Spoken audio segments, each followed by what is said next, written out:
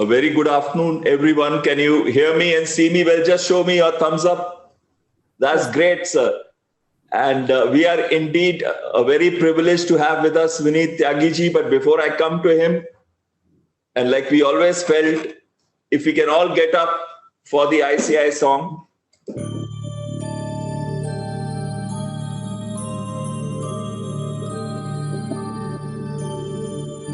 येष सुप्तेषु जागृति येष सुप्तेषु जागृति कामं कामं कामं कामंशो पुरुषो निर्विमाणः निर्विमाणः तदेव शुक्रं तद्ब्रह्मा तदेवामृतमुच्यते तस्मिन् लोकः शितः सर्वे तदूनात्यपि कश्चन एतद्द्वैता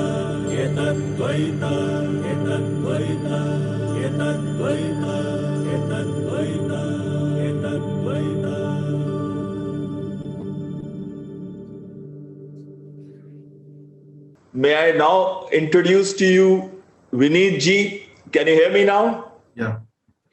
He is a participant of the first batch, and more importantly, he's a practicing CA. He's a partner in one of the CA firms. He specializes in accounting, internal audit, statutory audit, financial due diligence, actually, as well as many other things. In fact, when he was doing his CA, he got the best paper award in mathematics. He also got the best performance award during employment with a CA firm. He loves to read as well as loves to watch movies like me. Both are my hobbies also. I have the privilege to have Vineet Ji, who is also a key member of the coordinating committee that runs the alumni of batch 1 and 2. Vineet Ji, you have the stage, sir. Thank you, Ashwinder, sir. Yeah, good afternoon, all of you. I hope, thanks. So I hope you all had a wonderful learning with Ashwinder, sir, and other speakers till now in the MDP batch. Now, it's my now pleasure to introduce you with the Center of Excellence Alumni Association. So I am here with the two agendas with you. I will just take 5 to 10 minutes more at max. So my agenda is basically 2 points. One is I would like to invite all of you to participate in the alumni MDP group, okay, which we have formed, where from members from the batch 1 and batch 2 are there. So basically this alumni group is formed to provide the networking opportunities within the MDP participants, share knowledge, coordinate alumni events, and retain bonding with each other. So we currently have a coordinator, Mr. Shailesh Gothal, deputy coordinator myself, along with 6 advisors, including Dr. Ashwinder Singh Bahal. So we are the right now the person who are looking into the MDP alumni committee. So I would like to invite all of you to continue this journey of learning, application, and relearning again, because this MDP journey is not an end. We have been told that now you are entering in the last session. So I think now it is, you have to enter another phase, which is alumni MDP. So it's our privilege if we all of you have on board with us. So I will be sharing you the brief PPT with some charters, points, and do's and don'ts in our alumni association, along with the Google form wherein you have to fill some basic details in order to so that we can take you to the main alumni WhatsApp group. Okay, so that was my first agenda, to invite all of you. This I will be sharing in your group in the MDP batch 3 itself. Okay. So that was my first thing. And my second agenda with all of you is right now we have one position vacant, and I would like to invite all of you to nominate any person, or maybe the interested persons can nominate themselves for a post of a secretary. Right now we are having one coordinator, second deputy coordinator, and third one is secretary, which would be any one person from your batch. So on your batch itself, you can propose the role of the secretary. Mainly, you can find in that charter which I am going to share in your WhatsApp group. And this is a weekend, so you have a time to just read just 5 to 6 pages slides itself. The main role would be this again, because it is a like we have to retain bonding with each other, sharing knowledge. So coordinating alumni events, preparing minutes, and providing the to act as a torch bearer, and so that every members can be feel like a family with each other, giving helping hands to the other people. So something like that. So with these 2 points, I would like to thanks to Dr. Ashwinder Singh Bahl for this wonderful initiative, which because he is the founder of this initiative. And right now we are continuing on this journey. Today we are also having our second session, because we are in this continuous mode. We are bond with each other.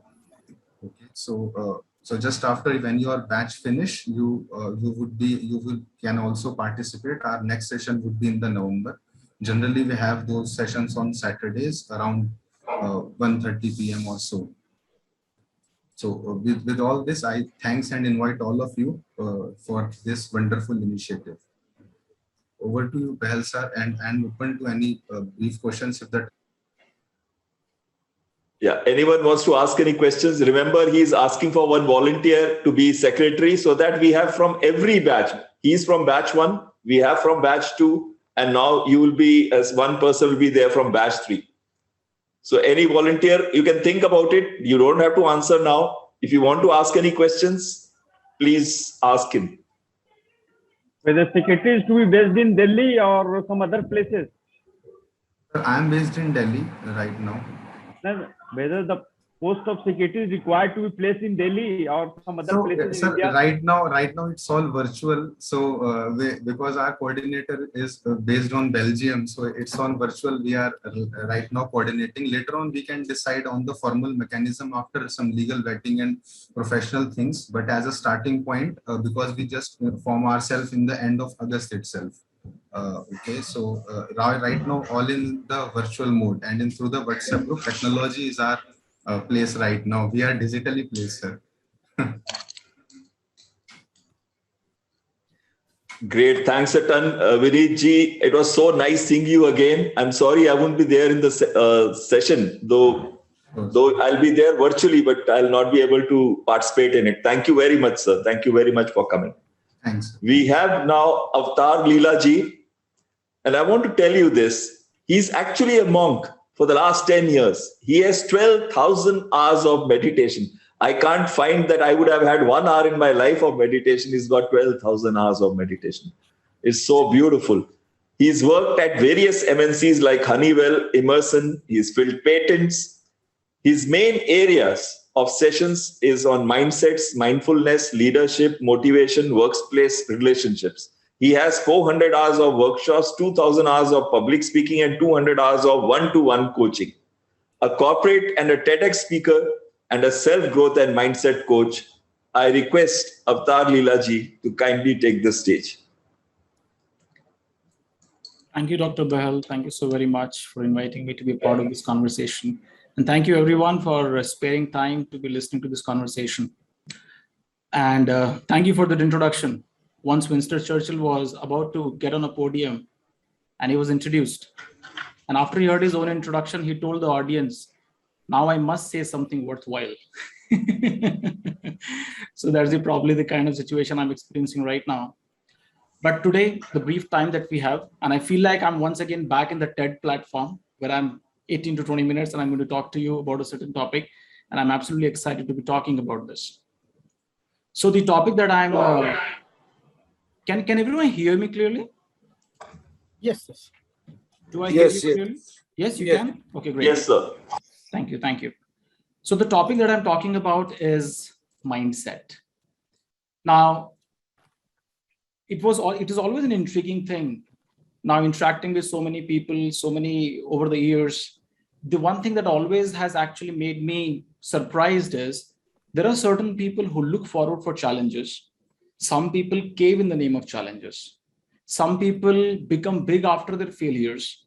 Some people discontinue their journey after their failures.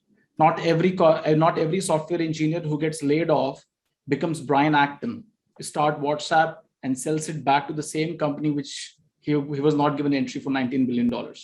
Not every author who gets rejected by publishers becomes J.K. Rowling. What is it that actually creates a differentiating factor? And I would request all of you to, if you can, use the chat box quickly so that I'll get to hear and interact with all of you. You carry such rich experience. I was once in a conversation with a group of CXOs, and I asked them this question, that what drives success? What is that? If you have to answer this question in one word, and now all of these people are like experienced for 30 odd years in the corporate realm, I asked them, what is that one word that defines success for you? If I were to ask that question to you, what would you answer? Thank you, Chetan. Persistence. Great. Pankaj is passion. Okay, wonderful. Thank you, Vasudev. Right foundation. Thank you. Persuasiveness, chasing goal, integrity, commitment, patience. Rohit, mindset. Mukesh, patience. Thank you so very much. Thank you so very much. Anything else? Quickly. Commitment. Thank you, Deepak. What is it that drives success? What is it that actually drives success? Right? Okay, so here, thank you, hard work. Yeah, needless to say that. Yeah, peace. Wow. Persistence and perseverance, right? Now, here was the answer that I got in that particular. Thank you, Javed. Dedication. Focus on a bigger objective. Feeling of some achievement. Thank you. Wonderful. Awesome. And here is the answer that I got from this August assembly. One gentleman told me that if you would have asked me this question when I was beginning my career, I would have said talent. But now you're asking me this question after I'm 35 years into my career, I must say it's attitude. It's your attitude and which actually drives success when we talk about life and we talk about moving ahead in life. And this is so interesting. Like, for example, in Australian Army, when they recruit people, the one thing that they actually look forward is whether this person, an army example is coming, Dr. Bell is sitting here, so it has to come. So the one thing that I actually look forward is, has this person ever failed in his or her life? If they haven't, they don't take him because they're not sure that if he hits the wall in a battlefield, whether he'll be able to bring himself up or not. That's attitude. I'll take you back. I'm sure, how many of you love cricket? Can you say yes in the chat box? How many of you love cricket? And Indians love cricket. How can that not be possible? Okay. Thank you so much. Thank you so much. I also do love cricket. So here is this Benson and Hedges Series Wankhede Stadium. West Indies is visiting India. And for the first time, it is a tropical climate pitch, right? High bouncing pitch. And here we have Curtly Ambrose come. 6 feet 5 inches. Sachin and Kamli are batting in the test match. And he starts throwing these bouncers and these batsmen have a tough time. Of these two batsmen, both of them were legends in terms of talents. But out of these two batsmen, one of them continued with his career and the other one called off his career. And we know who is who in this particular scenario. But that was attitude on part of Sachin, who actually came back in the very next test match and hit a century against Curtly Ambrose. But whereas Kamli could not actually continue with his career and it plummeted. Talent only gets you at a certain point, but it is the attitude which actually takes you forward. When we entered into Indian Institute of Science, those young days, right after BTech, we get into ISC Bangalore, and it was such a euphoric moment. And at that time, our professors actually told us, he said, please forget your scores now, because that score was only to get you into this door. Now what's going to determine how you're going to grow is your attitude. Do you have an attitude and a mindset that will actually help you learn? Or do you have an attitude which actually makes you feel that you're already on the top of the game and restrict you from learning? This is mindset in action, right?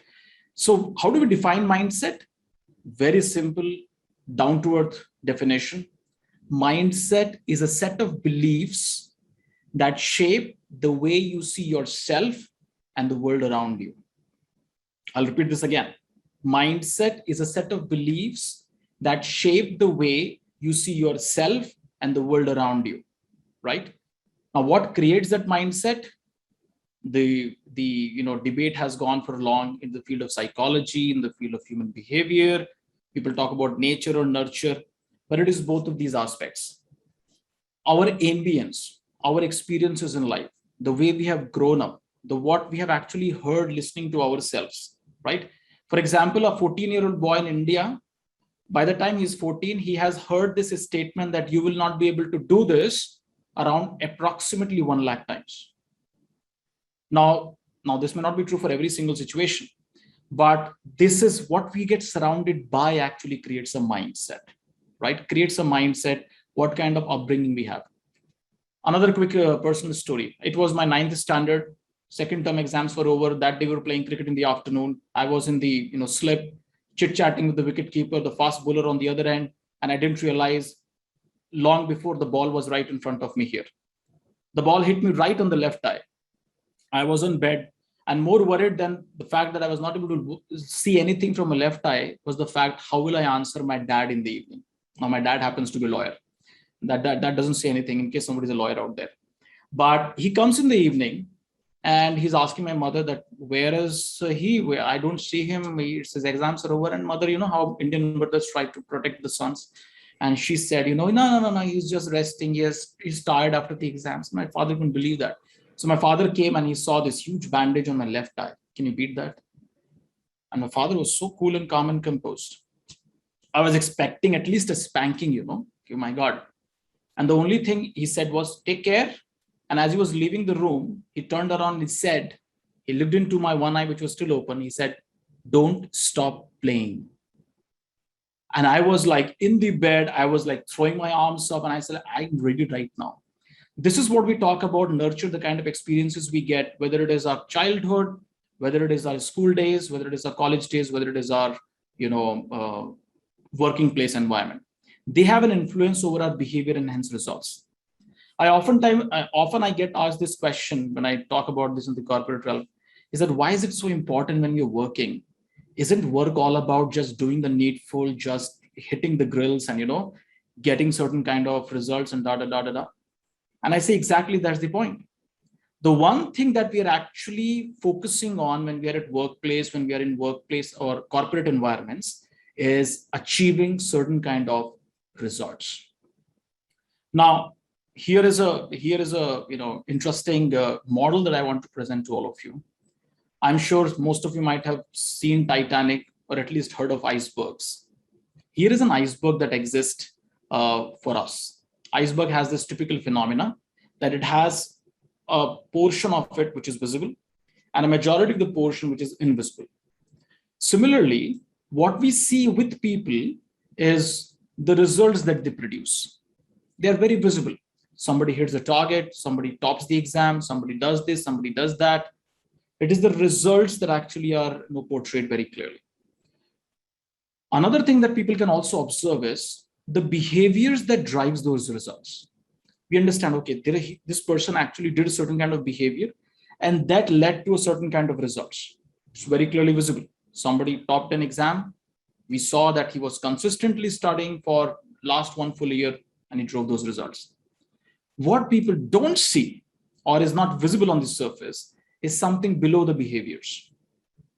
But before I reveal that to you, any guess what is there below the behaviors? What drives your behavior?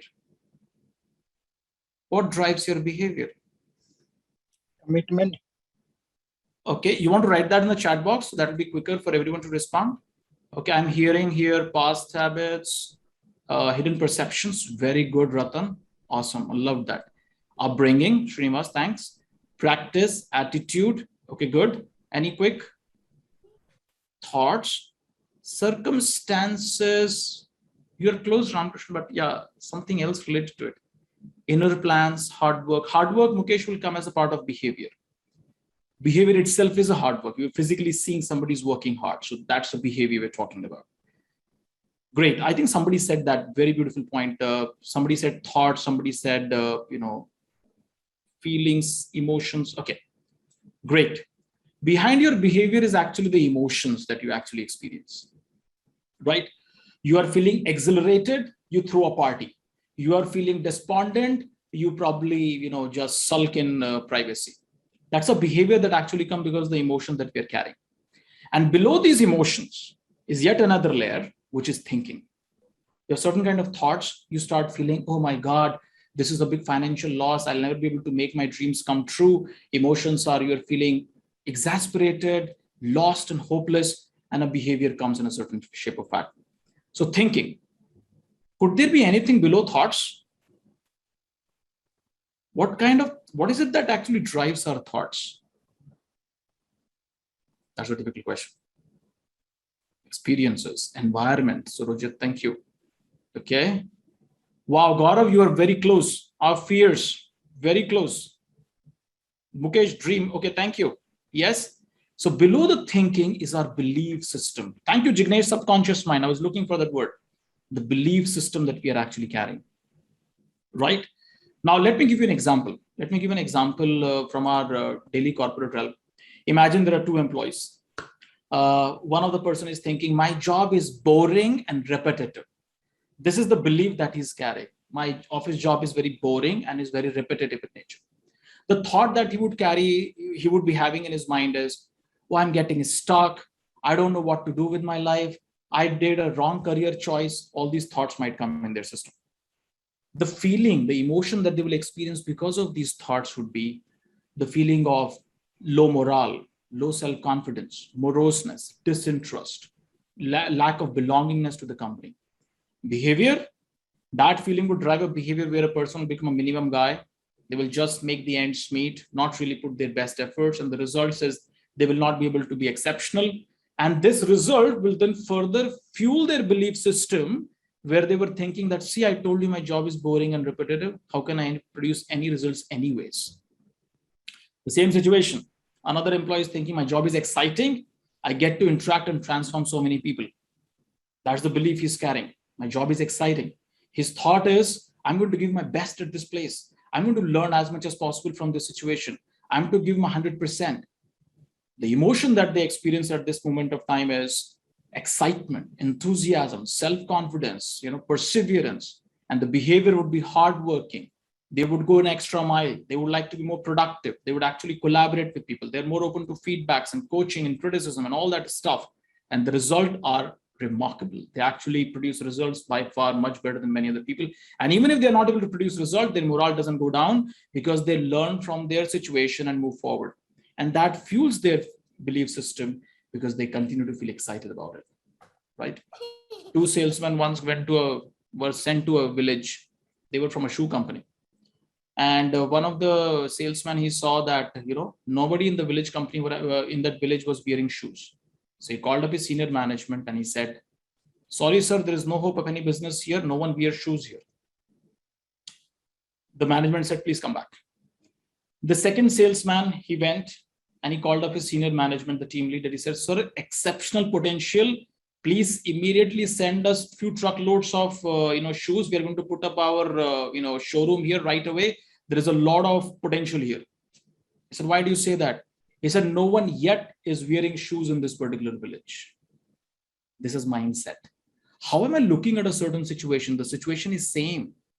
The situation is same for everybody. So this, just to put it in a simpler way, all this thinking, feeling, and belief system is your mindset.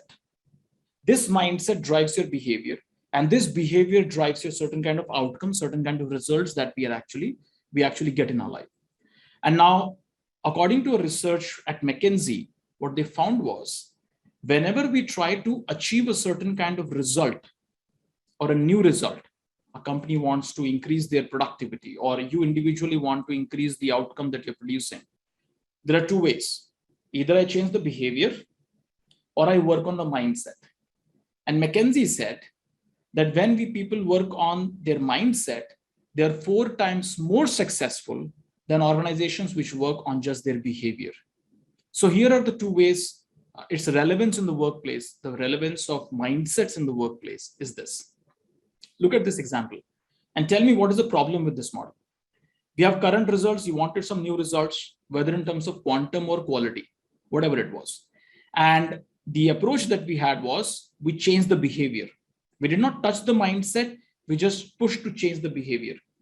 The target behavior moved and it produced certain new results. What do you think is a challenge with this model? You can write in the chat box. What do you think is the problem with this model? Thank you, Ratanji. Mismatch in mindset and behavior. Temporary changes. Thank you, Jignesh. Pankaj is saying sustaining the growth. Gaurav, short term. Very good. Really, thank you for that. Yes, Surojit, absolutely. It can go back to the previous result. Vineet, thank you. It's not sustainable. Wonderful. It might even become more rule-based.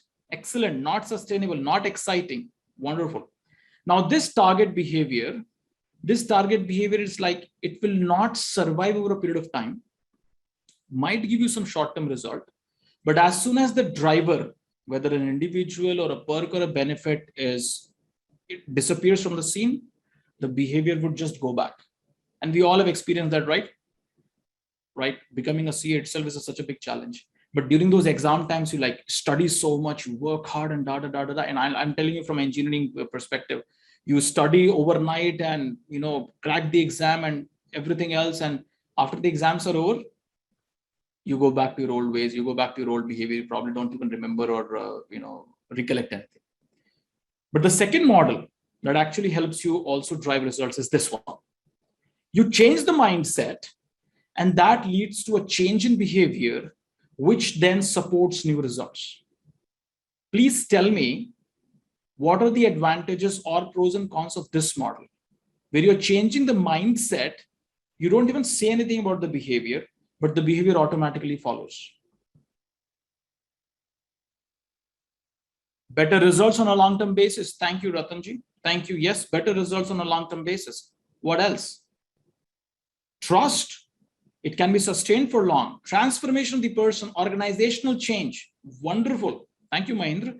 And this is what would happen. Even if this leader would now leave the company, he has actually created a newer culture where those results are not dependent upon people, but those results are based on a culture that has been set up, a mindset that has actually been set up. This is why it is so very crucial that even in the corporate realm, we talk about a mindset. Changing the mindset is the focus, which will actually drives results. Thank you so much. It builds trust.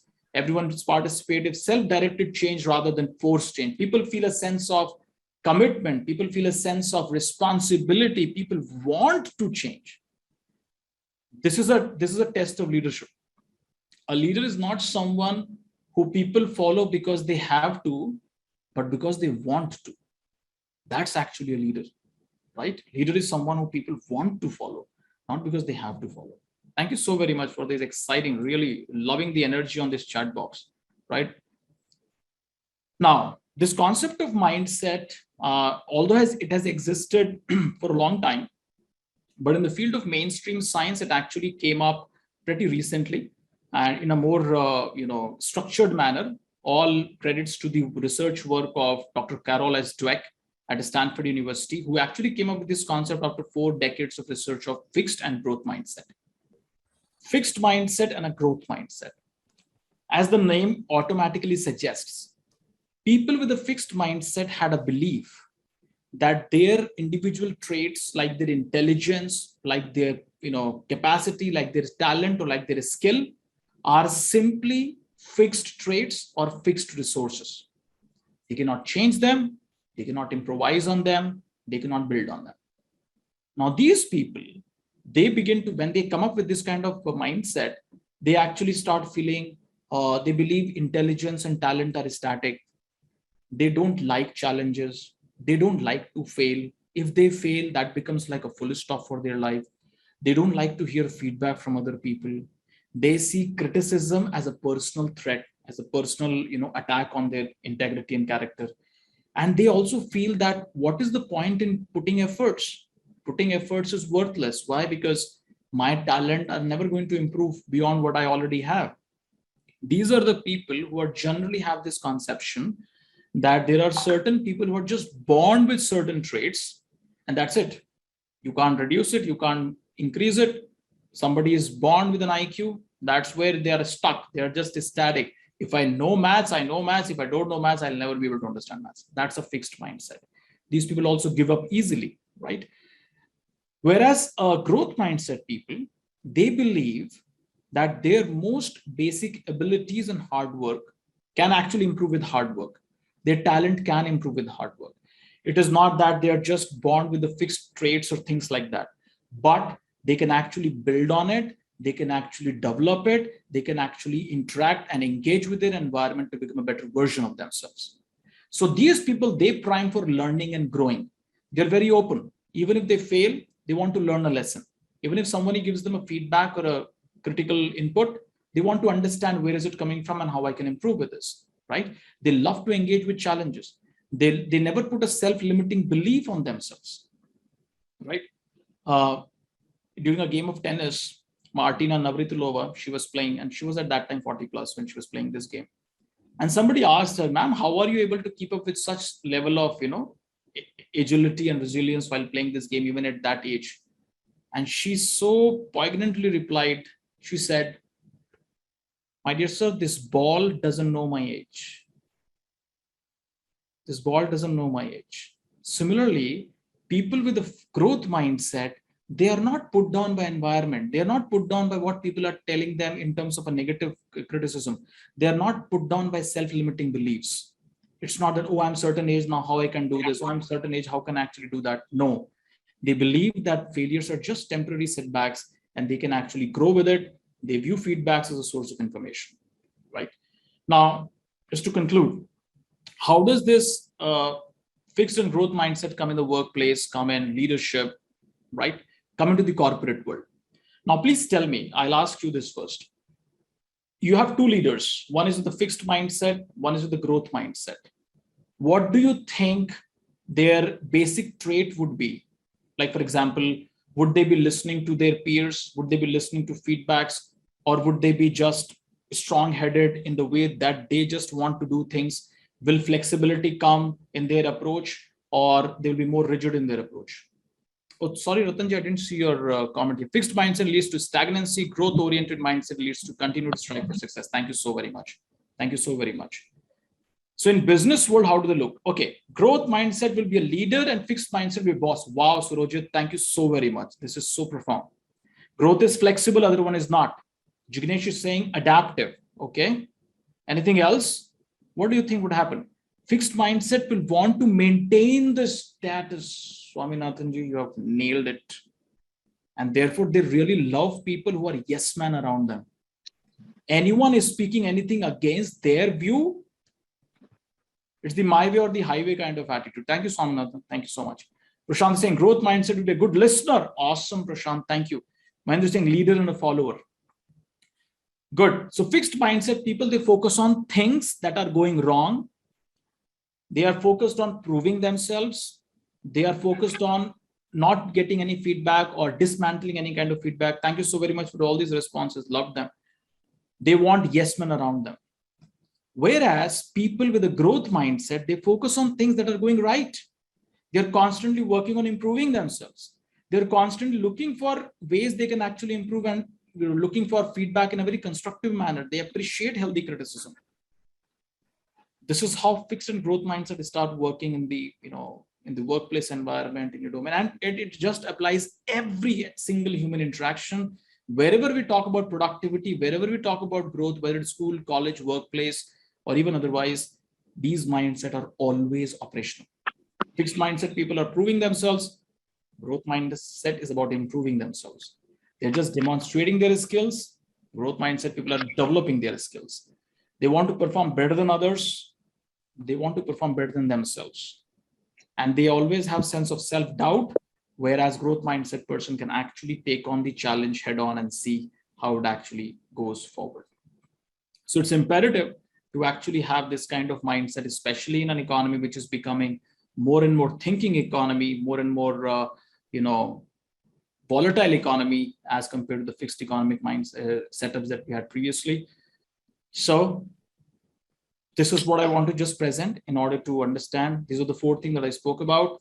I defined the mindset. Then we spoke about 2 types of change models. We studied the iceberg model. Just remember the iceberg and you will understand what I'm talking about. And then we spoke about fixed and growth mindset and how leaders tend to focus on what things when they are driven by a certain kind of mindsets. Thank you very much. I'll stop here. And if there are any questions, over to all of you, and happy to collaborate back. Go ahead, Swaminathan ji. Go ahead. Hello. Hi. Good afternoon, everyone. I wanted to, you explained the 4 slides. The 4th one, I'm quite curious in terms of what that slide represents. You know, there are people talking and there is an elephant which is going on. So it's what, I mean, does that mean that people don't see a bigger picture and then they want to remain where they are? Is that what that slide Exactly. The growth mindset person will look at all the bigger picture as well as things happening in the moment. Right. Whereas a fixed mindset person doesn't look at the bigger picture. They are just absorbed in themselves. Right. Thank you, sir. Thank you. Thank you for catching that, Swaminathan. Thank you. Really appreciate that. Thank you. Thank you, Prashant, for that comment. Thank you. I see some hand raised. I think you can just go ahead and unmute yourself and speak. Yeah, Rajesh. For the fixed mindset, what I normally used to feel that when you start any activity or when you start your career or when you start walk on a path, you will normally tend to be growth mindset. And when you start gaining the experience, you move towards the fixed mindset. The more the wisdom, the more the experience, it will put you towards the fixed mindset. Then you know what needs to be done, how it needs to be done. Who comes in your way, you would want to shove it away. And if you are a leader, you would want that way to be followed. Although I feel, even after having read Carol Dweck's mindset book, I somehow don't agree fully that fixed mindset is wrong. In many of the situations, fixed mindset might be more accessible as well. And what is the line that you will need to put in the growth mindset? Everyone cannot become Sachin Tendulkar. Everyone has a talent. To some extent, you'll be able to develop it. With this mindset, you can go to an extent. You cannot become the fastest runner, or you cannot become the talented Sachin Tendulkar. Everyone playing the gully cricket will not be able to reach up to that level. So one will have to define up to what point you have to have a fixed mindset, and then give it up and go towards your next achievable thing. Absolutely, Rajesh. Thank you so very much. Fixed. This is a very interesting example. How do you know when I stop trying in a certain domain? A fixed mindset person may not even begin improving themselves, but a person who has begun improving themselves, they realize that, okay, this probably is the best I could do. I accept where I've reached, and now I move on to some other domain of life, some other thing of life in a constructive manner, right? So fixed mindset here would then actually become, fixed mindset is like, I don't even start. I've just assumed that this is what I am and I cannot change, I cannot improve. That's a fixated kind of mindset. But constantly honing your skills, and at a certain point you realize, okay, yes, this is the best I could reach. I've reached my 100% potential. I've given my 100% best. And now I don't have to like keep, breaking the wall when it is not supposed to be. I move on. That itself is a trait of growth mindset. Why? Because you're flexible. You're not fixated. You're still very flexible. What a very good point. Thank you so very much for the reflection. Growth mindset doesn't ask you to be adamant. No, definitely not. Yeah. Definitely not.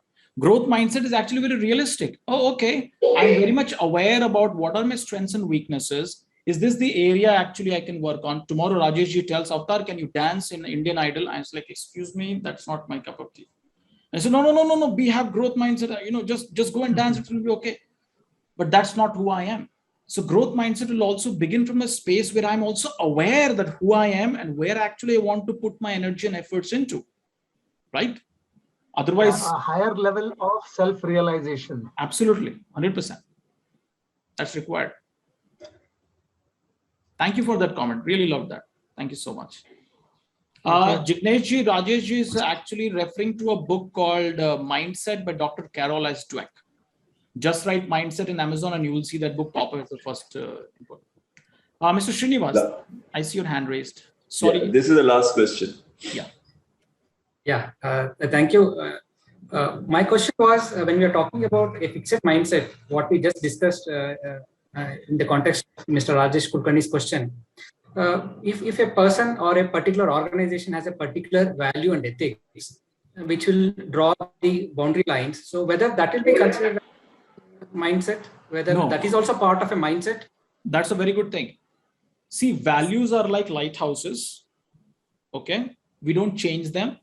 How we exercise and implement those values are paradigms which are flexible.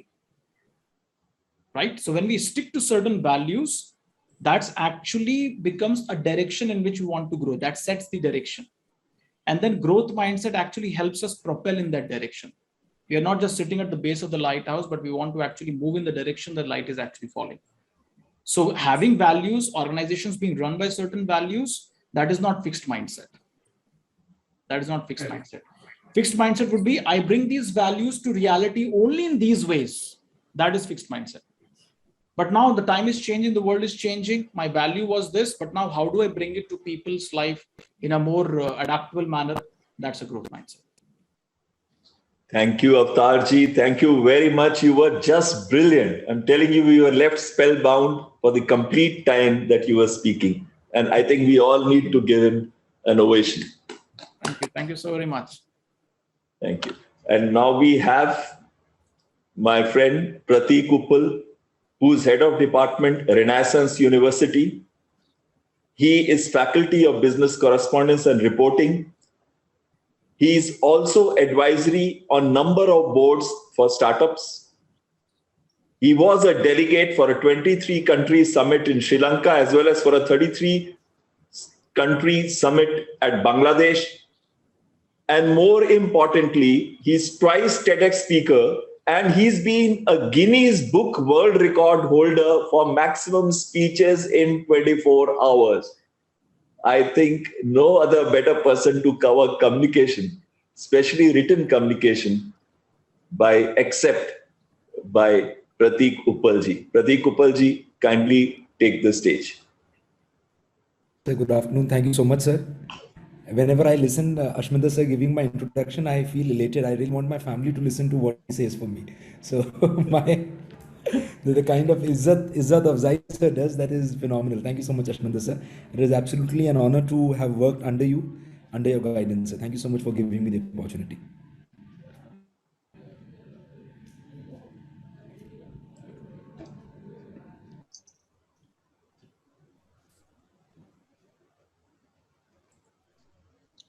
Am I audible to everybody? Ashminder sir, if you could just confirm. Right, sir. Yes. Right. So thank you so much. I am so happy to see a myriad of people from different age backgrounds. And we had a small interaction even before the session started while we were there on Google Classroom, and I had punched in my observations onto the assignments. And I was very happy to see the assignments being turned in. And I got into a conversation with Rajal ji, if I'm not wrong, and I really appreciated the way she had written the stuff. I remember Rajal ji's name. I'm very poor with names, but because she has a very peculiar and a very beautiful name, so I could just recollect it. But others also, I remember Akhtar Saab also. Akhtar Saab is Javed Akhtar Saab. I incidentally was with Javed Akhtar Saab 7 or 8 days back. So, मेरे को आपका नाम भी click कर गया. So we're going to talk a lot about written communication, things around it. I'm going to share my presentation. I will need a thumbs up from you in case it would be visible to you. Is it visible to you people? Right. Thank you so much. Thank you so much. Very, very kind of you all. Thank you for the response. We have with Rijo ji, we have a small participant, a young participant also. So two people are going to learn good things from us. Chali, all right. Today's session is going to be around communication, written communication, organizational communication. I wouldn't want it to be a monologue. The last thing I would want it to be is to be a monologue. I would really want you all to be participative in this session. Punch in your comments. In case you have a point to add, please raise your hand. But it is your session, and we're going to enter the session with the mindset, like the talk was going on, the mindset to learn. A little bit about me. My name is Prateek and I've been into academics for almost 17 years now. I have had the opportunity, I see myself as a person who has been very lucky. You look at these images in front of you, the image that is there in the middle is was taken at Geneva, that was Switzerland, where I had the opportunity to converse, meet, speak to the person who coined the fourth industrial revolution. The image you see on the right hand side, that is Professor Klaus Schwab, and wonderful man, has a very different outlook towards the world, wants to change the world. The image that you see on the left hand side is me in Bangladesh, Dhaka. The image, I think somebody's mic is on. All right. Bangladesh, Sri Lanka, Switzerland, Africa. So I've been traveling a lot, except for the last 2 years, thanks to COVID, and have spoken at a number of management institutions, including the IIMs. Like Ashminder sir was very kind to tell that I've been invited onto the TEDx platform twice, and luckily now I even hold a license to conduct such events. A little bit of coverage by the media over the past 6 or 7 years. Like I say, I see myself as a person who's very lucky. So this is a little about me. It shouldn't make any difference. But this is from where we'll start the session today.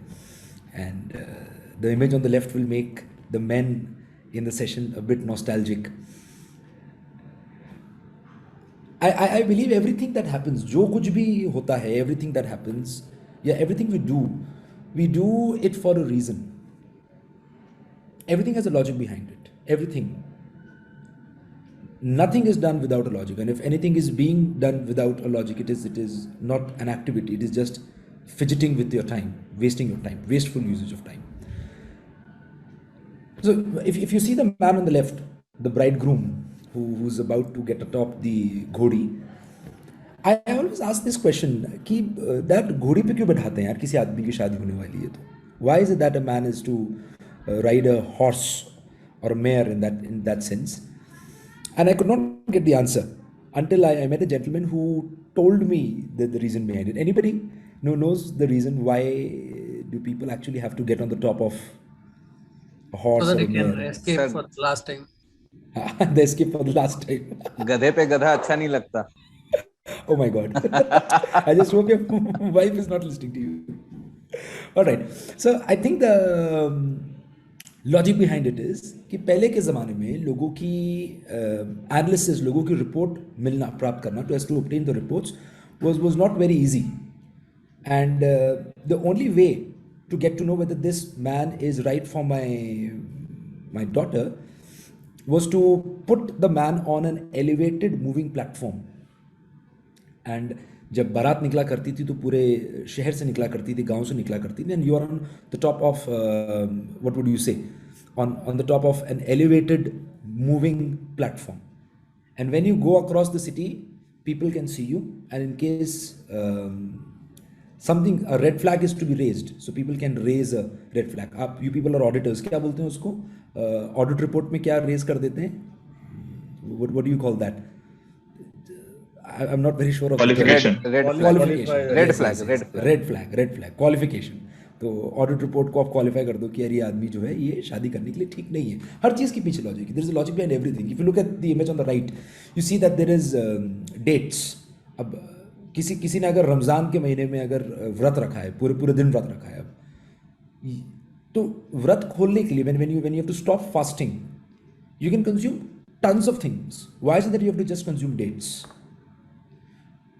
The only reason behind it is because dates are a powerhouse of energy. They hold in a lot of sugar, carbohydrates, tons of different nutrients. You have been fasting throughout the day and your body is now in need of sugar. Your sugar levels are depleting, and you eat dates and it gives you a sudden rush of sugar, a positive rush of sugar.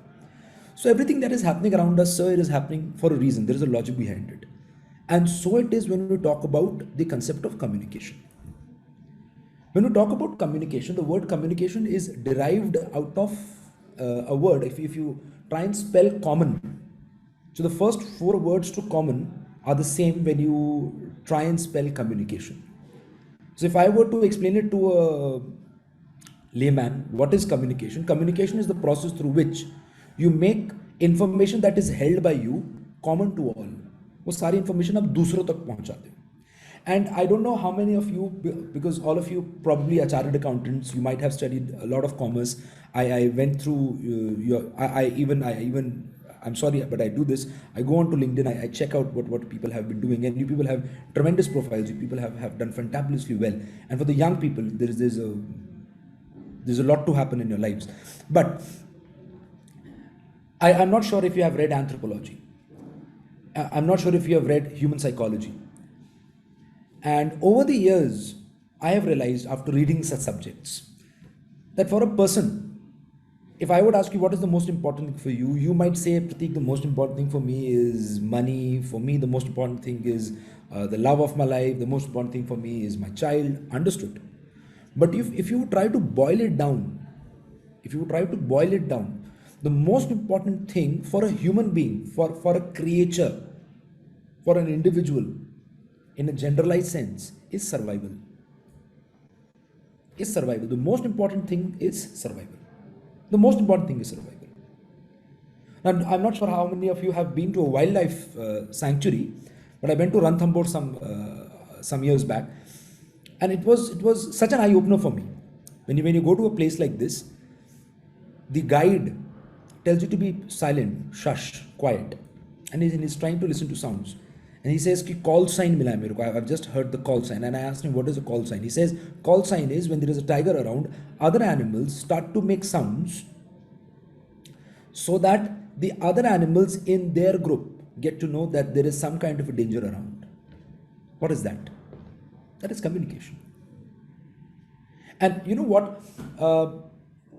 When you talk about the wild, when you talk about the jungles, communication is such an important part of the lives. And today we have started to take it for granted. And why do we take it for granted? We take it for granted because anything that is happening on a repetitive basis in our lives, we are of the habit of taking such things for granted. Just one simple thing. I'm very sorry I'm sharing this thing, but people lost lives during the COVID fiasco, not because of the COVID, but because of, in some very unfortunate cases, because there was lack of oxygen. I lost somebody who was very close to me because the hospital ran out of oxygen. And I have been inhaling oxygen and exhaling carbon dioxide, inhaling oxygen like जब मैं आपसे बात करूं तो भी मैं वो कर रहा हूं. But I'm taking it for granted. Why? Because it is happening. The moment it stops, the moment it is not available in the quantity I want, it becomes important for me. Similarly, it is with communication, sir. Now, communication is not something upon which you live. Communication is not oxygen. That is why you might not even realize it in your life. But God forbid, if any time your communication is done in a wrong manner and it backfires you, that is when you would understand that communication is also an important part of our lives. Important part of our personal lives, undoubtedly very important part of our corporate lives. Like everything around us. If I were to ask you, which is the last movie you have seen? Some of my friends would say, I saw Udham Singh. It was a very nice movie, Pratik. I really enjoyed it. And I would ask them, where did you watch it? And you say, where did I watch it? I saw it at my home, in my living room. Now, around a month back, you would not appreciate what I'm going to say, but I went to the movie hall to see this movie, Bell Bottom. And me and my wife, we went to the movie hall, and while we were entering the movie hall, I said, यार, I just hope कि Amazon Prime पे या Netflix में ना आ जाए यार, क्योंकि मैं इतना जोखिम उठा के जा रहा हूँ मूवी देखने के लिए और वो 15-20 दिन बाद इस पे आ जाएगी, मुझे बहुत कष्ट होगा. I feel very bad about it. And 20 days later, it came on Amazon Prime. 20-25 days later, it came on Amazon Prime. Now, why am I saying this? I remember as a kid when Kaun Banega Crorepati had started. Evening 8 o'clock, it seemed to be like there was a curfew around. There was nobody on the streets. Nobody on the streets.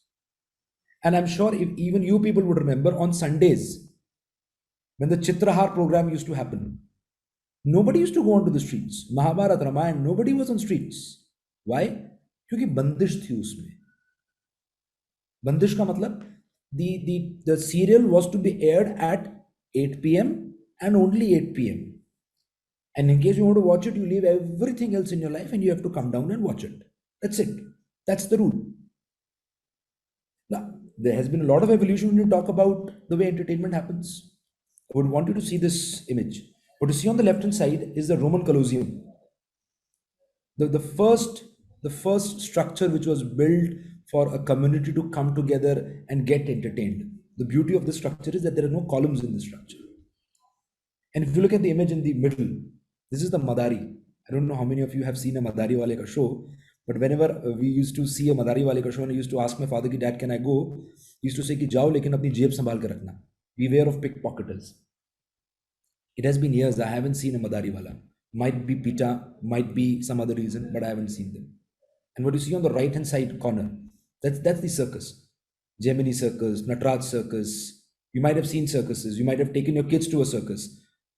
I haven't seen circuses happening around. Forget that. I don't remember when I actually recharged my Tata Sky. I don't remember when I recharged my DTH. I don't remember it. Why? Because now I use Netflix, because now I use Amazon Prime. There has been evolution in almost in everything, sir. Everything. The mobile phone that you use today, earlier used to have a keypad. Keypads are gone. Now your mobile phones are mobile phones plus mini computers plus iPods plus cameras plus gaming devices. That is the kind of evolution that has happened. And evolution has occurred everywhere. You look at yourself, you have also evolved. But evolution has happened when it comes down to communication also. Remember how communication used to happen earlier? When there was something of urgency that had to be transmitted. Instead of letters, people used to use telegrams. I'm sure you would have used a telegram in your life at least once. Anybody who's above 40 or in the range of 50, you would have used it once. And what a cumbersome process it was. Absolute cumbersome process. It was a punishment at times. Telegram bhej karo. And when the telegram used to be sent, then the postman used to come घर पे एक चिट्ठी लेके छोटी सी उस पे छोटे से पेज पे लिखा होता था the message. Mother unwell, come home. That's it. That's the message. And see what kind of evolution has communication gone through, boss. From letters to telegrams, from telegrams to emails, from emails to SMSs, from SMSs. SMS मेरा पहुंचा होगा नहीं पहुंचा होगा, उसने पढ़ा होगा नहीं पढ़ा होगा. Oh, you have a question, you have a problem, I have an answer. WhatsApp, single tick, undelivered, double tick, delivered, blue tick, read. Typing, that person is typing. Oh, not typing, read, ignoring. Blue tick, the person is online, has not replied, is not typing, he is ignoring me. That is the kind of evolution communication has gone through. Now, when I say so much of evolution has happened in the field of communication, I have to ask myself, because I teach this subject business correspondence, the students ask me, Prateek, if so much of evolution has happened, if communication is happening over ERP softwares, if communication is happening over the pop-ups, if I don't have to even call the Zomato people, just for an example, and everything can happen over a chat, then why is it that even today, letters are a part of our curriculums? And that brings me to the question, have letters actually lost relevance? And I would want you to come onto the chat. No, not to unmute yourself, but come onto the chat and give me your opinion. Do you think the letters have lost their relevance? Yes, no, whatever your thoughts are. Gaurav says no. Jignesh sir says yes. Balaji Saab is saying that it is losing. Javed says no. Sachinji is saying that yes, they have lost their relevance. Mundra Saab has a very nice answer. He has a very calculated answer. He's saying for legal purposes, letters are must, otherwise no. Vishal Saab is saying yes, certain important communication. Sachin Saab is saying, I don't even know what inland letters are. I know what an inland letter is. My dad was in the army, so we know what inland letters are. Except certain communication. Now, again, one question posed to you people. In case you have to write a letter, I understand. Legal concerns, understood. Apart from legal concerns, if you were to write a letter, why would you write a letter? If you were to write a letter, why would you write a letter? And I want you to be absolutely responsive, boss. Reflects our emotions, yes, but emails also do that. Doesn't email do that? A letter is more descriptive. I can make it very descriptive. I can make emails very descriptive. Forget emails. I can make WhatsApp descriptive. I know people who, when write WhatsApp messages, it is like they're writing essays, GMAT essays. 700 words, 800 words. So people don't. It doesn't matter to them. You know what? Anytime you would want to make other person feel special, you would have to ensure that the other person gets to know that you have gone through pains or you have put in efforts and within brackets extra efforts to do something for them. Please note this. Please make a mental note of this. Anytime you would want to make someone feel special, you would have to ensure that these people get to know that you have gone through pains or you have put in efforts, within brackets you have put in extra efforts to do something for them. Now, look at these companies. American Express. What you have in the middle is Vistara. And what you see on the right hand side corner is the Rolex. All of these three companies, I have had businesses with these companies, business in the form of a consumer, business in the form of consumer. And all these three companies have held a communication with me. I'm sure you would say, Prateek, the kind of communication that would be happening from these people to you would include emails. Yes, it includes emails, but it does not only include emails. They also write letters to us. They also write letters to me. Day before yesterday, I received a letter from Vistara. And I was jumping like a kid. Kiya, kisi ki chitti aayi, kisi ka letter aaya, kiska letter aaya, kiski chitti aayi. And my brother told me it's Vistara's. Otherwise, I would reach my home at 6 p.m. And now I was hunting ki main ghar jaldi kaise pahunchu. 5 o'clock I have to reach. There's a letter. I want to read the letter. What is there in that letter? Have you experienced that kid within you? Acha, tell me something. Bilkul sachi, jhoot nahi. When something comes from Amazon, and you get a call from the main gate, or we get a call from your family, did you order anything from Amazon? It has come. And such a surge of excitement would ekdam se happen ki pata nahi kya gaya hai. You know what has come. But then also there would be such a sudden surge of excitement ki main to ghar jaldi jaunga. And 50-year-old people, boss, forget 50-year-old. My father is a 61-year-old veteran. And if I would tell him that I've sent you something, he said, what have you sent? I'll tell him chai bheji maine, I've sent you tea bags. He's very fond of teas. And the day when the tea would come, he would be such an excited man to open it. It was really nice, and the packaging was so wonderful. Why does it happen with us? It happens with us. You cannot say it does not happen. It happens with us. Certainly it happens. But why does it happen? See, everything that happens, it happens because of a mechanism again, sir. And the reason behind this is the neurochemistry of our brain, the way our brain actually operates. I would want you to write it down, sir. The neurochemistry of the brain. I would really want you to write it down. And two things within this.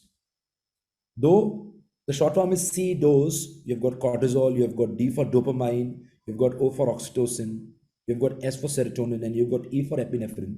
But you're not going to talk about all of these. These are the brain chemicals. You might have heard of, you might have seen this movie Munna Bhai MBBS, where this guy says, chemical locha ho gaya ab aap. So chemical locha, this is chemical locha. This is the chemical mixology that happens in our brains. Two things I would want you to learn about. First is dopamine, and second is serotonin. First, we'll talk a little bit about serotonin. Now, let's say you are traveling. You're traveling from Delhi to Hyderabad, Delhi to Bangalore, wheresoever, and Delhi is a very busy airport. And suddenly, while you are checking in, somebody comes down, or for that matter, that the gentleman out at the check-in counter says, sir, I just see that you've got some points in your account and I can upgrade you to a business class. And that person upgrades you to a business class. I know you're very happy that you're upgraded to a business class. Now, some things will happen which you might not have expected ki aapke saath hogi. First thing, they'll give you a priority check-in. Number two, they'll give you a priority security check also. There would be hundreds of people standing in a line, and then it would be just 4 or 5 people who would be standing, and you would go into that chota wala line, and they would give you a security check, and then you would go. Third, when you have to enter the aircraft, they would give you a priority, and when you have to exit from the aircraft, they would give you a priority, and when your luggage has to arrive again, they will give you priority. Now, the interesting thing is, let's say if there were no points and you would have made a choice that I have to fly business class, then for the business class, these people would have charged you on an average 5 to 10 times of premium. 5 to 10 times of premium. And why that premium? You know what? I'll be vulnerable with you. When the first time I fly business class, I ensure that everybody who's passing, when you're sitting in business class, what actually happens, लोग cross करके जाते हैं आपको, and they go to their economy cabin and they have to cross the business class. And I used to look at everyone the first time. Now I've stopped doing it. And I used to look at everyone. And you know what? I used to look at everyone because I wanted myself to feel कि सोच रहा होगा यार, what a rich man he is यार. What a rich man he is. He's sitting here. The air hostess, beautiful air hostess, is serving him with drinks. What a rich man, yaar. Rich life, yaar. And I used to look into their eyes, and I wanted myself to feel rich. What a child I was. But anytime when you are made feel special, like I would say, Abhilash ji, in a company meeting, Abhilash ji, I would want you to come onto the stage, and we would want to confer you with one of the prizes of being the best employee. Or for that matter, I would say to Alok ji, you have been conferred as the best employee. Or for that matter, Saurabh Saab, I say this photo of Saurabh Saab has been put at the main gate of the organization to say that he is the employee of the month, he is the employee of the year, he is the best performer. Every time you would see, you would swell with pride. You would swell with pride. The young chartered accountants, when your convocation would have happened and they would have taken your name, Srinivas KP, Chartered Accountant Srinivas KP, and you would go onto the stage and you would be given the scroll and you would be wearing that big black gown. Oh my God, you feel so good about yourself. Or let's say when you're sitting in the parents teacher meeting and you get to know that your son, your daughter has done really good in the examinations. For that matter, when you go into the class and you see that their name is written on the top of the blackboard, oh, I feel so good about it. Why do you feel so good about it? Because whenever you are made feel special, your body, your brain starts to give out serotonin. And whenever serotonin is given out, you start to feel good about yourself. Look at the armed forces, medals. There was a beautiful movie. I would want you to watch it, 1917. And in that movie, there is this man who is regretting the fact that he went into the army. I am somebody who's always on the side of the armed forces. My father, my grandfather, both were in the army. I wanted to join and I could not join. So nothing would come out of my mouth that is going to be against them. But he makes a point. He says, you know what? I almost gave my life for this medal. And in case I would go out and melt this medal, it won't even sell for a dime. This is what he said in that movie. But the fact only he was chosen for that medal gave him a surge of serotonin. So when you write a letter to someone, and not to everyone, and that person receives that letter, the person who is in receipt of that letter starts to feel special about themselves. And the only way to be remembered by people is to make them feel special. You remember people who have made you feel special. Going to a restaurant the first time and making a request, when my dish comes, I want that hari chutney by the side. And the next time you go, the same waiter comes and says, sir, I remember you, sir, I'll get that hari chutney for you. Oh my God, this man remembers me, serotonin. And you give that man an extra tip. That is serotonin. And when a letter is written to you, serotonin. You know what? I'm sure you people also would have done that. People preserve letters in their books for ages, for years, letters. Not very sure about emails. Not very sure about WhatsApp messages. कि WhatsApp देखता हूं मैं कहां पर है, search करता हूं, search करने भी नहीं मिलता, लेटर मिल जाएगा. Efforts. And second thing is dopamine. Now, when you open that Amazon box, you feel so happy. Oh, I'm feeling so happy. That was serotonin. And now when you open something, or when you're unboxing something, or when I say when the little child comes, Mama, I've made something for you, and there is a small envelope, or envelope made, she has made a small card for you. When you open the envelope and you take out the card, dopamine, opening the envelope and having something physical, having something tangible in hands, Dopamine. And my daughter has waited for me. Serotonin. Dopamine plus serotonin. If you can give someone a surge of dopamine and serotonin at the same time, boss, you will not forget that person. You will not forget that person. That is the kind of magic dopamine and serotonin does. And please remember this, sir. I would take this liberty. Chartered accountants mostly are service providers. And as a service provider, and together we have role. Yeah. It is our utmost duty. It is our utmost duty to make the people who are in our receipt of our services feel special. Now, next time somebody asks you, have letters lost relevance? Letters will never lose relevance, sir. Letters will never lose relevance. Because making people feel special about them would never lose relevance. I agree that they are slower, but I cannot comment upon their effectiveness. They are still very effective sources of communication. Very effective. Now, when we talk about written communication, we'll talk about some practical problems, some things that you have to take care of. Communication has to be a very selfless activity. Selfless activity, matlab, when you are communicating, you start to communicate by the standards that you have set. Whereas the communication should happen as per the standards that have been set by the receiver. Now, I'll put a disclaimer. आप में से जितने लोगों ने गाड़ी चलाना सीखी है एंड गाड़ी चलाना सीखी आपने किसी एक्सपीरियंस्ड फैमिली मेंबर के साथ, that would have been a hell of a face for you people कि यार कैसे गाड़ी चला रहे हो यार, कैसे गाड़ी चला रहे हो, राइट में तो मार दोगे यार, और तुमसे गाड़ी बंद हो गई यार, गाड़ी कैसे बंद हो गई यार तुमसे, गाड़ी मुझसे इसलिए बंद हो गई क्योंकि मैं गाड़ी पहली बार चला रहा हूँ।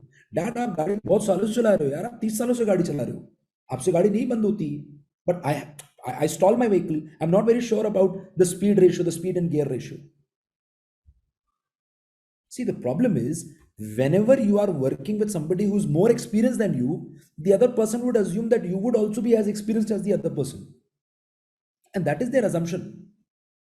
And you can do nothing about an assumption that has not been made clear to you. Now, this case study, this research was done in an American university, and what this guy did, he took out 3 people from the classroom and set the other classroom apart. And he told these 3 people in the areas that this is a song that you have to play. You have to play this song. And the other people who are in the classroom, you have to guess which song is being played. Now the catch, you do not have any musical instruments. You cannot sing. You can just use your fingers to tap on the table. That's it. Now, you start to tap. Now, these 3 friends, first person comes, starts to tap. And now the other class participants have to guess what is this song. The catch again. The participant who came down and started to tap the fingers was asked, how much of a percentage do you think that your song would be recognized? 90%, 95%, 70%, 0%. And on an average, everybody gave around 90 to 95%. There is a 95% chance that jo maine yahan pe aake bajaya hai through the finger tap would be recognized by my fellow classmates. And interestingly, for all these three people, not a single person from the class, not a single person in the class could guess what song it was. Now, if I were to ask you, if I were to ask you to do a post analysis of this thing, why do you think were people not able to guess what song was being played? Don't tell me that it was not being played well. What do you think would be the actual outcome of this research? You can chat in. You can chat in. We've got Mahendra ji, I'm unmuting you. Sir, because I think they feel that it is not a personal, it is not given with the heart, or not made for them. Okay, so you're trying to say that it was not done with all the heart. Yeah, or not only for the class. It is done for general. Okay, all right. Okay. Anybody else who want to take a guess? Vignesh Ji. We've got some chats also. New music, no music. They hear what they want to hear only. Even if you're going to thinking some song, I'll be thinking something in my mind. So I hear what I want to hear, not what you want. Why you're coming. If I'm going to alter my question can also be like this. Why was there so much of gap? The person who was playing, he said there is a 95% chance that my song would be recognized. And when it came out in the actuality, not even a single person was able to guess the song. Why was there so much of gap? The reason for so much of gap was that because the person who was playing the song, he knew which song it was. And the people who were listening to the song had no idea, had no clue about what song it was. Is it not the same case when you start to communicate with people? You know the idea already what is to be communicated. Is it not the same case when you're carrying out written communication? You already know what is to be communicated. And when the other person receives it, he says, Pata nahi kya likha hai, I'm not able to understand. Pata nahi bolna kya chahta hai. I'm not able to understand. Why? Because you think that the other person would be able to understand the message. Why? Because you already have the message. And the other person has got no clue of what you're trying to say. Why? Because you are communicating as per your own standards. Whereas you should be communicating as per the other person's standards, no? Have you not done it for yourself in the garden? You go onto your knees, you see a cute kid and you start to talk to the kid just like a kid. You have lower your standards of communication. But you haven't done it in the corporate. Or you haven't done it in other parts of life. You might have done it, but generally thing might not have been done. So whenever you are communicating, sir, very important. The communication has to be as per the standards of the receiver. You already know the message. There's a likelihood that the other person does not know the message. Now the next thing. Some of these images in front of you. You have to come into the chat and just type F or R. F is for fake, R is for real. This left-hand side red color namkeen packet. Is it fake or is it real? Who's saying real? All right. The next one in the middle.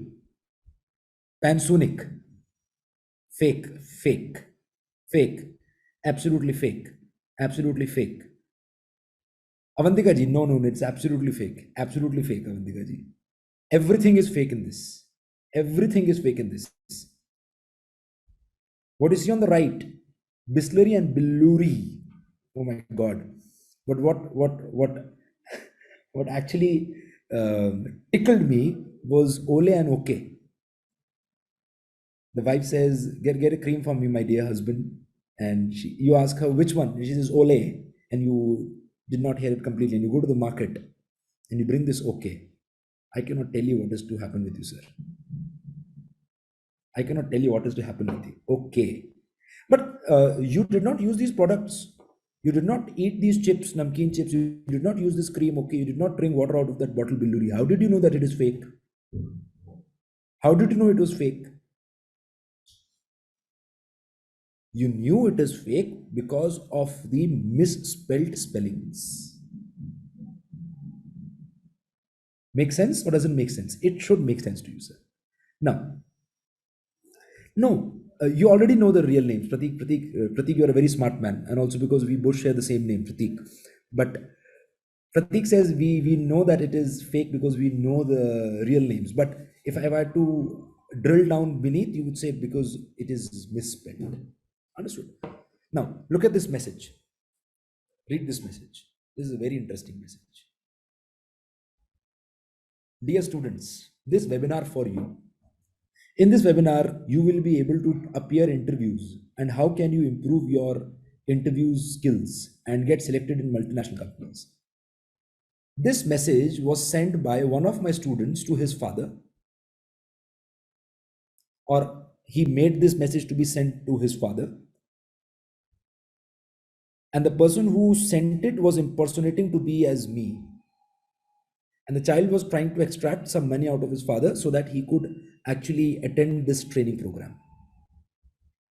Now this father contacted me and he asked, sir, I received this message from you. I just want this gentleman was a doctor And he asked me, sir, I just wanted to understand if this message is right or wrong. And if it is right, then I would send the money to my son so that he can transfer into your account. I said, sir, first of all, it is fake. But secondly, I would want to understand, why did you think that it was fake? Otherwise, you could have just transferred money. He's your son. You trust your son. He said, sir, I trust my son, but I do not trust the language that is used out here.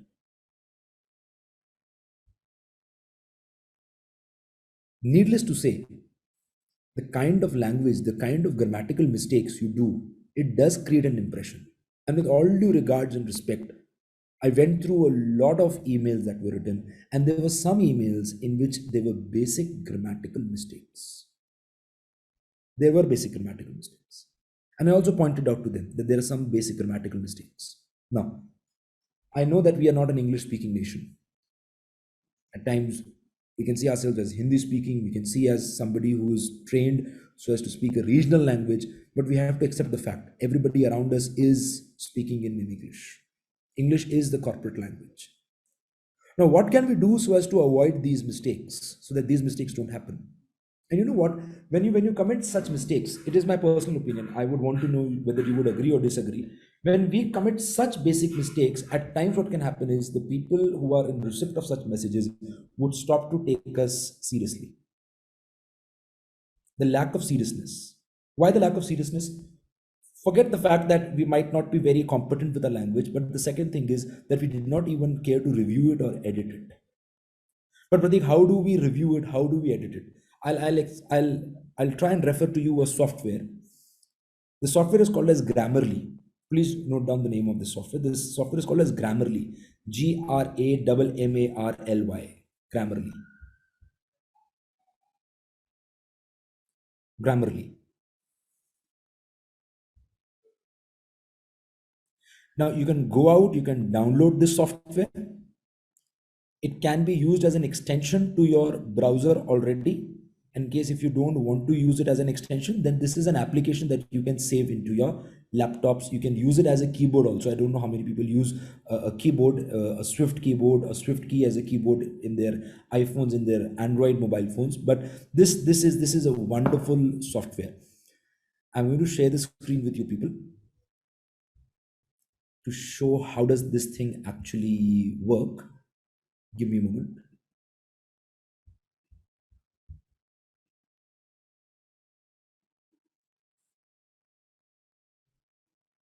Now, this application is available at a subscription, but it can be used free of cost also. And when I was there in the US for some time, this guy asked me, because Sikh people are almost all across the world, so he did not know where I'm from. He started to ask me where I'm from. I said, I'm from India. He said, all right, you're from India, the land of Jugaad. And I said, yes, I'm from India, the land of Jugaad. And Jugaad is frugal innovation. We people are so much into being frugal at times. So this application can be used free of cost. You don't have to actually pay for it. I'm going to share this application. I hope you can see this screen in front of you. Yeah. So I've pasted this thing. Now, the moment you paste, so the moment you write anything into it, it is going to show you some options. So who is the audience? The audience is knowledgeable, the audience is expert. I click on expert. What kind of formality do you want to maintain in this communication? Would you want it to be informal? Would you want it to be neutral? I would want it to be formal. Again, I go in for formal. In case you go in for an abbreviated version, they also ask for the domain, whether it is an academic communication, business communication. What kind of tone do you want? Do you want it to be neutral? Do you want it to be joyful? Do you want to be respectful? Do you want to be friendly? They ask you for things. And once you're done with all of this, then they start to give you their reviews about your text. And everywhere you click, let's say you see this green underline, you can simply go on to the corrected one and it would correct it. It would correct it. Now, we get confused with the receive wala part, and does it for you instantly. I think how, look at this here, receive the latest news and to here, and you just click on the here. That doesn't Word do it for us? It does, but this uses an AI platform, so it actually reads the entire stuff. And there might be something that would be having a common pronunciation, but in case if it is not spelled correctly, it'll tell you it has to be spelled correctly. The best parts of the trip. Now this is parts is plural, of the trip should be were. So it has actually understood that it should be were. And I click upon it and it changes it. The moment I change it, it understands, right, so parts is correct, parts shouldn't be changed. It keeps on giving you a score if you see on the right hand side corner of the page. Overall score 86. My kids are back in school too. It should be TOO. It changes it again. I find there are less. Spelling misspelled. Changes everything. So a nice software. And as you start to improve upon it, as you start to work upon it, the overall score also starts to improve. It has become 91. This is really interesting. I find there are less things to worry about. Less and fewer. Anything that is not countable, you use fewer. But we are not trained to know such things. I've been running out of ideas. I have run out of ideas. And after you've done this, it gives you a score, a 94 score, and then it tells you in case you want to go for a premium thing, then these are the other mistakes. You can also choose to go premium, but it is a costly software. It charges around $25 a month. So that's expensive, but even if you don't go for the premium thing, then also it does a fine job for you. So that is Grammarly.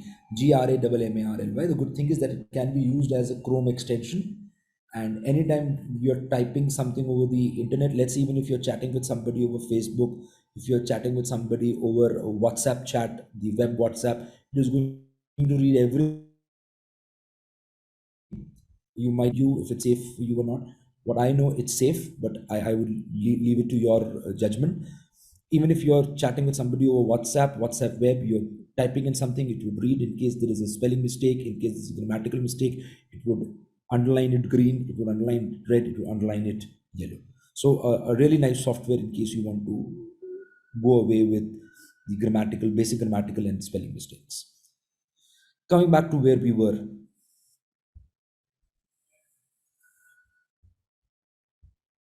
Right. Now, at times, how the meaning would entirely change when it comes down to using the wrong, or for that matter, using the punctuations wrongly. Grammarly is wonderful with those punctuations also. Look at these messages. Look at the first one. Let's eat grandpa. Not a good idea. The second one, just with a comma. Let's eat grandpa. Look at the second one. A woman without her man is nothing. A woman without her man is nothing.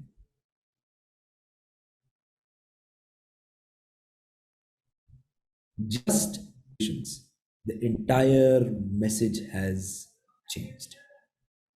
The entire message has changed. The third one, I'm sorry, I love you. This can result into a breakup. And the next one, I'm sorry, I love you. The second one is confession.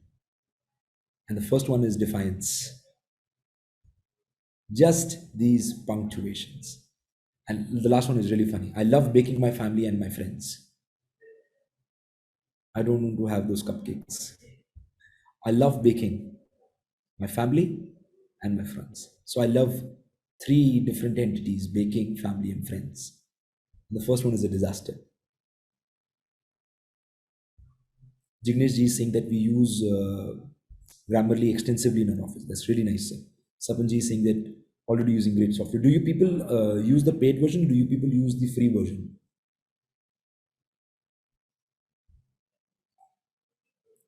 Corporates might want to pay for it. In case you can get a reimbursement, it is cherry on the cake. It's the money is being spent at the right place. The money is not being wasted. It's not wasteful expenditure.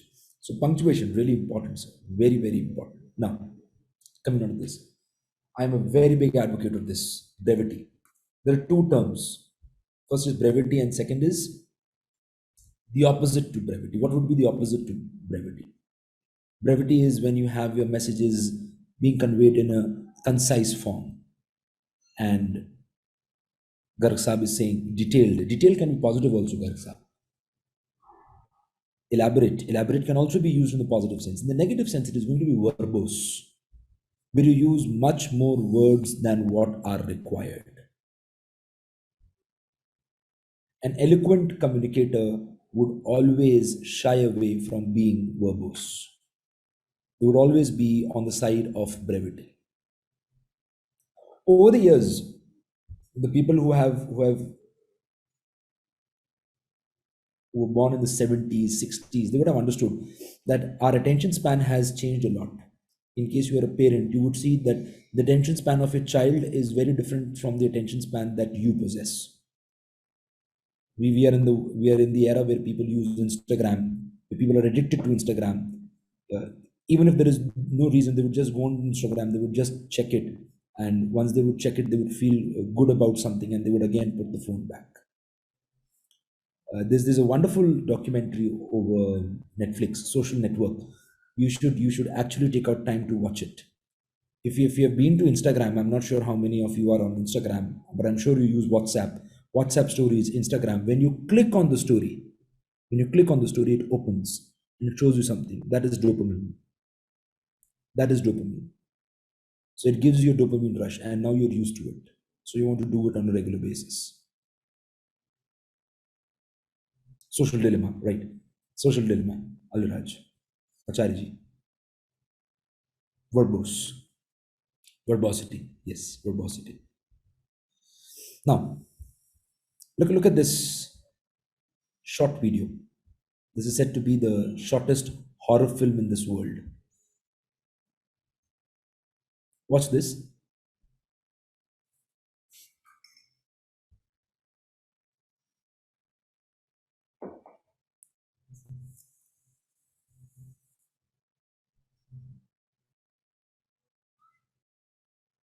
I'm going to replay it because it's so short. Many of you might not have been able to catch it.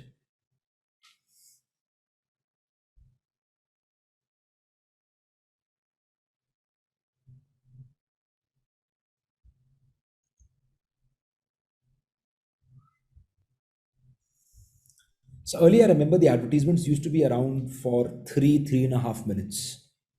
And now we have got short films which are being made and they have a duration of 2 minutes, 2.5 minutes, 3 minutes, microfilms. Our attention span has reduced. So we have to exercise brevity in our communication. We have to write less and we have to convey more. There's a rule when I explain it to my students that to whomsoever you're writing, please assume that that person is busier than what you are. And in case you have this assumption, you're going to keep your messages short.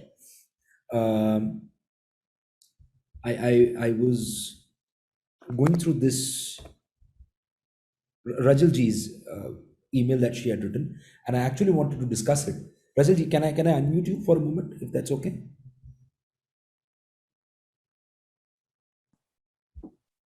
Yes. Hi, Rajal ma'am.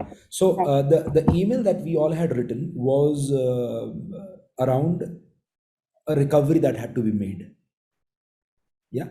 And while I was going through the email, I made a comment upon Rajalji's assignment that it seems to be a little bit elaborate, and to which she gave a wonderful answer. And I would want her to give that answer so that everybody else also knows her point of view. And I actually absolutely appreciate it. Please.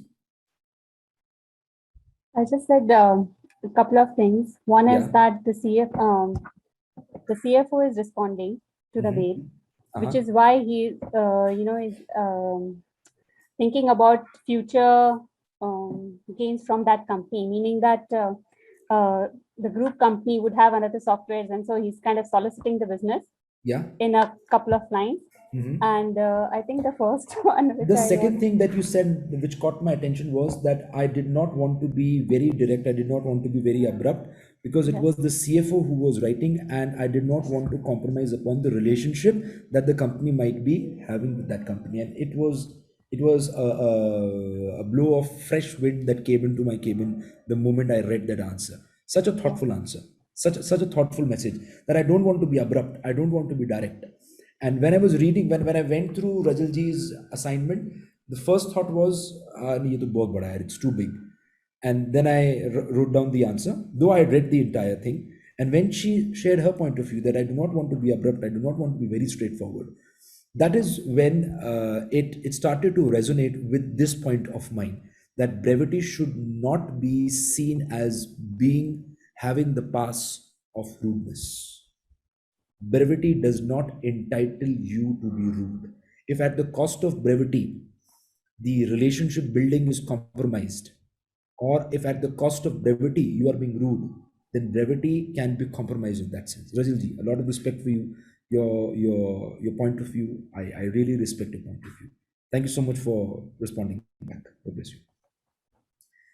All right. So look at this slide of ours.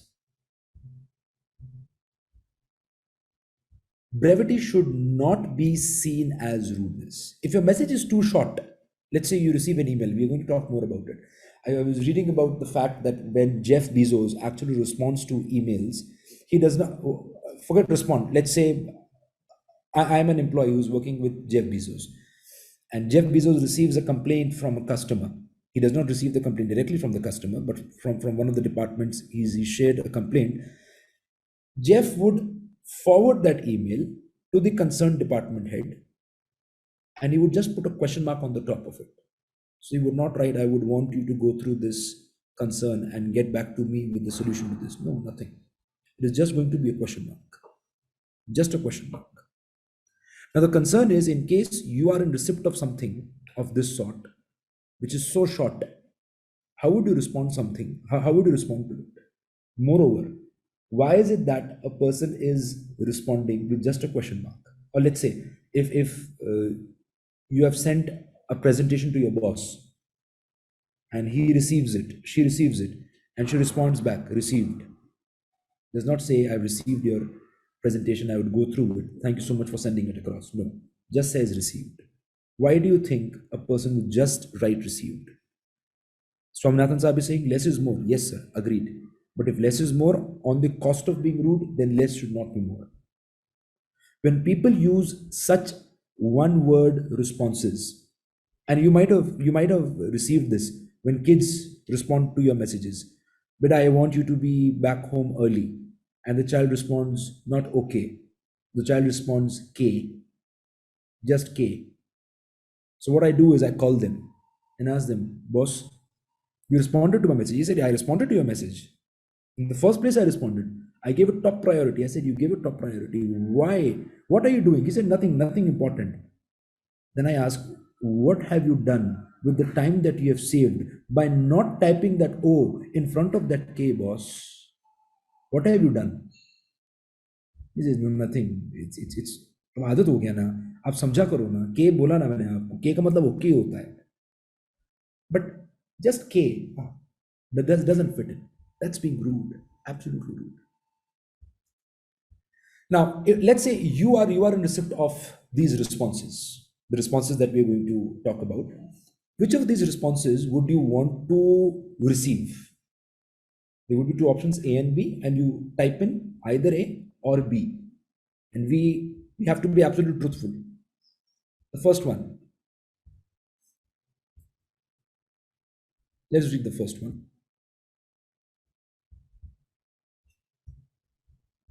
"I cannot send the information." Straightforward. I cannot send the information.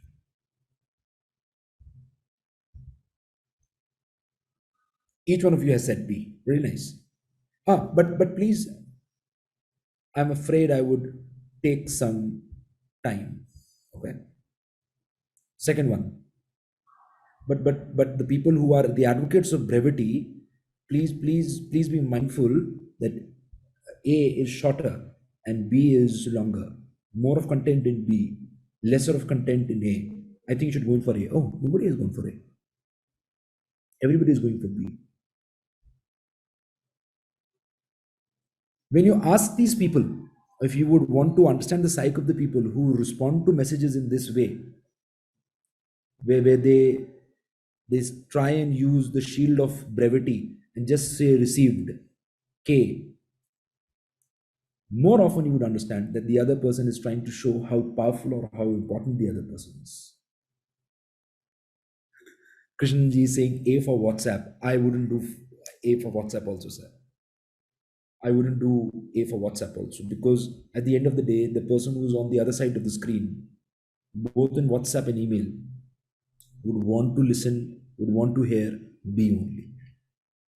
Got to be straightforward, understood. But straightforwardness comes at a cost. It's a bad decision.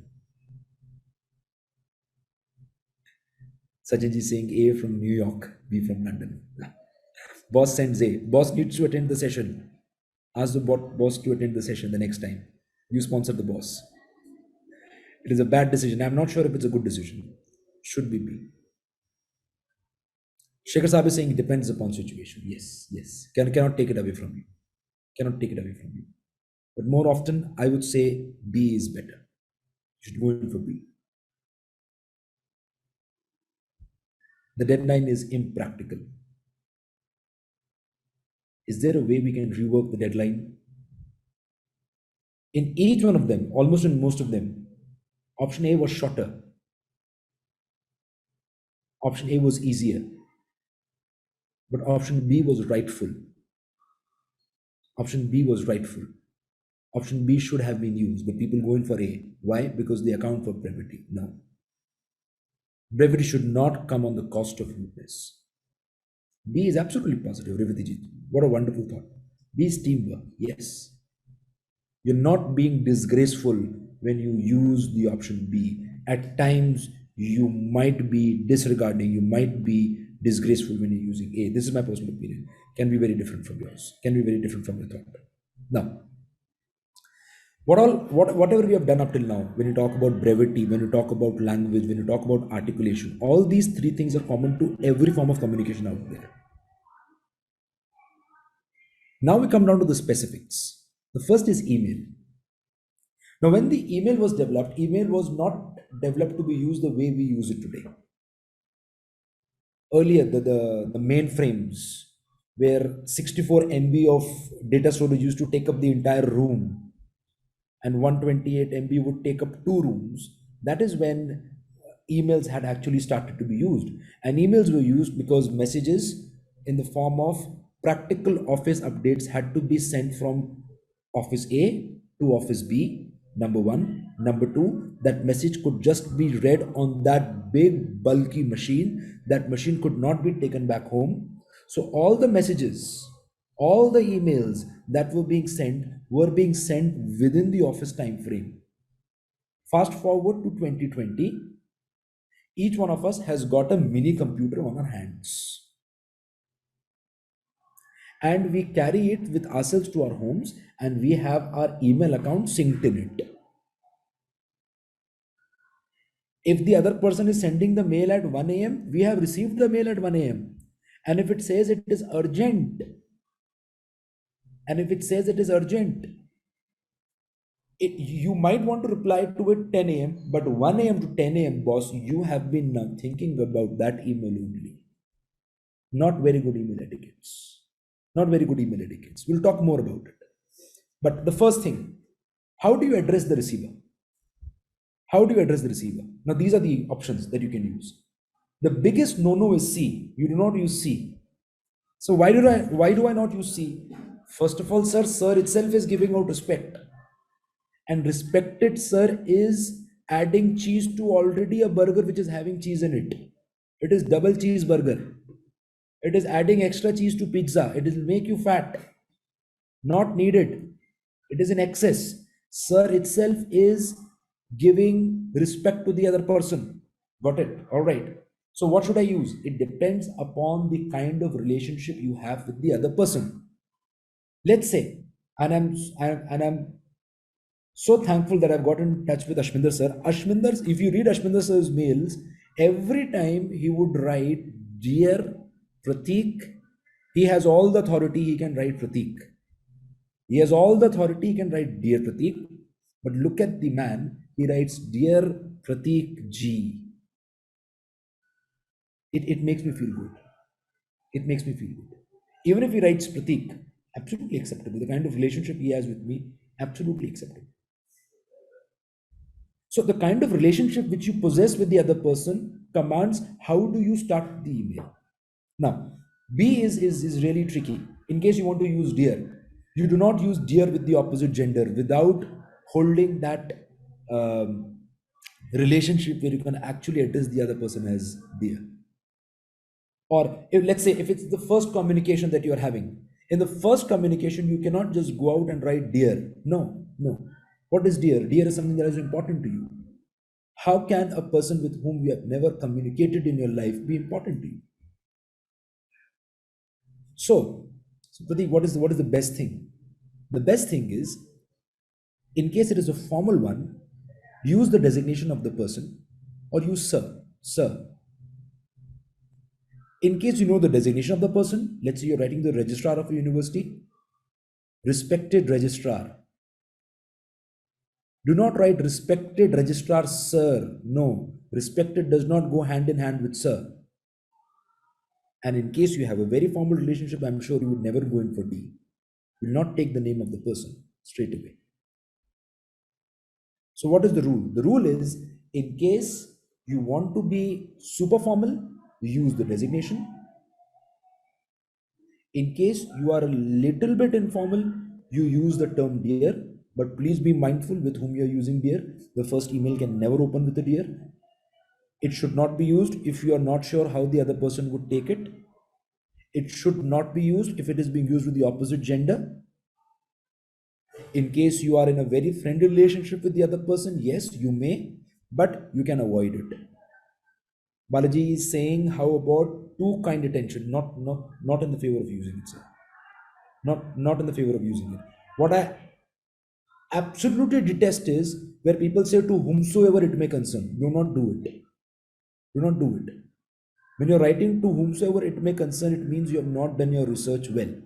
In exceptional circumstances, you can do it, but in any which way, sir, you know to whom are you going to address this email to. So you at least put the designation of the person, not to whomsoever it may concern. Right? Okay. So when you're writing the email, this is a very important thing. You write the subject. You look at the image in yellow. Smaller the subject line is, better are the chances of the other person opening the email that you have sent across. Now, if it is 21 to 25 words, it's around 2 sentences. People write in sentences in subjects, I've seen it. It is a bad decision. Why is it a bad decision? It is a bad decision because of 2 reasons. Number 1, it will make no sense. And number 2, the message is going to get cut. The message is going to get truncated. I'll show you such messages where the subjects are truncated, the subjects are cut. Pratik, then I should keep it very small. You keep it very small, 0 to 5 words. There is a 16% chance that your email would be opened. But in case you make it just the right length, 6 to 10 words, then there is quite a possibility that your message would be read. This is something very interesting I'll share with you. There was this guy with whom I wanted to get some mentorship from him. And this guy was not responding to my emails. Yet he had not responded. I had written 4 or 5 emails. I had tried everything under the sun, but he was not responding. So what I did, I made a new email ID. I do not want to do it, and I did not promote such things to be done. I made a new email ID, and that email ID was in the name of a girl, the name of a lady. And I wrote this email to him. And in the subject, I wrote, I want to marry you. And voila, this man responded to the mail. The same content was there in the email. I did not write anything about marriage. Just the subject line was, I want to marry you. And everything else was the same that I had written in the previous mails. And this man responded. He said, you're such a smart man. You fooled me into reading this email. I'm sorry, I fooled him into reading this email. But your subject, in case if it is not worthy enough, the person is not going to read the emails. Now, look at these 2 lines beneath the subject. The Dan Kaufman email. These 2 lines are again very important because when you look at the preview of the email, you tend to get access to these 2 lines also. So when you're writing this email, which is very important, or if you're writing an email to a person who is extremely busy, who is supremely busy, then you can make use of these 2 lines also in a very efficient manner. You write in the most important messages in here. Right. Look at these.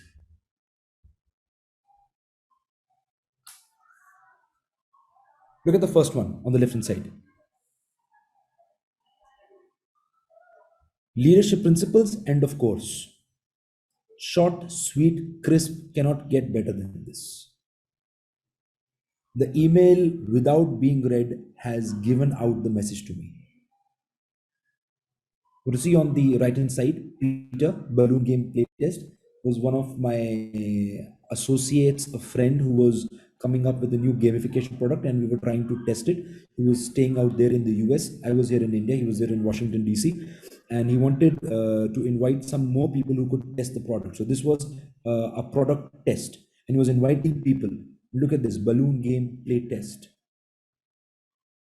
And let's say he has sent this message to a friend of mine, Deepak. He does not know Deepak. He reads balloon game playtest, but in the two lines beneath it, below it, it reads, I'm a new friend of Prateek. How smartly he has used those two lines to ensure that the other person opens the email and starts to trust the sender even before opening the email. Look at the third one. See, this is an absolute disaster. Please don't do it. Should not be done. It's a disaster. When you put no subject. And the email clients are so smart, they, before you send these messages, they give you a they give you a disclaimer out. You have not written in the subject yet. And then also we send the message any which ways. So it should be avoided, absolutely avoided. Look at the fourth message. Now look at the fourth message, D, and compare it with A. In no ways could the message in D be put into the subject line. But these people are very smart. These people use the most important term, which would ensure that I open the email, reminder. And just on the basis of the reminder, I would open the email. I think we do it. We use the urgent card. Whenever we are writing the email, we write urgent. Yeah, use urgent. Use urgent when it is actually urgent. When it is not urgent, and you urge the person to open your email, and then he finds out, no, this was not an urgent email, things would go against you. The next time that person is not going to see your messages with the same urgency, even if the word urgent is written out there. So avoid tricking the other people. I think you tricked the other guy. You said that you want to get married. I'm sorry, I should not have done that. Nevertheless, now meeting reminder. So this is how you should be framing your subjects. Come on to the next thing. If I am to ask you how many emails, how many unread emails do you have in your account, you would say I've got a lot many unread emails in my account. 30, 40, 50, 60 emails, even in work emails, there are going to be a lot of you who would say that I've got a lot many unread emails in my account. So in the next 10, 15 minutes, we're going to talk about how can you reduce the email load in your account, and also how can you reduce the email load into the account of the senders of the or the recipients of the message, the people who are to receive your message. So this software, a wonderful software, this is called as Calendly. I would want you to note it down. Please note it down. Calendly, Calendly, Calendly.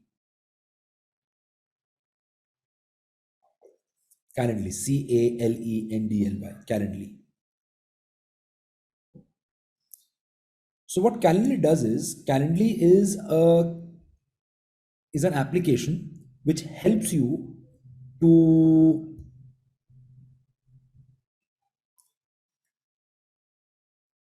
fix meetings. It's a software that can be used to fix meetings. So I'm going to help you to understand how does Calendly work. But why are we understanding this is because I've seen it over a lot of examples, a lot of instances in my life where people send across emails so as to get an appointment, and they tend to have 10 or 15 conversations over fixing one common time when they can actually have that meeting set up. So this software, and it's a free and it's a paid software, but it's a really nice software. So I would want you to understand how it works, and it is a very intuitive thing. It's a very intuitive thing. I'm going to share the screen with you people. Just a moment. Yeah, can you see the screen?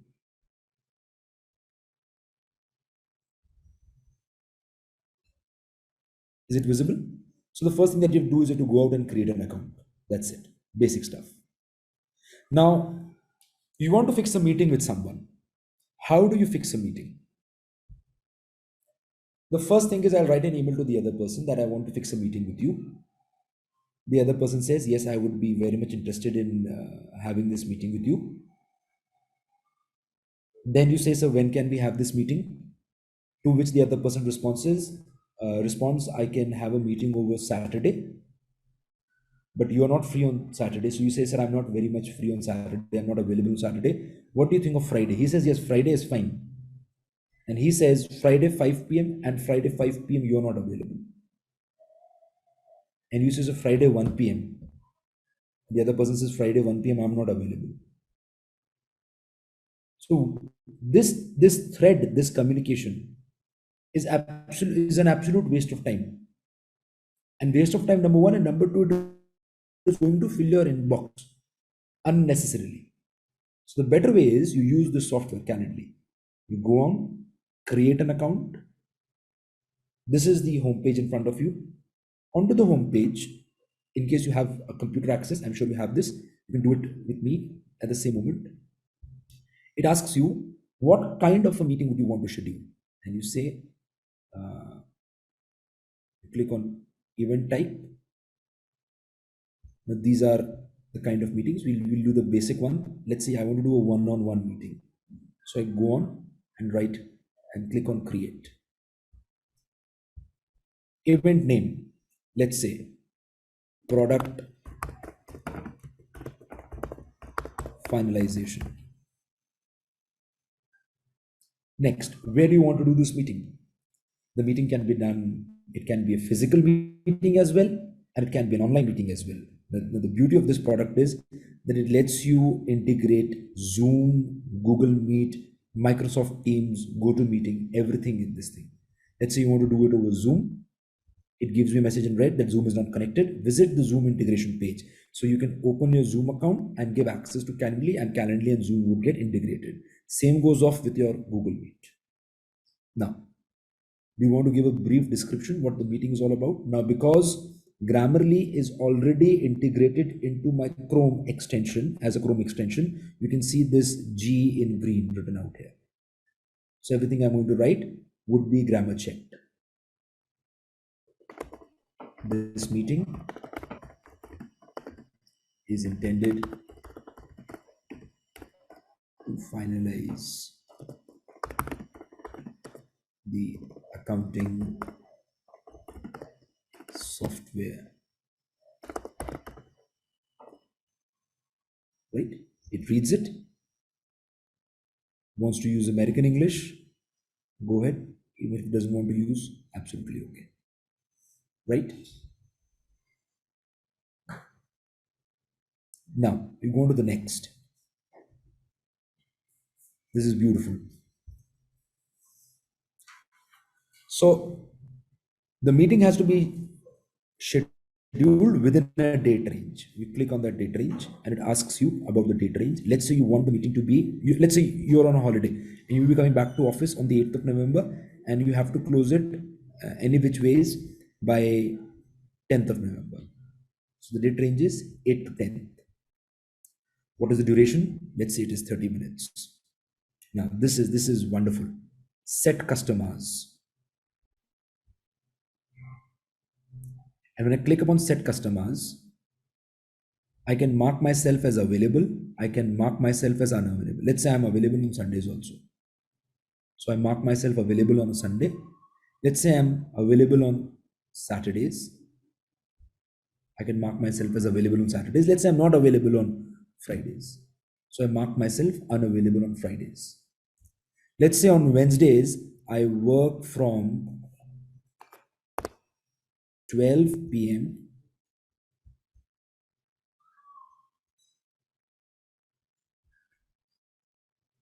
I work from 12 p.m.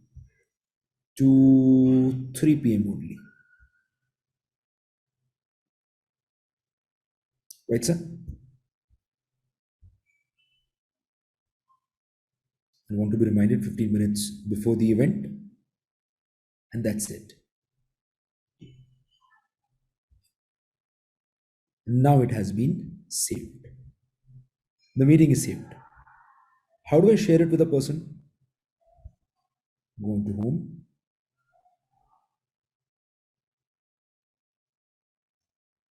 Because it is a free version, only one of the meeting can be active. I turn it on. Let's say I copy the link and I send it to you people. I'm sending it in the chat. Everybody can click upon it, access it. Can you click upon it and access it? I'm going to receive a notification that you have agreed to the email. You have agreed to the meeting. Just go on to it, click upon it. If not, I'm going to click upon it for you people.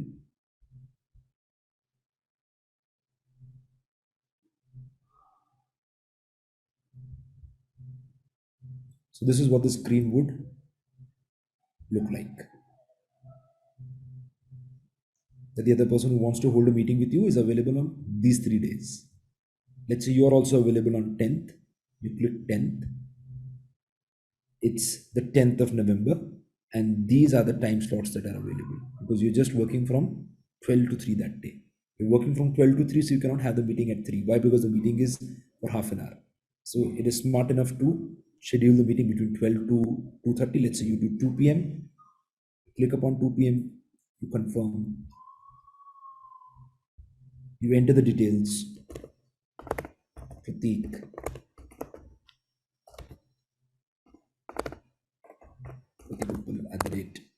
@icloud.com. Please share anything in case you want to share. You schedule it and it is confirmed. And I've received a confirmation. It says that the meeting has been confirmed with the other person. Saves a lot of unnecessary communication that might happen. Saves a lot of unnecessary trails that would be created. 10-15 emails summated into one, candidly. Right? Anybody wants to ask anything around this, around the use of software? Please feel free to do so.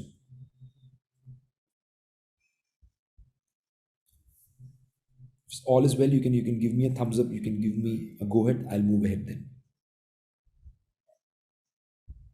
Right, sir. Perfect. Now, thank you so much, Shikhaji. Thank you so much, Ratan sir. Now, the next thing, another software which I'm a big advocate of, that is Boomerang. How many of you have heard of Boomerang? How many of you have used Boomerang? Anybody who's used Boomerang?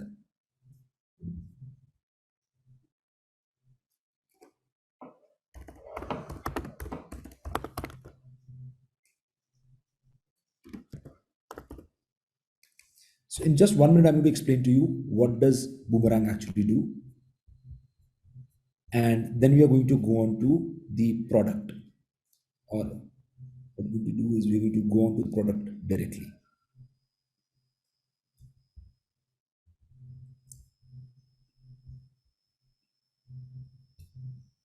So again, like Grammarly, Boomerang can be integrated into your account. It's a very nice product. I really like it. So each one of you has, I see a lot of people who have responded to the Calendly request. Great. Now, what does Boomerang do for me? Let's say you're working in the office and you have been working out there till late. Let's say it's 2 a.m. and now you want to send out an email. The email etiquettes say that you should not be sending an email at 2 a.m. in the night. So what do? Should I set an alarm for morning 7 a.m., for morning 8 a.m., morning 10 a.m. that I'll send an email? As it is, you have been working till late and now you're going to get up early again. Why? Because you have to send an email. Does not make a lot of sense. So this is where this software comes to rescue. This is called as Boomerang, free to use.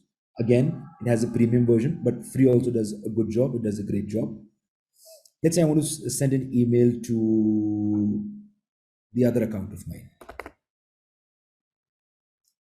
and I have the subject as meeting reminder or final draft. Let's say I was working till late in the night and there's an XYZ message in here. Not going to type a lot of it. There are two things that I can do. Either I can go out and send this message directly, or the other thing is I can use the boomerang option.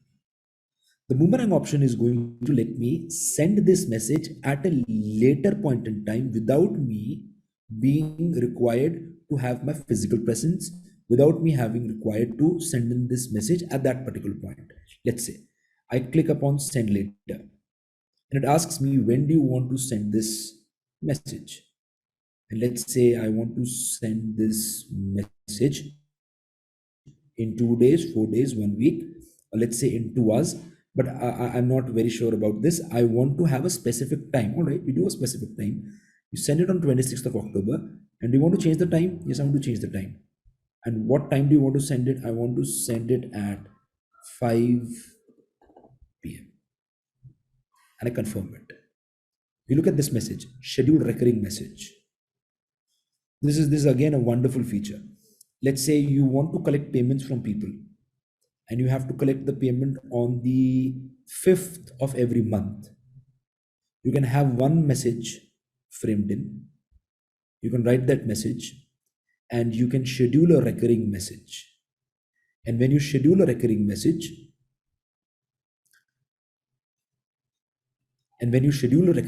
it would send that message on a monthly basis, on a weekly basis, on a fortnightly basis, without you actually required. At times, you would also lose the track of something.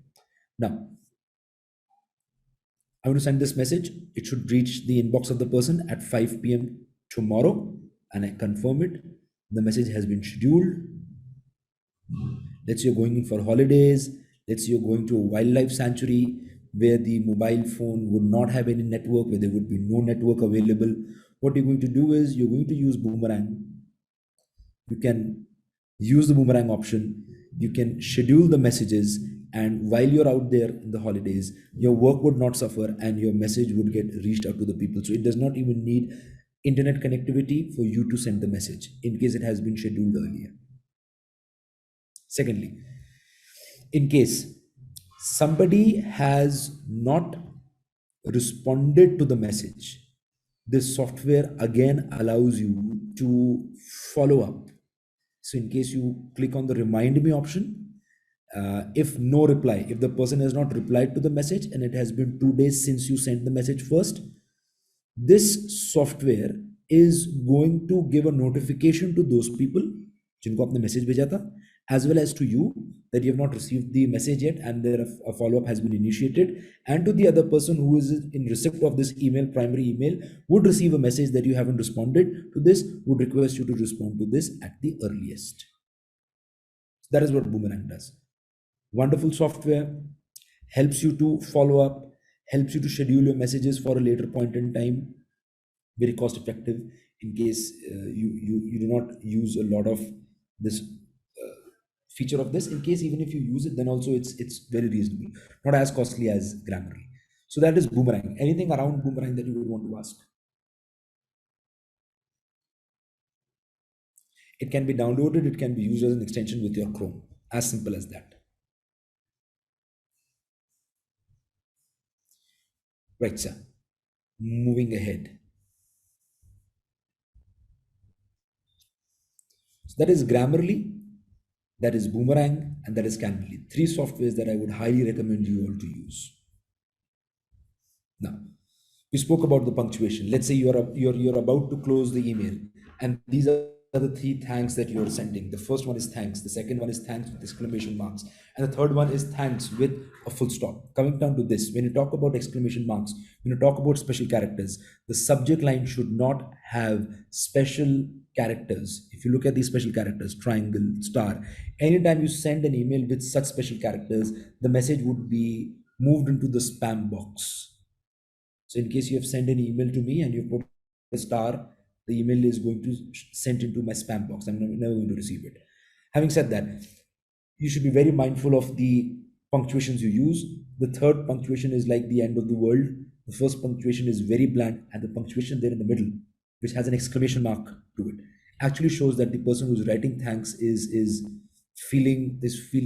exhilarated about it, is actually happy about it.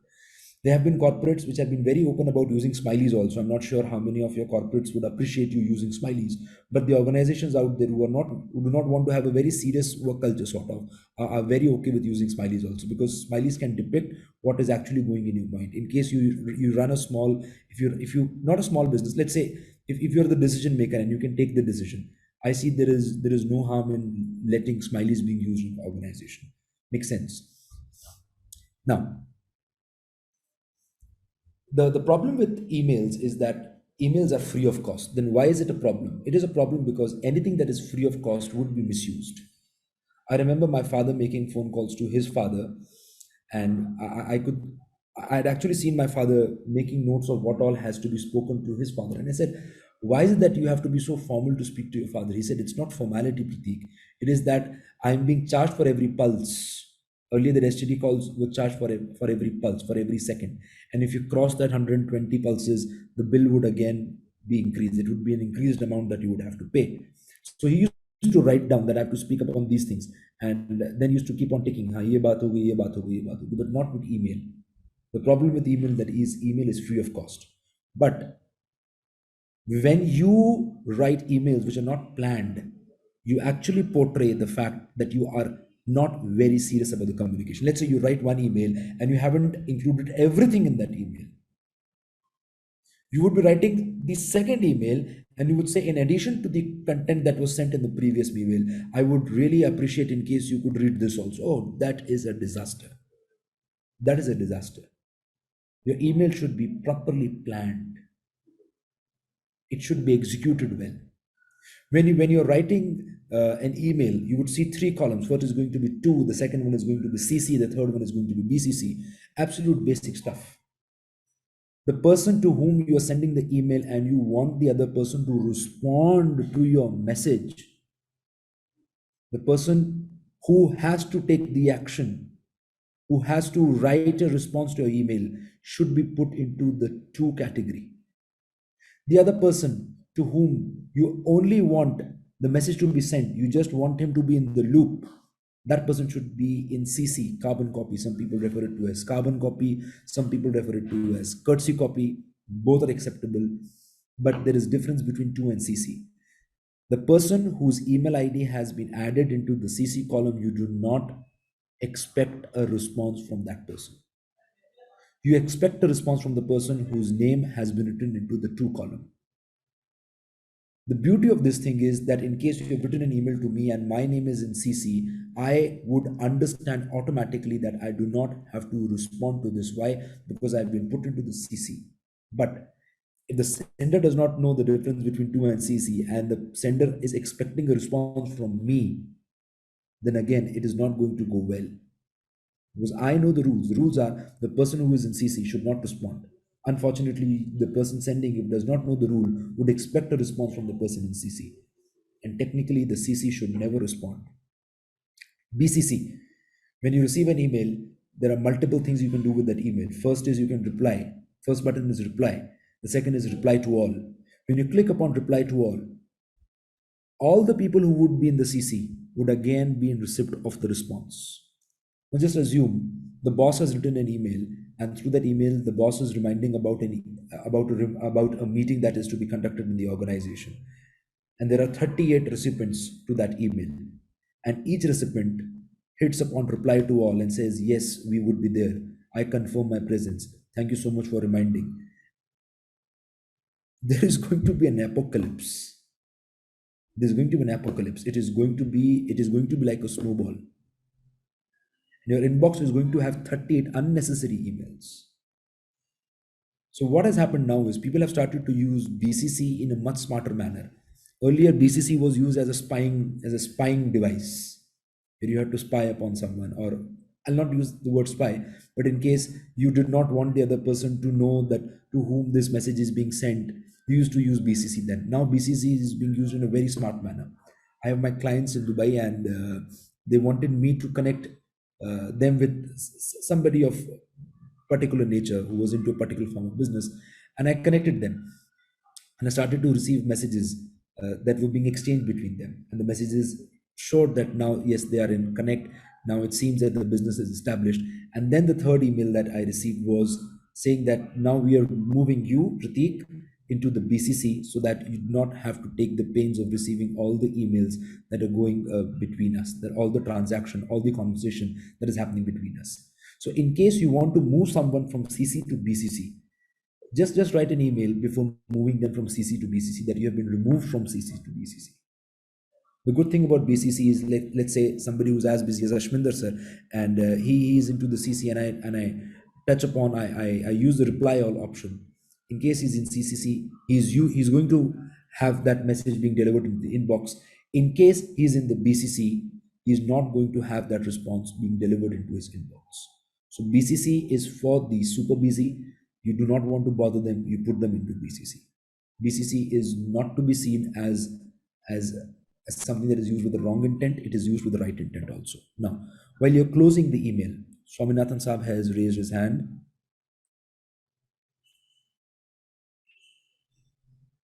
Just give me a minute. Yes, sir. I'm muting you. Yes, sir. Yeah, Mr. Prateek, you're talking about the BCC. I just want to tell you that where it's normally done to avoid too many mails being clogged onto your email box and stuff like that. Just as an instance, in Standard Chartered where I work, the Standard Chartered actually has disabled reply to all option. Oh, that's very nice. That's very thoughtful. That's so they said that if you want to copy everyone, so do better copy, but don't do reply to all. So it can be a pain for the person who is receiving an email for no reason at all. You get up in the morning and you see that you've got 34 unread emails and you start to go through them. You cannot help it. You actually have to go through them. When you start to go through them, you see that they're just responses to an email that was sent. So it does not make a lot of sense. Waste of time, waste of resources. Thank you so much, Swaminathan ji. It was a wonderful point that you shared. And cheers to Standard Chartered. Now, when you're closing the email, you see this number line kind of structure. You can use these options to close the email. Either it can be as informal as yours. More than being informal, yours is very intimate. I wouldn't appreciate it being used in a corporate communication, until unless you are very, very, very, very, very close. And even if you're very, very close, I would abstain from using it, yours.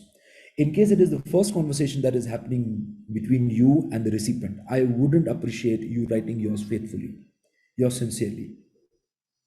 Because when you write yours faithfully and yours sincerely to a person जिससे आप पहली बात कर रहे हो, with whom you are communicating for the very first time, I don't see a lot of truth in that gesture.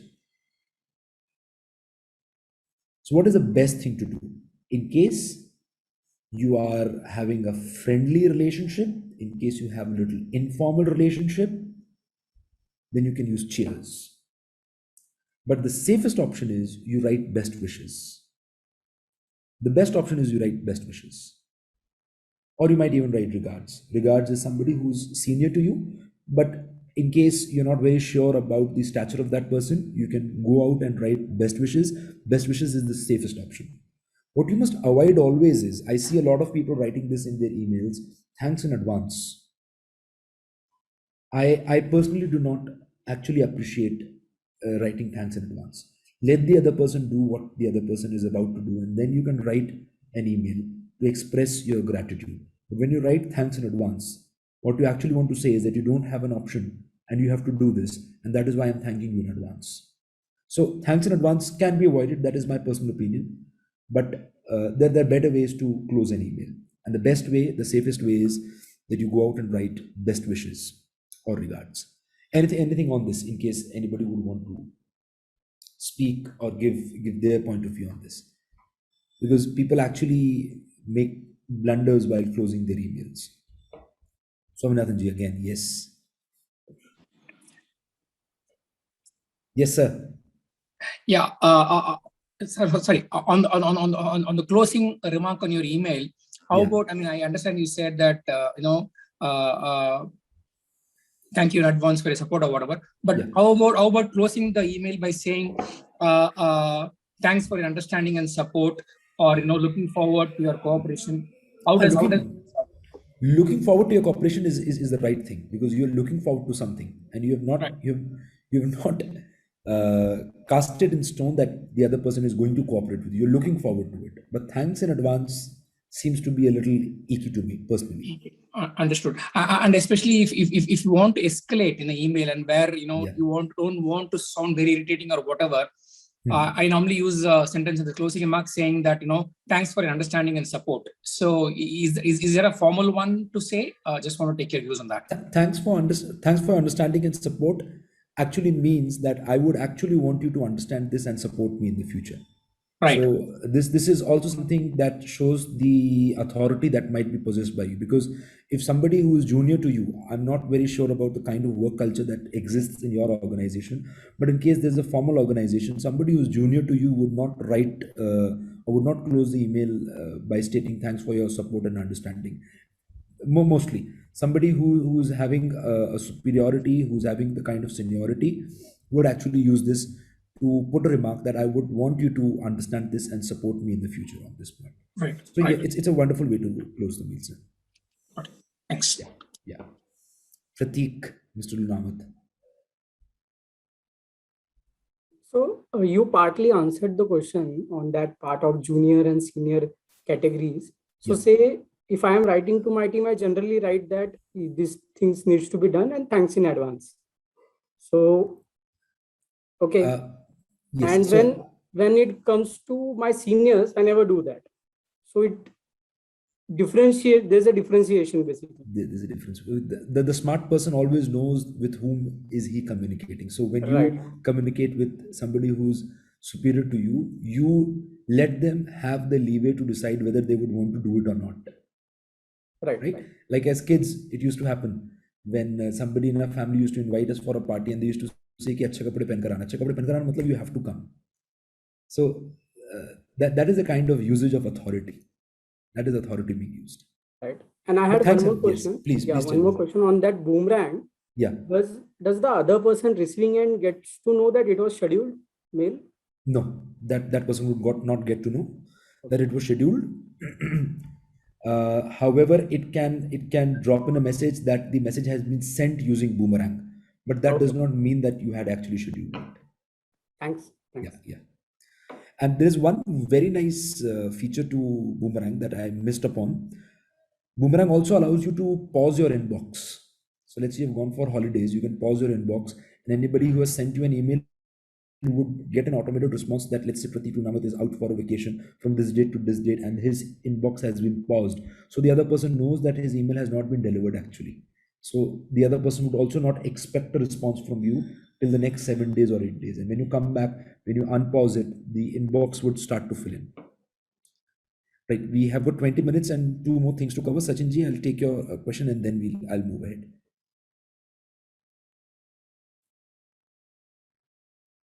Sachinji, I'm trying to unmute you.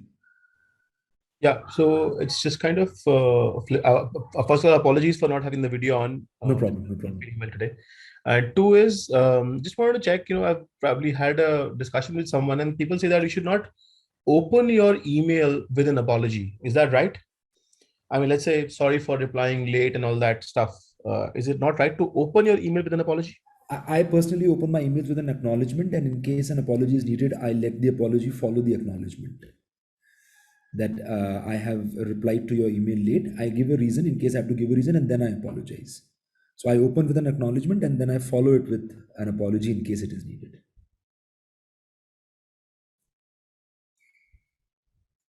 Avantika ji. Sachin ji, did that answer your question? I'm going to unmute you again. Yes, sir. Thank you so much. Thank you so much. Avantika ji. Yes, sir. I wanted to check about the data privacy on using these apps. They ask, like, if they ask for all the permissions and all. Grammarly,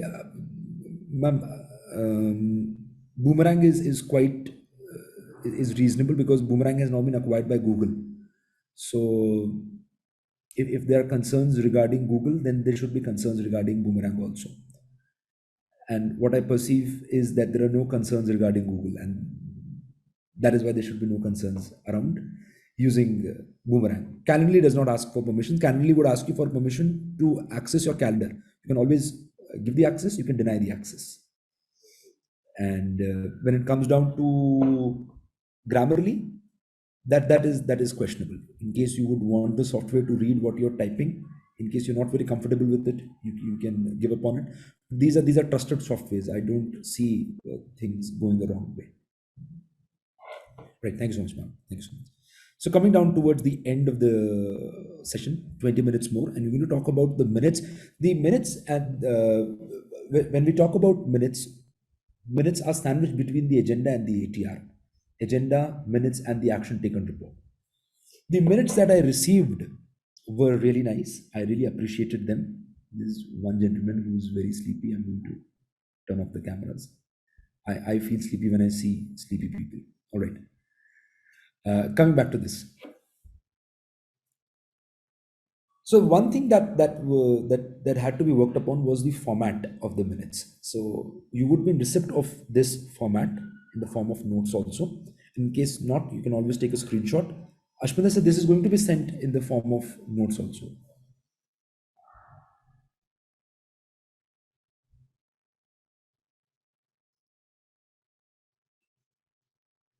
So I'm sure it is going to be sent across in the form of notes also.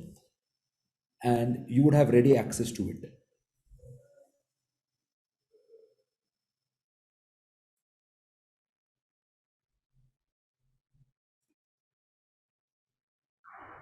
I think, no problem, sir. I think there is some.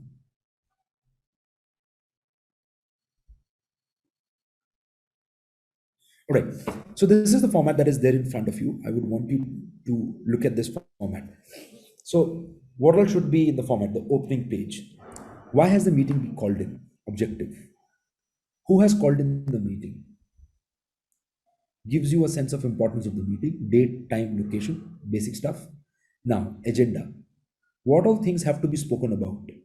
Is there anything in this meeting that has to be spoken about which is carried on from the previous meeting? Then it is minutes from previous meeting. 3 items that we have to speak about: item 1, item 2, item 3. These are the main things, and some basic miscellaneous stuff. That miscellaneous stuff is going to be AOB. AOB is any other business. Who all were present in the meeting? Attendees. Who all were not in the meeting? Absent. Minutes from the previous meeting. Is there anything that has to be taken into special consideration? Anything that was discussed in the previous meeting that should be taken into consideration while this meeting is being conducted? So this is how it should open. Objective, the 3 or 4 items that you're going to speak about, any other business, members present, members absent, anything that is to be considered that happened in the previous meeting and holds importance or is of importance in this current ongoing meeting. And then this particular format, very simple, clean, crisp format, notes. What all has been discussed? Out of the discussion, what decisions have been taken? What decisions have been taken? And the third item is the action items. Action items is, apart from the decision, what all has to be done now after this decision has been taken. So every item has to be divided into 3 parts. First is what has occurred. Number 2, what decisions have been taken. And number 3, what actions have to be taken. And now look at the beauty of this format. Next to action items, I write who is to take the action, who is the owner, and I also mention the deadline. So till when should this action be taken? And it should be there for all the items. It should be there for all the items. It should be there for all the items. So when I was going through the content that was shared by the participants, nothing wrong with the content. The only thing that was missing out there was this format. Now every organization has got a different format of theirs. It is just that when somebody goes through the minutes, the other person should understand what occurred, what decisions have been taken, what actions would be taken, who would be taking them, and when should it be taken. So 5 things should be very clear. irrespective of the format, but 5 things should be very clear. Now, when you're closing this, summary of key decisions, agenda 1, agenda 2, agenda 3, of the 3 agendas, what have been the important decisions? You put in here, you pen it here. When is the next meeting? If the next meeting is not decided, you put a dash. In case the next meeting is decided, normally the next meetings are always decided. You put in the date of the next meeting, the time and the location. So this is one document that gives you all the information that would be required. Content wise, you people were very nice. You people did a great job, but where you were missing was probably the format. And I absolutely understand that. Because it would have been really cumbersome to make a format and fill it. Had it been, I would have given you this format earlier, you would have actually filled it in a better manner. But I did not do it on purpose. I wanted you to understand what difference can just the format create. So this format is really important. Okay. So whenever you write the pointers pertaining to the minutes, everything has occurred. So everything has to be in the past tense. A vote was taken. It was decided. Everything is in the past tense. Nothing would be in the present tense. Nothing would be in the continuous tense. Everything has occurred and it is being recorded after it has occurred, not while it is occurring, not before it has occurred. Minutes of the meeting are always prepared in the past tense. All the action items would always start from a verb. Contact Mr. Jayaprakash for service quotations. Reserve conference room at Taj Deccan for the conference. So every time it would start with a verb. Update Mr. Ravish on the extended deadline. And next to it, you write who's to do it and till what time it has to be done. So these are the action points. Right, sir? Format is of utmost importance. Going through your responses were nice. What has to be worked upon is the format. So this format is very important for you. Now, if you are working in an organization where you are in close contact with the top management, or at times you have to do this very cumbersome task, that is the task of note taking. This is going to be really important for you. Even if you're not required to do it, and let's say you are listening to a book, an audio book, or if you're watching a movie and you're in the habit of taking notes, or let's say you're there in a seminar and you would want to take notes, this is really, really important. But from the official point of view, this is the official thing. When you are designated with the responsibility to take notes, it is your responsibility to know where the event is actually happening. You need to visit it beforehand. If you're not able to visit it beforehand, you must reach the venue 15, 20, 30 minutes prior, whatever suits you, depends upon you, but you should be there before the event starts. And what do you do there? You understand the seating and the chairing. Who is seated where? So you know where the most important person is. Probably the most important person would always be in the center of the table, left and right, the next important or the next to next important. And you must understand what the seating is and what the chairing is. While you are making the note, the biggest problem that I have personally gone through is how to make notes when multiple people are speaking, when a conversation is happening. At that particular time, you have to absorb the conversation and write the outcome of that conversation, because it would be humanly impossible. And now please understand, with the use of technology, the physical note taking has taken the backbench, but then also it is important. Now everything is video recorded, but even if it is video recorded and I would want something that is of prime importance to be noted, then also I will have to watch the video and then note it. So note taking might be passive, but then also it is a task. So you need to know who is speaking. You need to know where is the person seated. Very important. When you're writing, your handwriting must be legible. It is a selfless act. You use abbreviations. Your abbreviation should not be such that only you can understand them and the other person is not able to understand them. So abbreviations should be standardized, it should be general, it should be generic, so that even if you are not there to explain the note can be self-explanatory in nature. Now, when you talk about note taking can be done in multiple ways. These are the 3 methods. What you see on the left-hand most corner is the boxing method. What you see on the right-hand side corner is the cornell method. And what you see on the bottom, middle of the page is the mapping method. I personally use mapping method a lot. Why? Because it is the least restrictive of all. In the boxing method, it is very restrictive. Now, for you to understand how this has to be carried out, I have this article in front of you. I would give you 2 or 3 minutes to read it first. Please give it a quick reading. Please give it a quick read.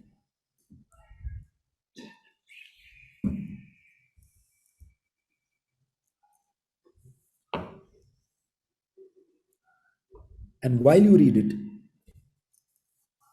you should be aware of the fact that it is a cumbersome process.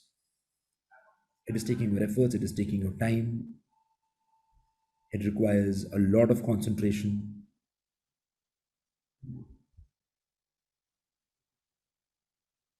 There's going to be a good percentage of you who would just give up after reading 4 lines. I'm not going to do it.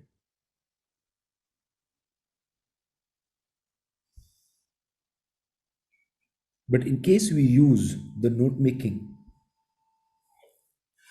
and I personally use the method that I'm going to share with you, even if you've not read it completely, that's absolutely fine. I want you to know that it is cumbersome, it is a time-taking process. And if you look at this is a much easier thing. Paradox of choice. Does more mean more? Greater the choices, more we worry about a wrong decision. Then we put an arrow. That the next point is point number 2. We talk about the supermarket experiment. Where on the first day, 6 different varieties of something, let's say probably it was a jam, were given. 40% people tried it, 30% bought it. On the second day, there were 24 different varieties of jam. 60% tried it, an increase in the people who tried it, but only 2% people bought it. The conclusion is choice allures but confuses. I could have ended it here, but there's a very important paragraph in it which says that there's a professor called Barry Schwartz who said that in case you go to a restaurant and you open the menu, the moment you like the first dish, you should close the menu, because the more you would juggle, the more dissatisfied you would feel. The second part, the Barry Schwartz part, could have been done away with, because whenever you are doing a note, you would want to add more and more. But the prime objective of the note should be that the person who is referring to the note must get the prime idea, must get the main idea. That is note making for you. So to summarize everything that we went through today, and to end it at a positive note, whenever I speak to people and I have to speak to them upon written communication, I come back to the first question. They ask, Pratik, are letters still relevant? And I tell them this very small incident from my personal experience. My father was in the army, and my father served for a short span, though 10 or 11 years. And then he moved on to a corporate job. I used to see my father receiving a letter from the postman and reading it very intently. And that was not the end of the entire exercise. He used to keep the letter under his pillow. Probably at times he used to keep the letter under his mattress. And I did not want to do it, but one day I tried to access the letter. And every time he used to read it, he used to be very emotional. As a son, I wanted to understand what was in that letter. And every year it used to be a yearly practice, at times twice, thrice in a year, at times once in a year, at times 4 or 5 times in a year, but it was a regular practice. And one day I opened this letter. And in that letter, I saw a handwritten note. It was a letter, it was a handwritten thing, and it was written by one of the young officers who had joined my father's regiment. And this letter was written by that young officer to my father, and that would be written to every other officer who would have been a part of that regiment. And in that letter, they would write that I've become a part of this regiment where you have contributed, and I would ensure that I uphold the honor of this regiment and uphold the honor of this entire Such a beautiful thing, and it gives me goosebumps when I even think of it. When me holding and reading it used to give me goosebumps. I cannot imagine what my father used to go through in a positive sense when he used to read that. And later, when I understood that what this letter is, I could see tears rolling down my father's cheeks when he used to read it. Why? Because even 25 years after 25 years of the fact that when he left the forces, there were people who were remembering them, number one. Number two, not only were they remembering them, they were putting efforts to write something handwritten and being posted to him. That could have been done very easily with an email also. And that could have been done very easily with a WhatsApp also, or with an SMS. But the kind of impact that letter left, I think nothing else could have left. Nothing else could have left. Letters, written communication, they're a part of your personality. And the last thing I want is to write something half-heartedly and to portray an image of yours which actually is not the right portrayal of yours. So to uphold this legacy of written communication, thank you so much that you all given your time. You people were very patient listeners. Thank you so much. Thank you so much, Ashminder sir. Ashminder sir is a great inspiration for me. Ashminder sir, the stage is all yours. Thank you so much, sir. Thank you very much, Prateek ji. It was wonderful, wonderful talk as always, but I will not be doing the vote of thanks. Sir. I would request CA Sunil Garg ji to kindly do the vote of thanks.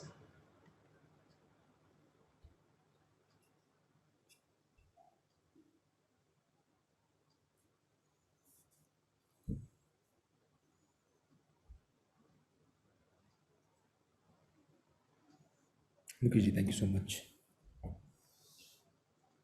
CA Sunil Garg ji. Yeah.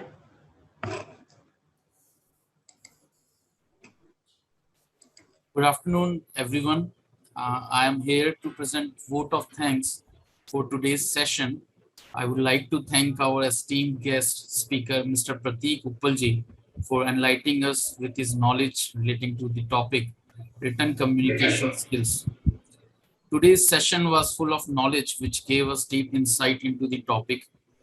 The points where Mr. Uppal told us about the importance of communication, neurochemistry of the brain, importance of brevity, importance of salutations, subjects, punctuations, CC, BCC in the mail, use of softwares like Boombunny, Grammarly, Calendly, minutes and its formats, and note-taking. All these points were really informative and helpful for our written communication skills. Prateek ji, thank you very much for taking your valuable time for today's session and enlightening us with your knowledge. I would also like to take this opportunity to thank our Dean, Shri Ashwinder Singh ji, who keeps us motivated and puts all his efforts to make us align and deliver our best. I congratulate all the participants for their active participation. Thank you once again for making it a great learning session. Thank you. Prateek ji, I want to thank you especially for reading all the assignments.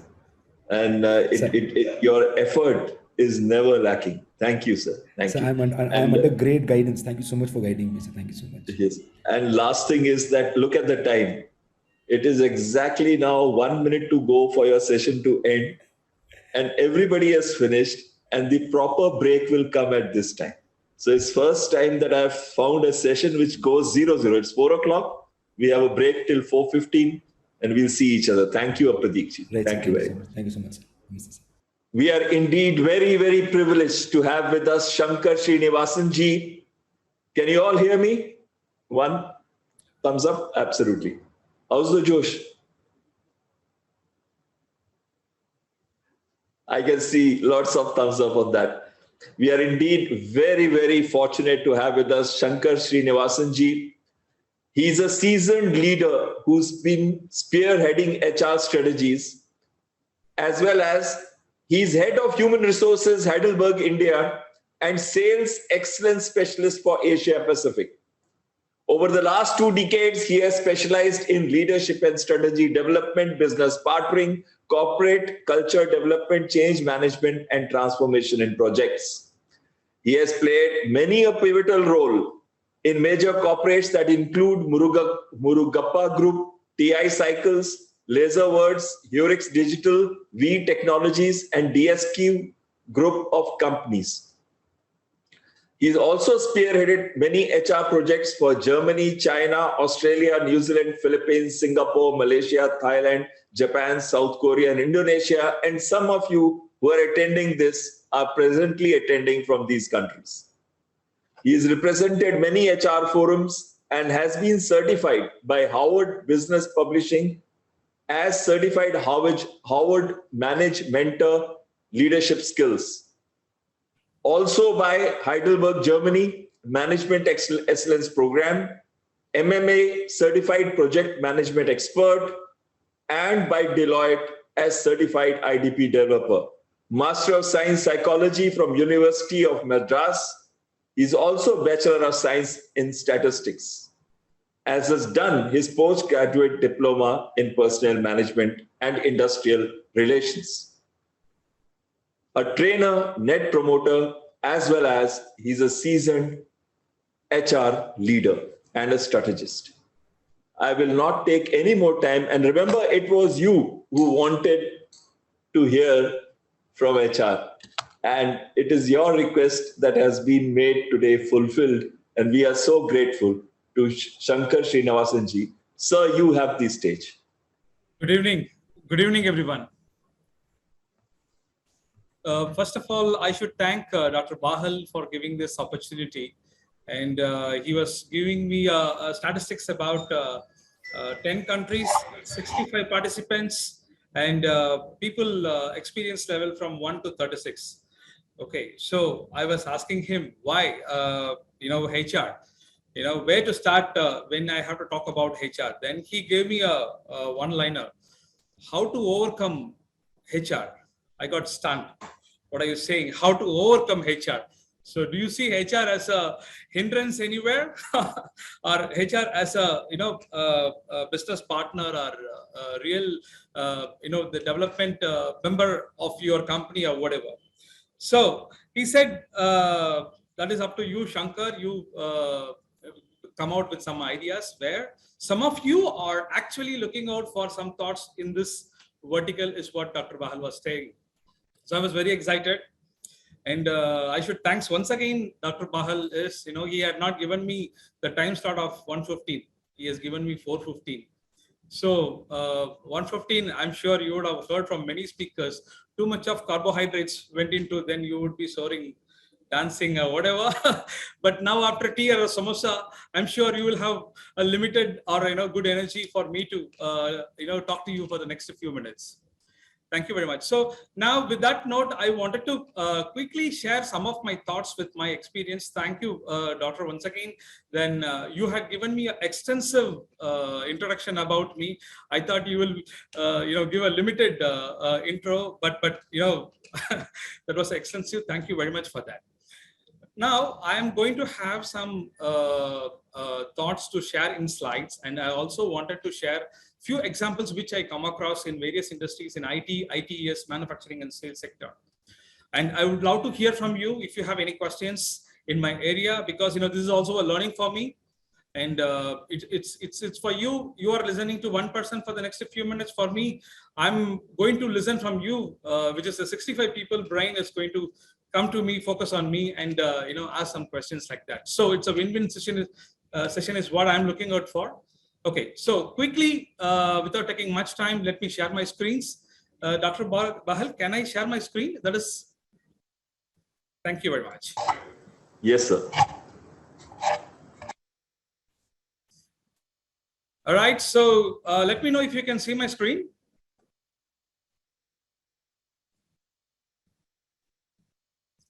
Great. Yes, okay. Sir. So this is the first slide. In fact, I wanted to put, instead of the title, I wanted to put thanks.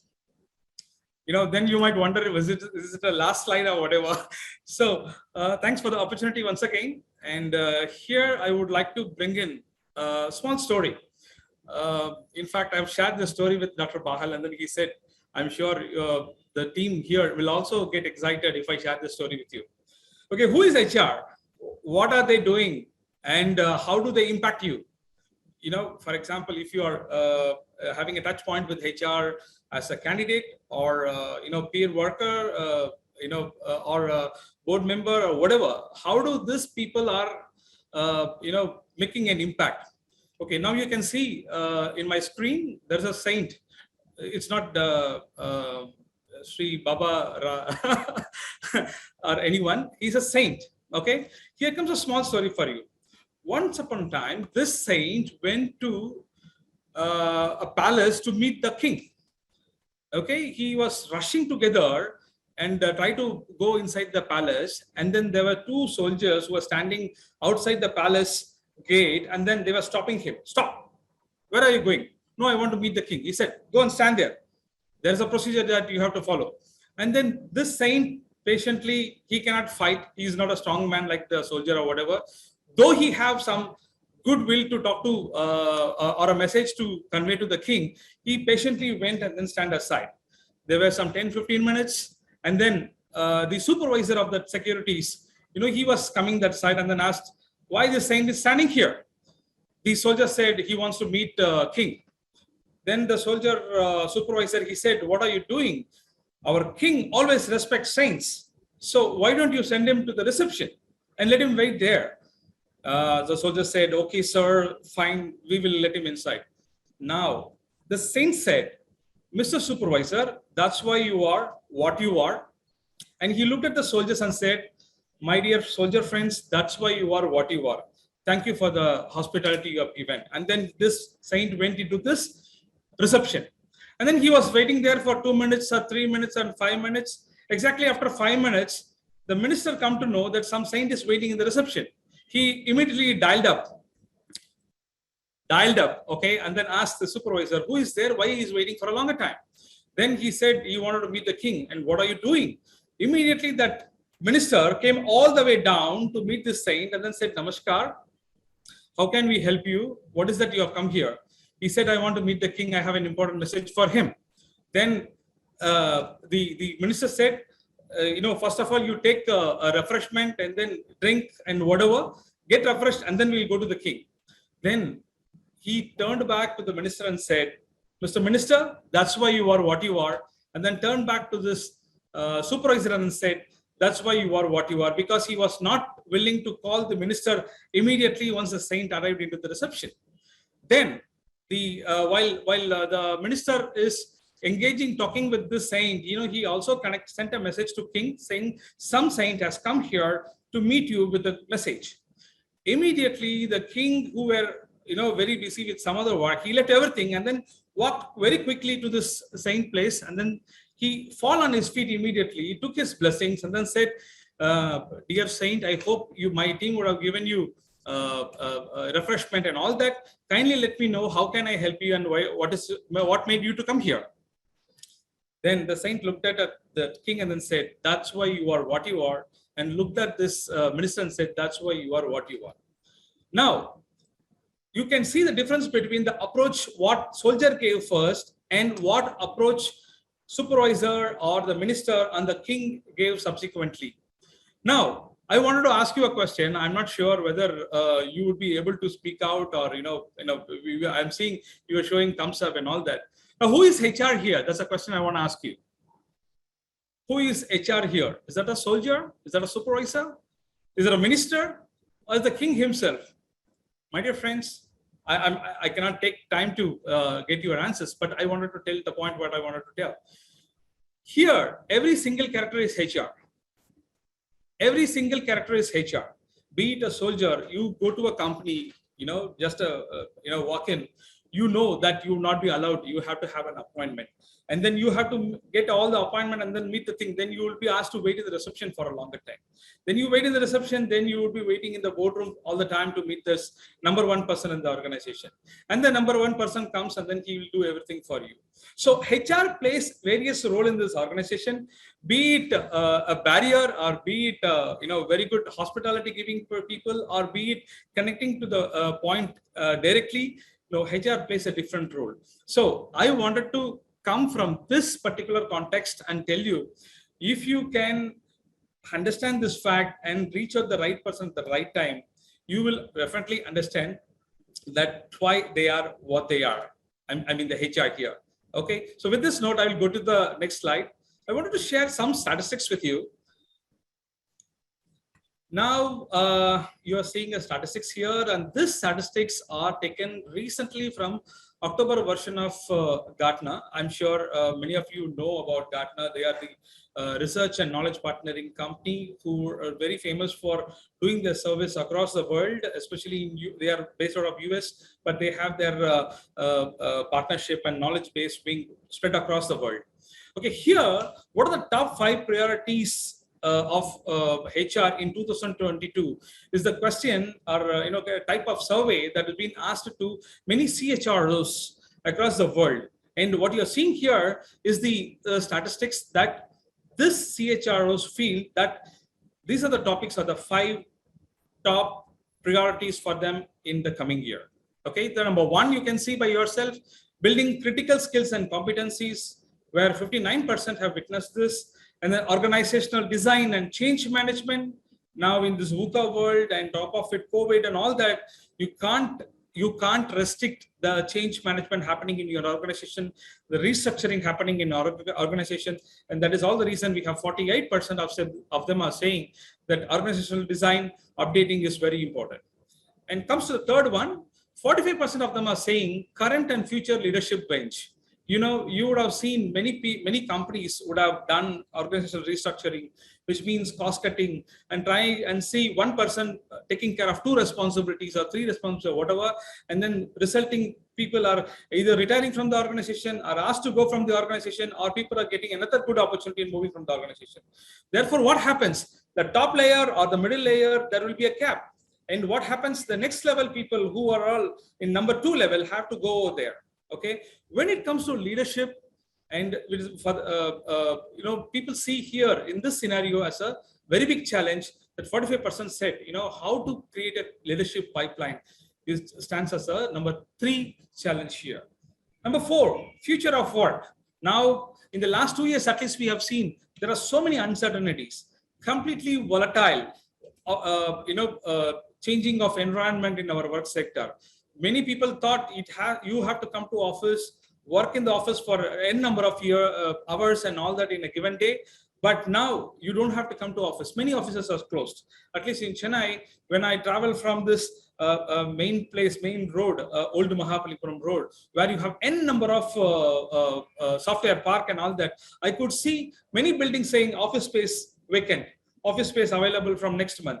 Many boardings are there, not only in Tamil Nadu for that matter. When I travel to Mumbai and Delhi, I also witnessed the same thing. So future of work, how it is going to be, what it is going to be, and why it has to be, we have no idea. So people are saying this is also another challenge and a priority look from HR angle. Last but not the least, diversity, equity, and inclusion. We were talking about meeting people in person and then traveling from one place to another. Now this all become very easy. I was told that normally this sessions happens in Hyderabad or in a planned session across the country. Now we are all connected to the Zoom. So when it comes to this, whatever diversity in gender or equity that we need to look at and inclusives, we have to consider. This has become the 5th priority for them.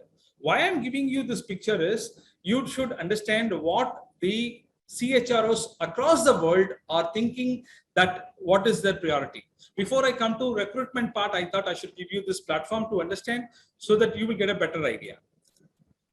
Okay, so now what is driving these priorities, if you could look at the 3 major points that I'm not going to read out each and everything, but I will quickly touch upon this. Hybrid work. I don't have to tell you what it is. Hybrid work is a driving business transformation, and to a larger extent, employees are working from home. This is what we are looking at. And there is also something called mobile working, not about work from home, mobile working, which means you have to stay connected wherever you are. If required, you may have to come to our office. You are working from your home, or you are working from a business center, or you come to office. That is up to you. Mobile working is going to be another wave that is going to come across in front of us. So this is about the first column that you see here. And number 2, rising turnover is increasing competition for talent. My dear friends, I want to tell you, this is all the reason that I brought this slide in front of you. There are many organizations significantly concerned about employee turnover. And that too, they are forecasting that people would move, people would leave the organization, and there would be an attrition, and we need to fill up new talents or niche talents coming into this place and all that. This is the second priority, and that is all the reason I want to talk to you about this. And number 3, pressure is mounting to make progress on DEI. Like I've said, DEI is another factor where predominantly more SCHROs are saying across the world, this is going to be a challenge going forward. Okay, so this is the priority which we are talking about, and that is all the reason I'm going to take recruitment as a subject to talk to you about.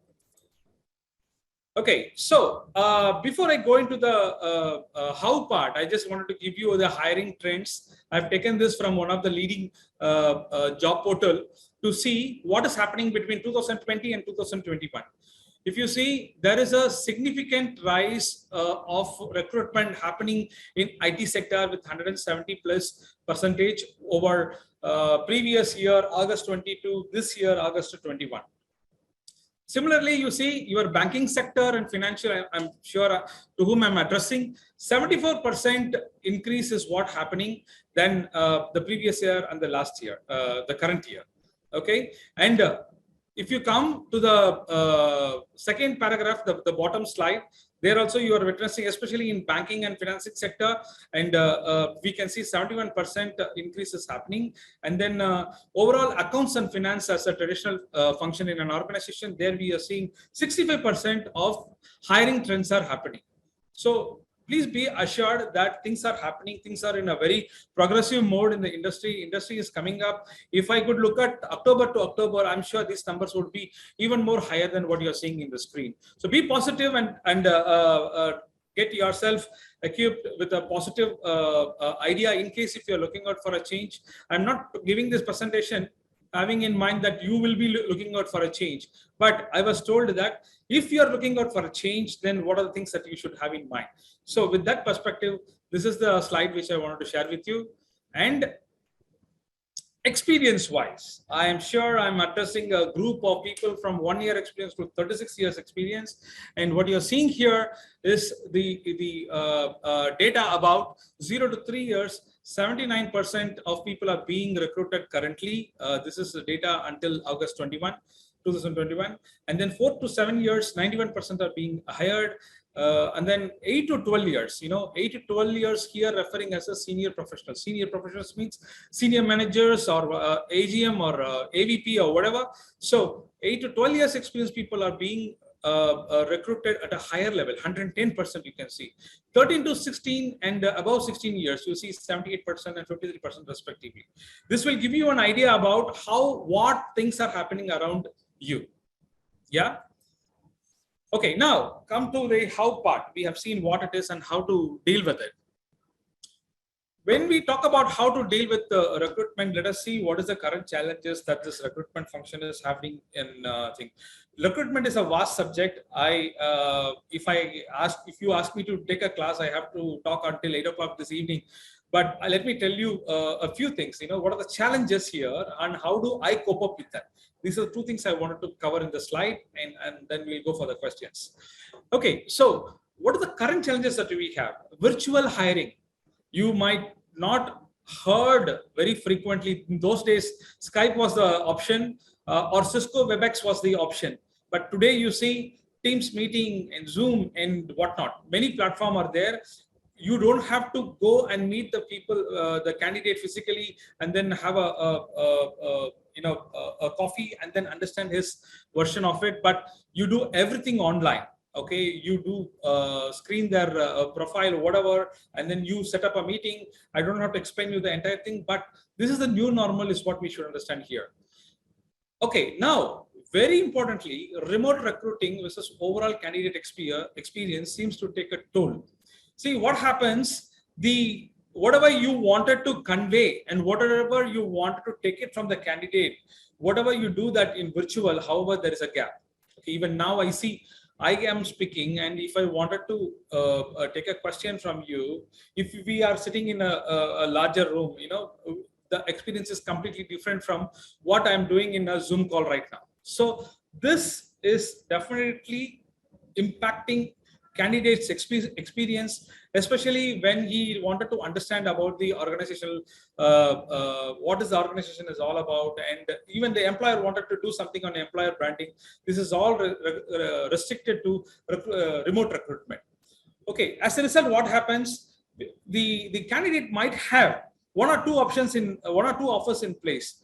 Should I go to this? Should I go to that? You cannot go now because if you have to go travel to other city where you wanted to join, you have to be vaccinated, and then you need to have the certificate. If you are not vaccinated, or if you are otherwise, you have to go for an RT-PCR. There are so many issues are there. So the candidate might while between should I take this offer or that offer, and resulting which dropping offer. People giving no show at the time of date of joining is very common those days, and it is even more higher in this after pandemic situation is what I wanted to present it to you. And the next one, talent pipeline. HR recruiter always knows what is talent pipeline, and he has to keep for critical requirement. The talent pipeline has to be larger, and then more niche talent has to be completely kept ready, and then when it comes time, and he has to offer. Now that has become even more higher. Your talent pipeline is going to be higher, and then people joining you would be very challenging. And then the recruitment, I'm sorry, not recruitment, people resigning from the organization for whatsoever reason. If you are having this employee meeting on a regular basis, you can find the pulse, how he is engaging, how he is satisfying, or whether he has got something in his mind. You can read his mind easily. But during this pandemic time where we are connecting over remote, we are giving task, we are taking task. There is no chit chat available when you have a group discussion and things like that. This is also leaving the employee emotionally behind and all that. Okay, now I am given a requirement and I have to recruit a person. Okay, I know how to recruit a person in a more better way, but companies also, the employers also suffering not having enough number of right recruit talent in their department to get the right people at the right time. And then now we have plenty of new tools and technologies are in place to navigate how to do recruitment through this virtual hiring. That is also taking time to understand for the recruiters how to learn, move from conventional into HR digital transformation, and then using this tool to recruit the hiring. This is also getting a bigger challenge here. And then changing demands. I don't have to tell you, I have already said it's a VUCA world. Changing demands in the business scenario, or the disruptions in the intervention that business is getting impacted. Recruiters also getting this information little late, and then they respond. Definitely getting a new candidate will take longer time, and that is why there would be a impact in the business. The person has to join within a month, and if he's joining 15 days later, then that is definitely not acceptable, and there would be a business impact on that. And then people who are not able to change from the conventional into a HR digital thing, maybe they don't want to, maybe they don't have a cost to investment to change right now. They might postpone it to the next year. This is also becoming a bottleneck. Okay, so this is also changing the HR transformation, and impacting the recruitment challenges. So these are the things which I thought there are plenty of lists, but I wanted to give you, these are the main reasons that the recruitment challenges is having the employer not to recruit the right candidate at the right time. And now, if I could specifically give you lack of HR expertise and training for a recruiter as a challenge, pressure to settle for a good one is also a challenge, outdated platform and process, this is what I have told you just now, and too many candidates. Okay, today I wanted to put a job posting in a LinkedIn or any social media, or give it to the consultant. There are too many candidates, and coming down, zero down to a right candidate and then meeting, it's also taking a lot of time, a lot of money and all that. Okay, and of course for a recruiter as well, direct and virtual discussion always a big challenge. Any recruiter you ask for, if he meets in person and then you give a good handshake and talk to him, he will come out with a better understanding of the candidate. This is what I wanted to list out under recruiter challenge. And then if you ask me, Do you need to prepare? Yes, you need to prepare. And a very important point I wanted to tell you is, outside in perspective.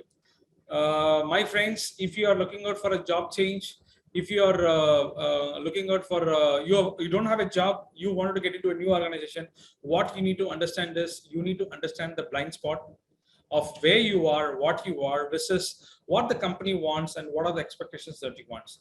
In my company as well, when an employee moves from one organization, my organization, to another organization, he might have A, B, C, D skill. But when I talk to the business head, is this what you wanted to replace? Should I have to add more skill to this job description and get a better candidate? He will say, yes. Don't go for more. And here is the list you need to have. So now I had a person who was doing the same job with A, B, C, D skill. Now I have to recruit another guy where he is going to be interviewed for A, B, C, D, E, F, G, H. He has to be a Superman. He has to be an Avenger to get into this job and then do a super job and all that. So this is also a requirement that an employer has when we come to look into a candidate. Please have this in mind when you prepare yourself. Okay, and if you are working in an organization for a very long time, I'm sure you have devised your own way of getting outside in perspective, what you are expected out of doing. Please keep yourself nurtured into it. And then people who have worked in many organizations, they would come out with many ideas, and they have a bigger network and all that. So please ensure that you keep yourself updated with the latest trends and all that. And you are also ensure that to strengthen your network and keep connecting with them very frequently. Okay, so when I was working with Murugappa Group, we were always get into a competency mapping thing, and then what happens, the company comes out with an assessment center and development center. I wanted to tell you, you please do this assessment center and development center self-assessment and self-development kind of a thing. If you know what you are, please ensure that you do more than what you are. Because the organization who are looking at you, they have some set of requirement, like I was telling you now. Please understand that and then prepare yourself to go towards that. Try to understand the benchmark or the standard that the company is looking out for, or your preferred company, your dream company is looking out for. Prepare yourself accordingly, and then try to have some kind of a training, self-training. There are plenty of online training is available. Prepare yourself and then ensure that you get what is required out of you, and thereby you get selected into the new company. So please remember this assessment center and development center, which you need to do on self-assessment and self-development method.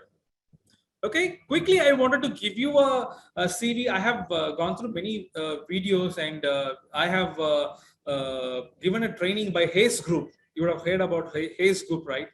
You know, how to write job description, how to shortlist a CV. With that knowledge, I wanted to give you a few information here. I'm sure most of you all know that there are plenty of softwares in many conglomerates now, corporates, and they have the software to find out, screen when they have too much of candidates coming into the pipeline to screen and all that. They will have a software to see, are you the right candidate? You know, what the software does is it will look into the right keyword. Okay, so if you are applying for a equity analyst, you need to ensure that you need to narrate about equity analyst or a financial analyst, whatever. You need to ensure that your keywords, your CV has the keywords of what you are exactly and what you are applying for. And ensure that right formatting. It cannot be zigzag, or it cannot be blunt, a plain format. Please keep yourself updated, or take a consultancy. Don't have a cherry colors, zigzag format and all that, because this software will straight away reject if you don't have a right keyword and format.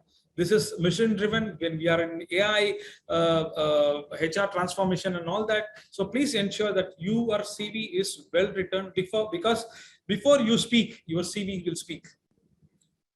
You cannot deny that. Okay, now when it comes to CV, keep it short, simple, and bullet pointed wise and things like that. And do not have a complete laundry list. I've seen many CVs with 6-page And when I wanted to do it in a very quick way to understand, and it takes a lot of time for me, and I have to take a break and then move away from desk and then go through the CV and then come back to interviewing or shortlist, things like that. So ensure that you are giving the vital information about you, okay? And then use the space. Whenever you give the vital information, please ensure that you are capturing what is achieved out of it, what is accomplished out of it.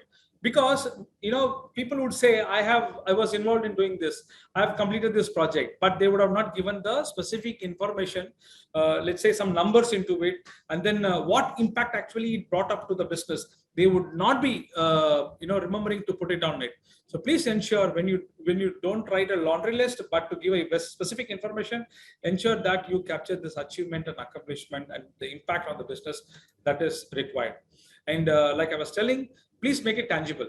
You need to tell what tool you have used and how you have done and all that, but put numbers, you know, be it currency or a percentage or number of times or a quantity. You have to ensure that it is tangible and you are giving this information in your CV. And tailor your CV with specific requirement. Don't give a general thing, would not be accepted at all. Okay, very important thing people used to say, if I am publishing a job ad, you know, job description, and I would specifically mention what I wanted, okay, in case if your CV doesn't have any of this, and even if you are a right candidate, you will not get shortlisted, because, you know, you will not put exactly what I wanted. If you know what is asked for in job description, please ensure your CV also carries that. Okay, and very importantly, the top portion of the CV should have a summary of what are you about. Okay, what are you and all that. Don't put that in the last. My dear friends, we all know that we have a very good background verification. Many companies are working on it and things like that. So impact of social media is also a factor which the HR experts in recruitment are looking at. While you have your CV, you have your CV in LinkedIn as well, in Zing as well, in Europe, or your presence in Twitter or Facebook or whatever. You have given your thoughts. Please ensure it is not too inflammatory or discrimination comments are given and things like that. Have a fundamental business impact thing in your LinkedIn or Zing portals. But if you are putting a jolly well kind of a thing in your Twitter and all that, please ensure your comments are not hurting anyone or not related to any religion or anything like that.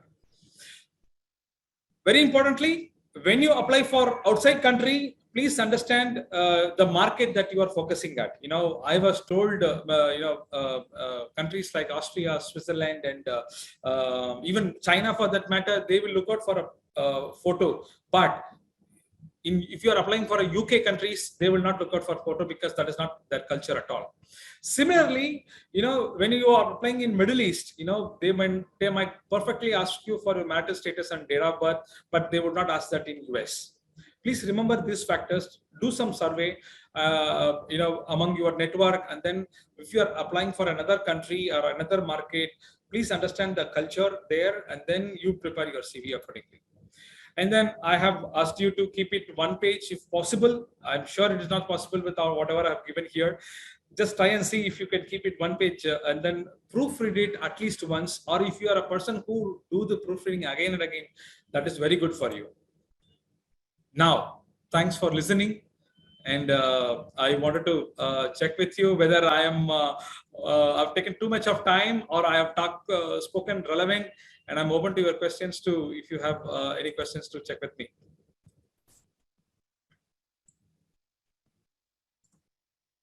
So if you could stop sharing, then you can see everybody. Yes, yes.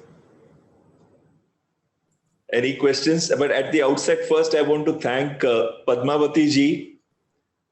I'm very, very fortunate that she has helped me to link with Shankar ji. And I really wanted to acknowledge that she has been the instrument of connecting between both of us. Yeah, Chetan ji, please, you could start with the question.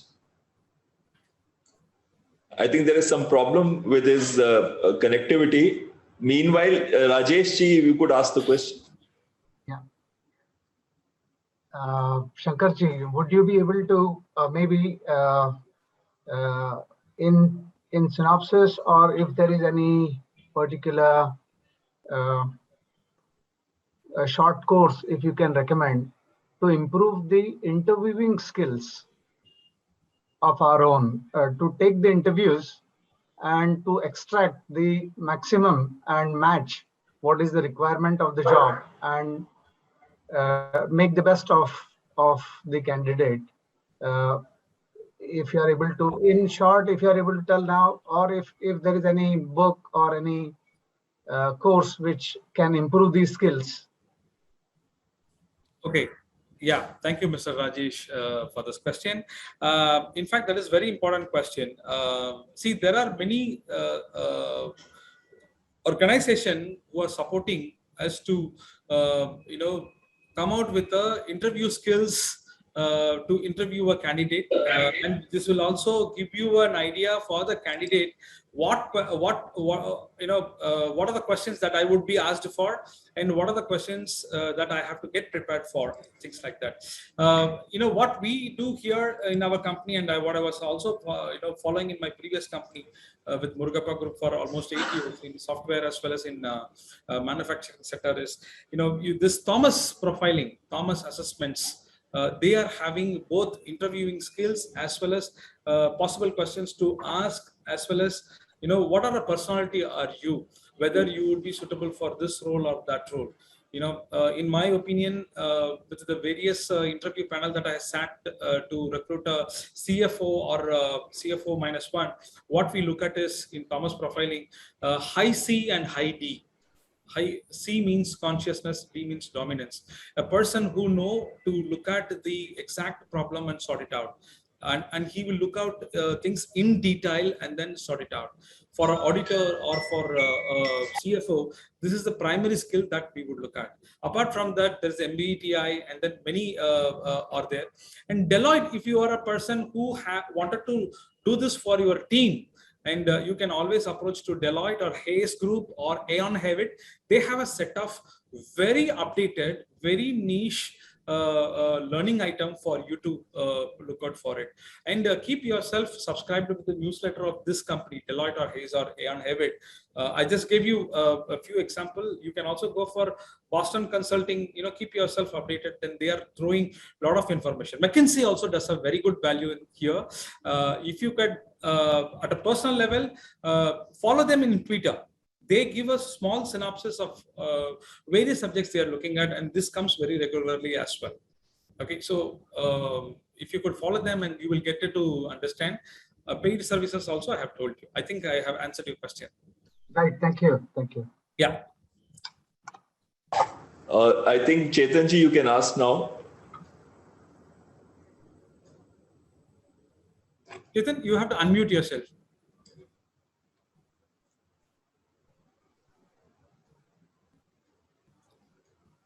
Sorry, you're not audible.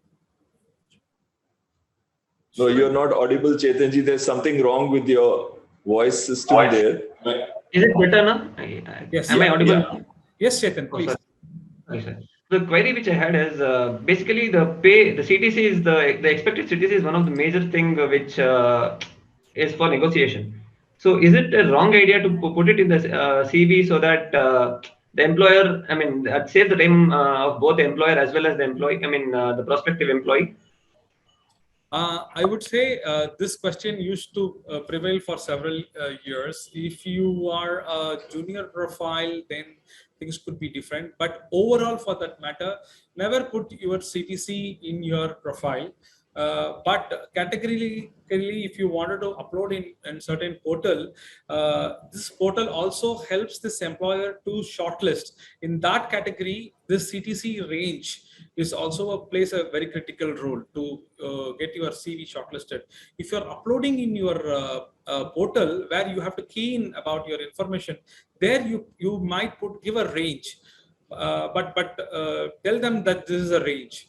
Okay, but never try to give in your CV about your specific CTC or what you're looking at, unless they ask for, and that might not be taken as a right thing at all. Thank you, sir. Yeah. Mahendra Chaudhary ji. Hello. Yes, Mr. Mahendra. Yeah. Sir, I just want to know, can you share any sort of sample CVs for the senior level positions to just understand what are the requirements they are updating in their profiles and how the presentations and what kind of graphs or all these things they are including? Okay, if I could understand your question correctly, you are asking for in a CV, what are the information you wanted to put for a senior profile? Is that what you are asking? Yes. And how we want to demo, how we want to present that in the CV. Okay, see, in your CV, I have requested you to keep it sharp because, see, it is like this, okay? I am a recruiter, I'm a recruiting expert. What I will look into is I will show my intelligence to shortlist the best candidate and put it to the business head. And then business head would look into what this is all about, okay? In this process, if you have too many things putting it across, one, for example, you might get noticed and then they might ask you in detail, or always they prefer to have a chat with you to understand more about you. You know, you can give you can come out with an option of during the interview time, you can tell them you are available to talk and you are available to share few of your accomplishment which you have done. Even then, you should not go more than 2 or 3 slides for that matter. Keep it simple, and during the discussion, you can explain. But if you are trying to get this in the CV, just give only the number. I've told you, be tangible. Give only the numbers and keep it there. And if there are more discussion and explanation they are asking for, go for it. Okay, Aishwarya ji.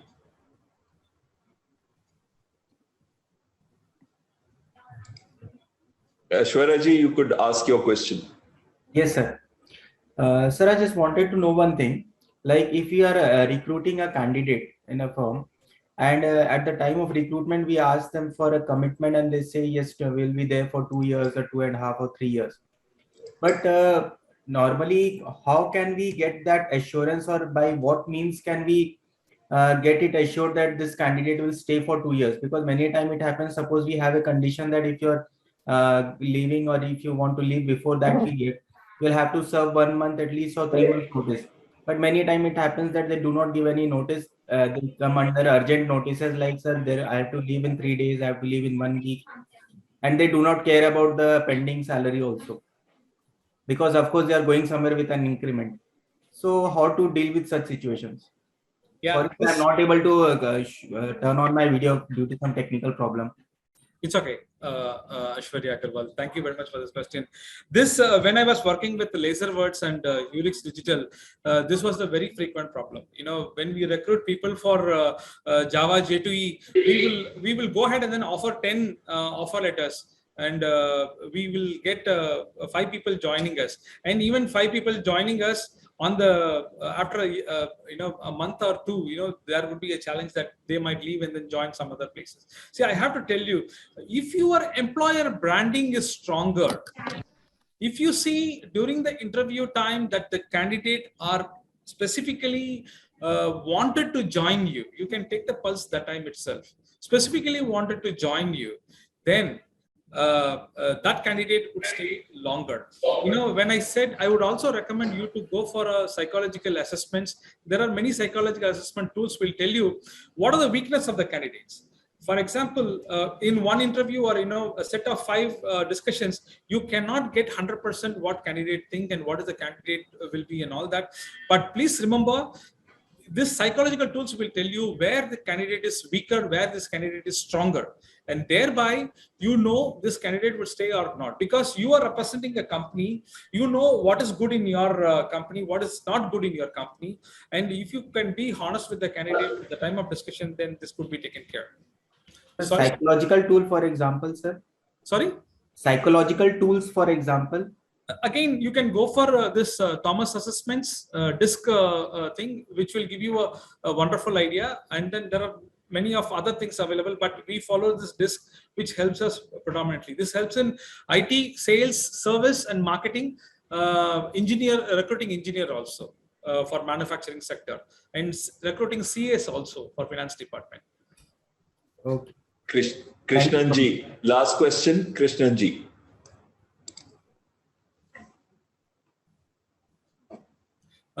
Unmute yourself, Mr. Krishnan. Thank you. Hello, can you hear me, sir? Yes, I can hear you. Sir, good evening. Just one question. Supposing we are taken a break, we are on sabbatical for say 3 or 6 months, and then now you're going and attending interviews. So how do you negotiate your CTC in this scenario? And how do you find out your true market value based on your work experience and all that? How do we negotiate for the CTC? Yeah, see, I would put it this way. Don't worry about your CTC. Worry about understanding what are the tasks that the company is looking out for you as a candidature, and then try and understand why they are recruiting you, why they are shortlisting your profile. Don't talk about CTC at the first level. First level you should look at is why part, why they are looking at you. And then you bring in the value, what value addition you bring into the table of the new company. You put that forth first. And then they will know if they are not giving you a right salary, you would look at, because you said you are not in job and you are waiting to get into a job, and you might have a set of things to look out for. You will have more options to go for. The smart organization understand this, and then the smart organization never give you the same salary. They might give you a better salary for that matter. Focus on the why part. Yeah.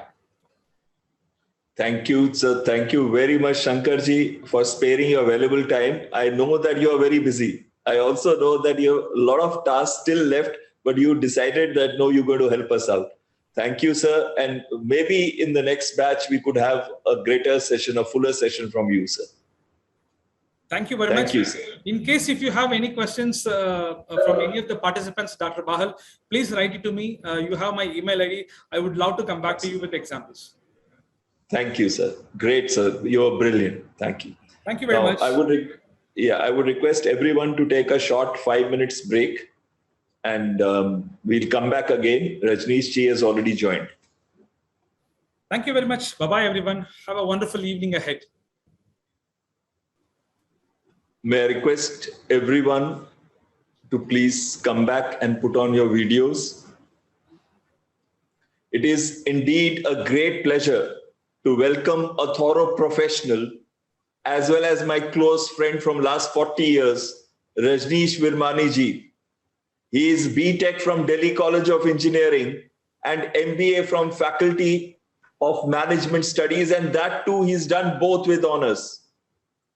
He's been a CEIO, CEO in large multinational companies such as Avaiva, Reliance, Tata Consultancy Services, American Express, etc. for over 10 to 12 years. He's been CEO or CXO for over 10 to 12 years.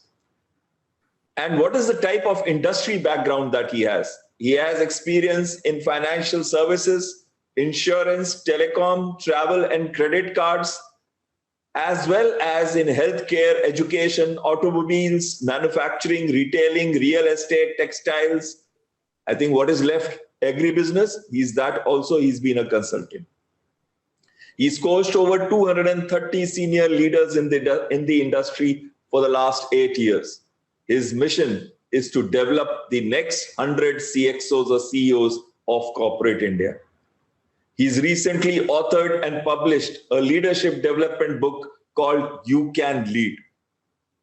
I'm sure that you don't want me to talk, and I'm sure you want to hear from him. Rajneesh ji, you have the stage. Thank you, Ashminder. You've been very nice as always, and very kind with your words.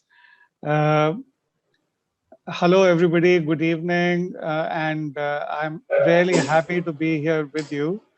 First and foremost, I guess one of the disadvantages of a Zoom session is that I can't really see all your faces and the enthusiasm and the energy in there, though I'm convinced it is somewhere around.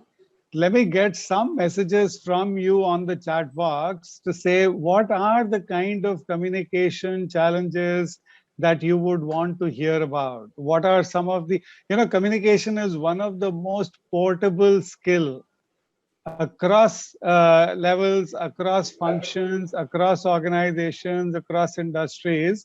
It's one of the most portable skills that you can carry with you wherever you are. What are the kind of challenges that you face so that I'll be able to then tailor my message accordingly. So Javed ji is saying fluency. Basudev is saying knowing what others want to hear, of course. That is a challenge. What else? What else? Better listening or a wonderful, wonderful. I'm glad you said that. How do you make yourself more interesting? When to switch to plan B and how? Okay. Anybody else? Communicate interestingly. Okay, let me talk about that. Making the other party understand. Storytelling, Srinivas, wonderful.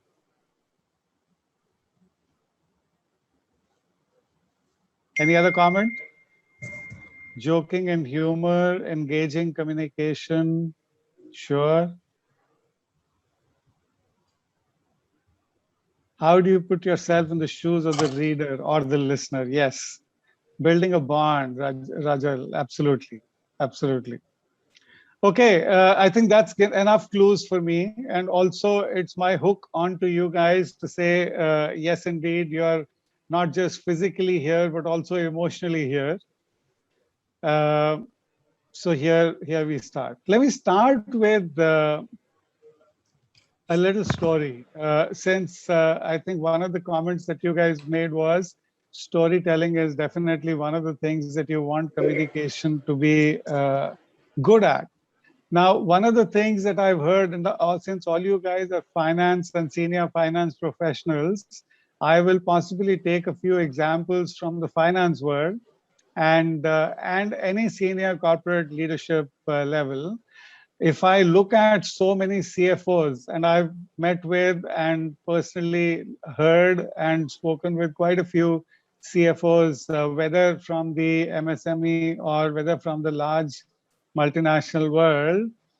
And at times I hear the CFOs give presentations to large audiences, and their presentation PPTs have 30, 40, 50 pages, and all pages have about 100 words plus content in there. And I don't know whether how you feel about it, but personally, I believe that is totally wrong. I don't believe an effective CFO will have just numbers on his or her slides. And rather than have numbers, which by the way addresses the left side of your brain. The rational side of your brain is the left side of your brain. But if you've got to hook attention span of anybody, of the listener, then you've got to catch hold of the left side and the right side of the brain.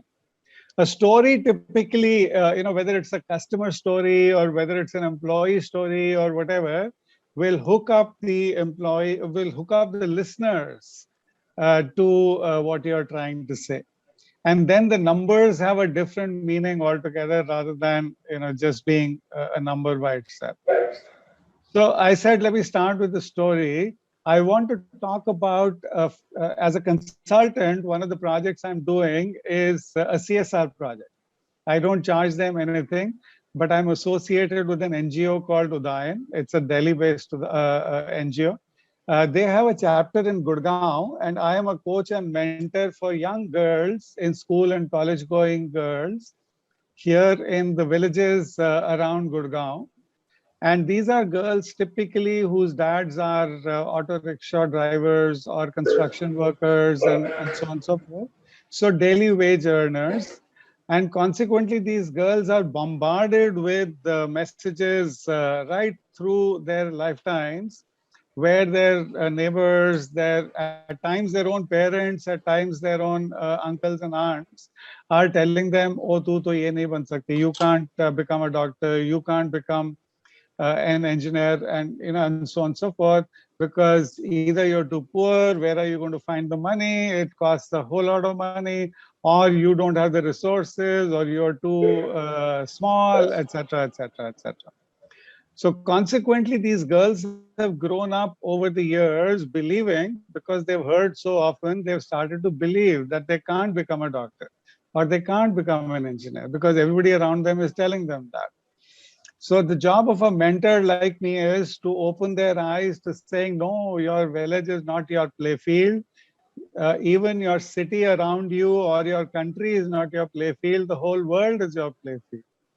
And consequently, believe in yourself. And that's the message that I keep giving. So the story I wanted to give you was one girl who was one of my first few batches about 7, 8 years ago. And she came crying to me saying, sir, I want to become a doctor, but my dad will not allow me to become a doctor because the feeling is it'll cost him money.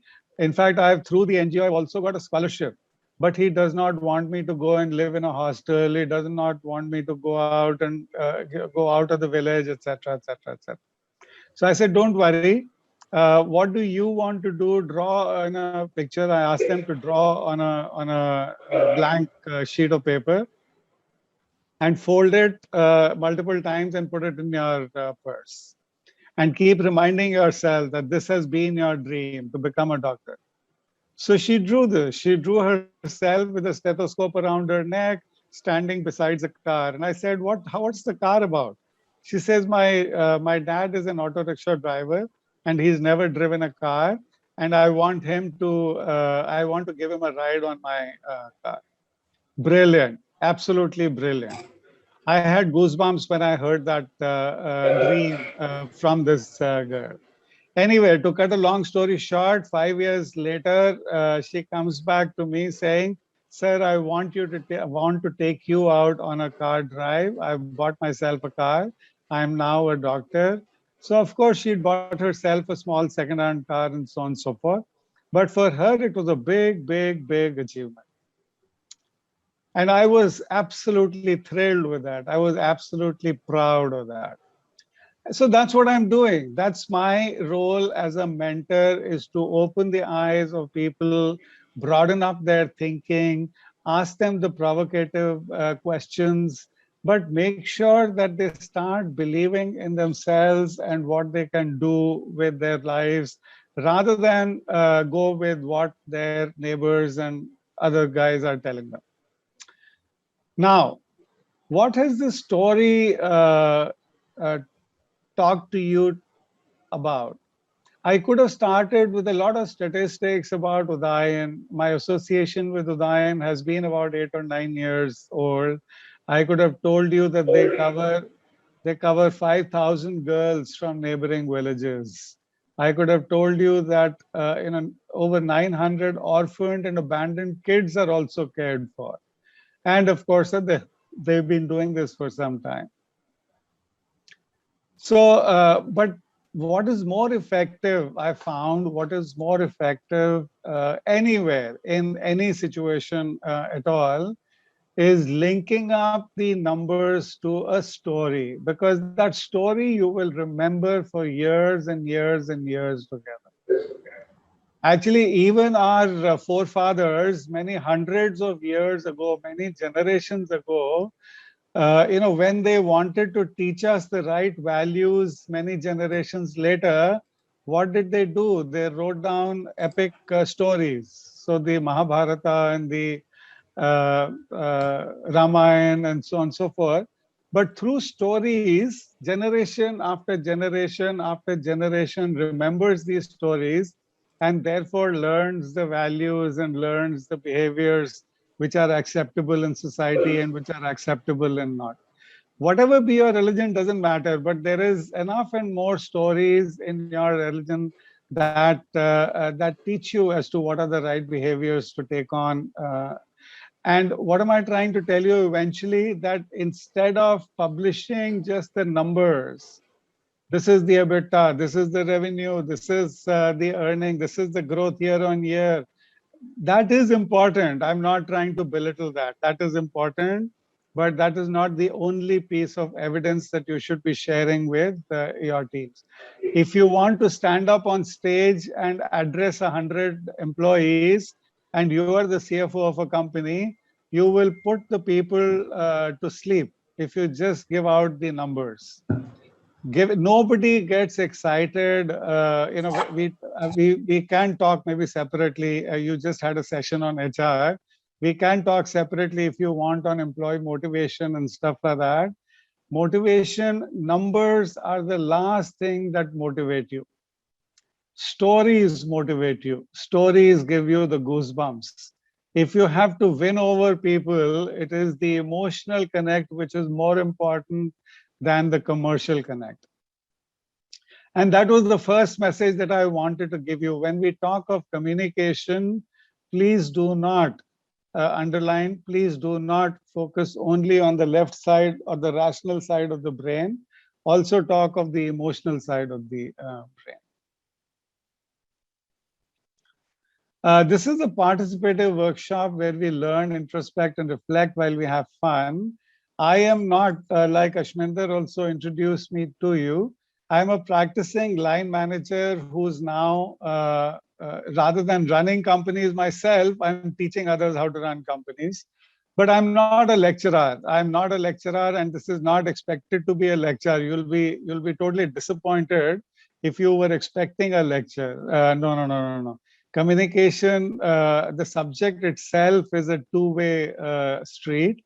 And like you guys said, I've got to listen as much as I speak myself.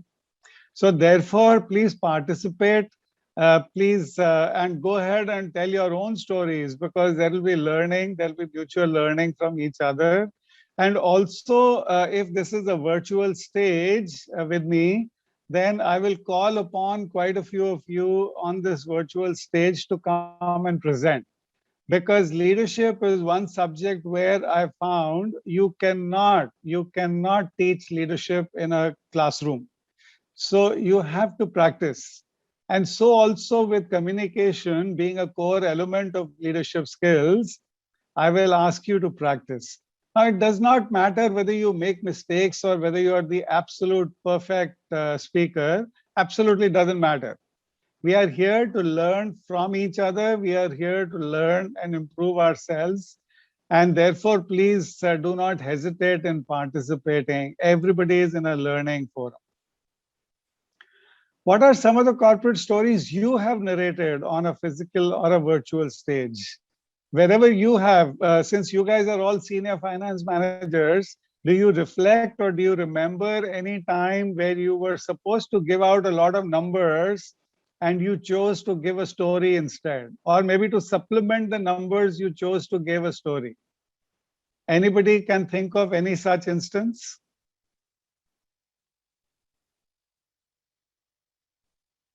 This is participation time.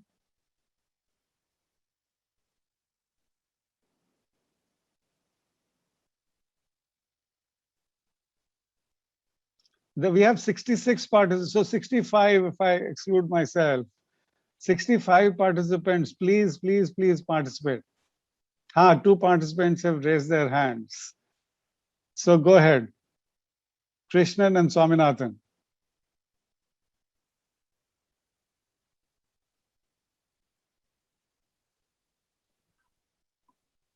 Swaminathan, unmute yourself. Sorry, sir, by mistake. Okay, Krishnan. Sorry, actually by mistake, sir, I think hand raised. Sorry. Okay, so yeah, lower your hand. And Swaminathan is trying to unmute himself, I can see, but something has gone wrong. Krishnanji, would you like to contribute? No, I think his hand is raised from earlier on. Swaminathan is wanting to contribute. Anybody else who wants to contribute? Swaminathan is facing a technical challenge.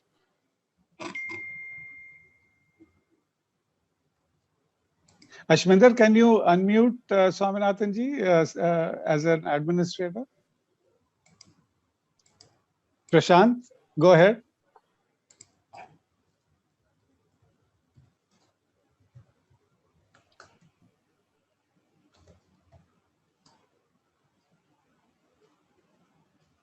Prashant, you want to speak? Okay. Sorry, earlier I was not able to unmute myself. It was saying the host is not allowing you to. Now it is fine. Mr. Rajesh, yeah, I've heard. I mean, I have not, while presenting numbers or whatever, I have not myself, started off with a story or while presenting the numbers, but I've heard people doing that, and that is actually very, very effective. This is what I wanted to communicate. So people are able to relate much to your presentation when they hear a story, and they're able to relate to the presentation much better. So my view is, if you actually, while doing a presentation, if you're able to present or link with a story, that's very, very effective. This is what I wanted to say. Wonderful, wonderful. Thank you, Swaminathanji, for reinforcing that thought. Prashant?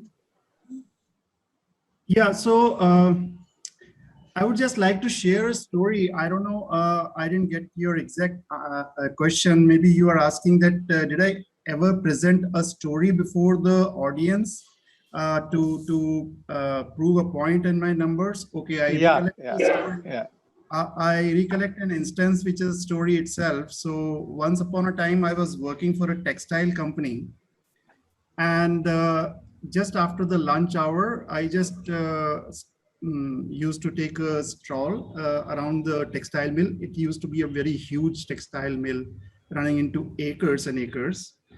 And suddenly one fine day, I saw a big bunch of, waste textile material lying near a boiler. So I couldn't relate the two instances, that why should waste material be found near a boiler. Maybe it just struck my mind that they are using this waste cloth to burn in the boiler just to keep the temperature up. But this particular instance triggered one very interesting trail, that on the one side they used to underreport the loss while dyeing cloth. And at the same time, they used to use this waste cloth in burning in the boiler, thereby misreporting the consumption of oil also there. So this led to a very major investigation. When I reported this to the management, this led to a very wide, deeper investigation, which led to a major fraud in the system. So there are such stories which actually, turn out to be savings for the company in the long run. Wonderful. Thank you, Prashantji. Mukesh, you have raised your hand as well. Yeah, I was always being participating as a consultant. Whole my career was as an auditor. And while discussing on the budgets, and every time we try to say about numbers and all, we always try to benchmark with some of the industrial experts, how things are happening around us, so that it can relate to it, how we are experiencing with our competitors. So it is like always when we provide a budget on our services, and there are multiple verticals we work on. So there's always better to actually reflect ourselves with the competitor or the peer group. So that's how this story connect. And that gives a lot of motivation to us, that, when Big Four can do it, why can't we do it? And what the best practices in place. So that is kind of a connect we try to build all this. Excellent. And that's, you've hit the nail on the head. Absolutely. Yeah. Okay, Ratanji. Good evening, sir. Good evening. I am a practicing chartered accountant. Around 3 years back, I got an assignment from one of my clients to get a loan sanction of around rupees 44 crores. I had a threadbare discussion with the client that there is no use giving a detailed project report at the very beginning stage. So I rather prepared a pictorial concept paper of the entire project, having been visualized by us, containing around 48 pages. And only last 2 pages contain the synopsis of the possible capital cost. And the entire concept paper went to Bombay Corporate Office and got a green signal to go ahead. Then only after we submitted the detailed proposal, and the loan was ultimately sanctioned. Excellent.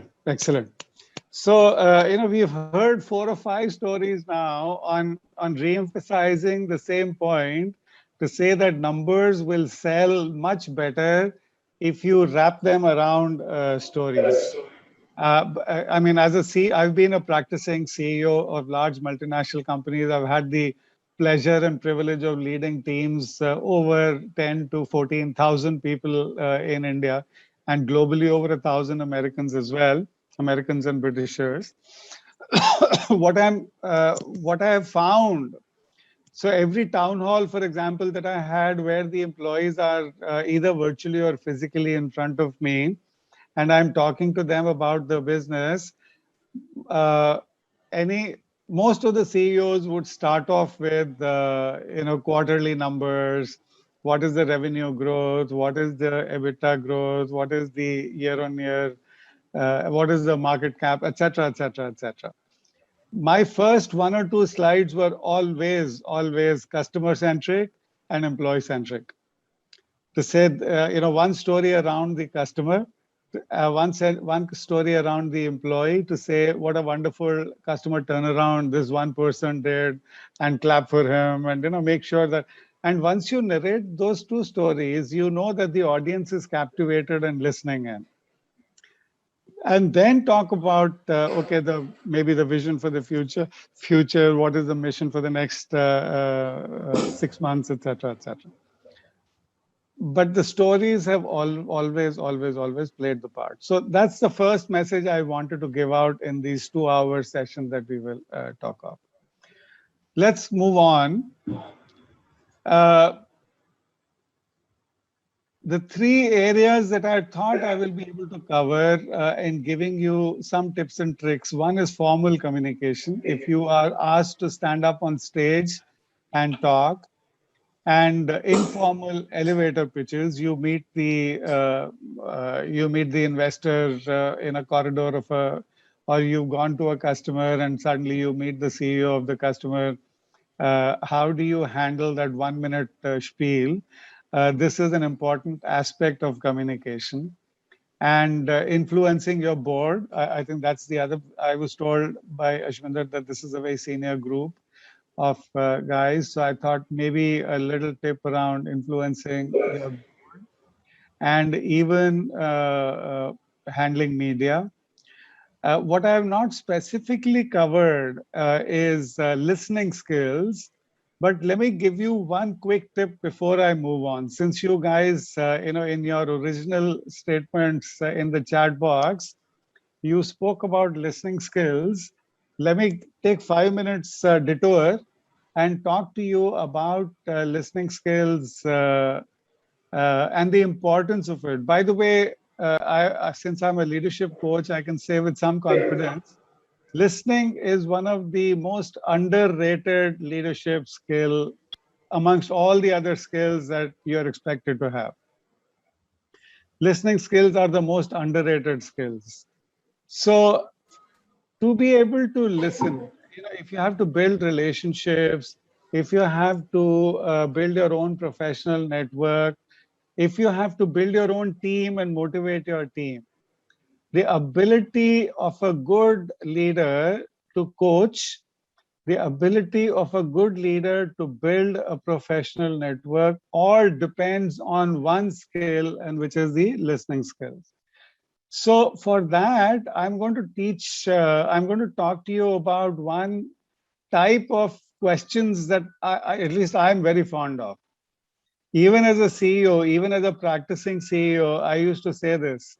I may or may not have the right answers at any given point in time, but I will always have the right questions to ask. So asking the right question at the right time for the right person is extremely important. Does that sound all right? Are you guys comfortable? Actually, maybe over time, what I can ask of you, even if you keep giving me a few thumbs up signs, if you agree with what I'm saying, so that way I know that 1, there is attentiveness, and 2, that you're aligned with what I'm saying. And if you disagree, then also talk about it. But at least a good thumbs up sign will be extremely beneficial. Thank you so much. Excellent. So the type of questions, let me give you, from the English grammar perspective, there are 2 types of questions, of course, open-ended and closed-ended. I'm not going to talk about that theory. in my books, I've created two types of questions. One I call simple question and one I call BGQ. So I'll ask you, what does a BGQ mean? But a simple question is question where you don't necessarily need to think a lot. So if I ask you, if I ask anybody, say, Prashant sir, what did you have for breakfast today? Then of course you know the answer, you will just tell me the answer without thinking too hard about it. Likewise, Ratanji, if I ask you, how did you, okay, now you're working from home, but typically if you go to office, then how do you reach your office, etc., etc. Again, that's a simple question. I'm not provoking you to think. So questions that are provoking you to think, those are the important questions in my book.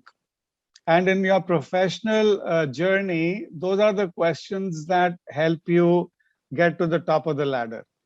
So the acronym that I use for this is BGQ. Any idea, any guesses as to what a BGQ is? Maybe put it in the chat box.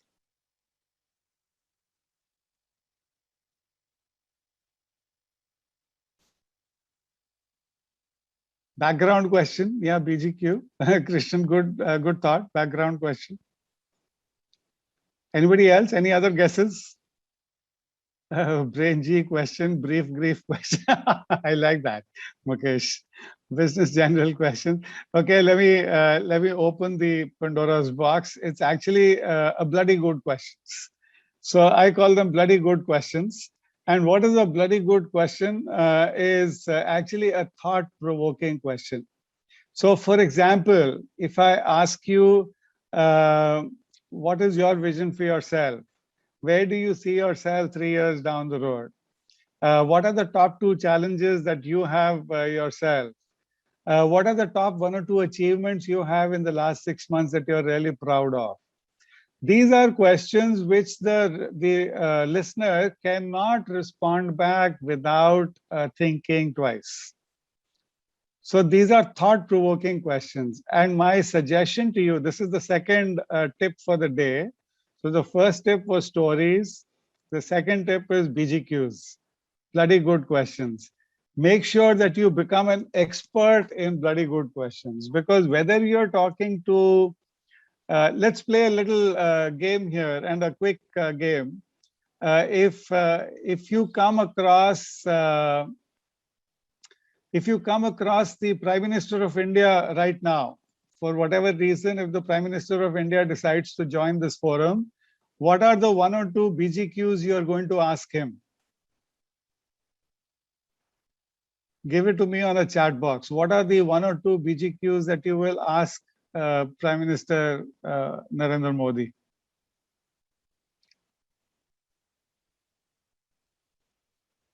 Why? When will I receive my acha? What made you to come here, sir? Okay, that is a thought-provoking question. What is your strategy for India becoming a world leader? Beautiful, Ratanji, absolutely. When will the blame game stop, Sachin? Yeah, good question. What is our plan for China? Where do you see India after 15 years? Brilliant. So you've got the idea. These are all bloody good questions. These are not simple questions. Somebody will, so now let's say, for example, if you've just met say you have a teenager son, say you have a teenager son or a daughter, and you meet his or her best friend. So what are the kind of BGQs? As a dad of the friend, what is the BGQ that you're going to ask him or her? This is the friend of your son or daughter who you are meeting for the first time. What are the kind of BGQs that you will ask?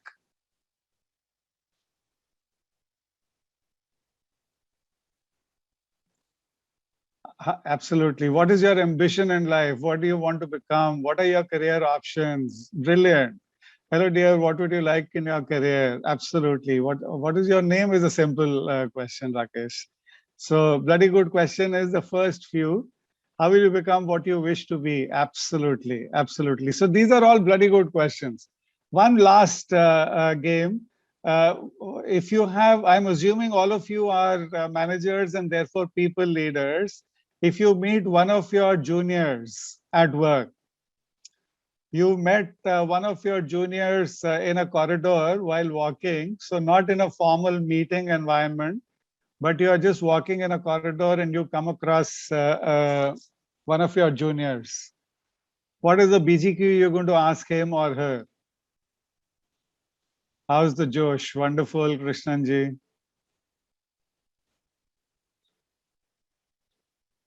When will you stop Instagramming and Facebooking? What is special for the day? Okay, how do you think? What? Excellent, excellent. How's everyone at home? Okay, fine. That's a very good personal question. So you are getting the idea. So to be able to enhance your listening skills, you've got to enhance your questioning skills. So make sure that you get very familiar with BGQ. And whatever be your level, whether you meet somebody your peer, whether you meet somebody your senior, or whether you meet somebody your junior, make sure that the BGQ is at his level or her level, not at your level.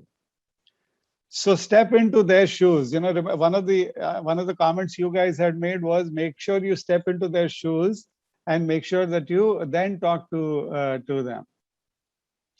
So wonderful. I'm glad you guys like this concept. It's a beautiful concept. As a CEO, one of the tools that I had, one of the very strong tools that I had, which has taken me through many situations, is by asking the right questions.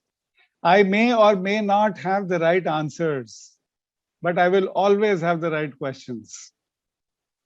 And before you give your own opinion, at least I was always of the opinion that you should ask questions first and give your opinion later. So ask the opinion of the people around you. And once they've given their opinions, then go ahead and give your own opinion. That's a sign of a good leader. Yeah, Mukesh, you want to ask something?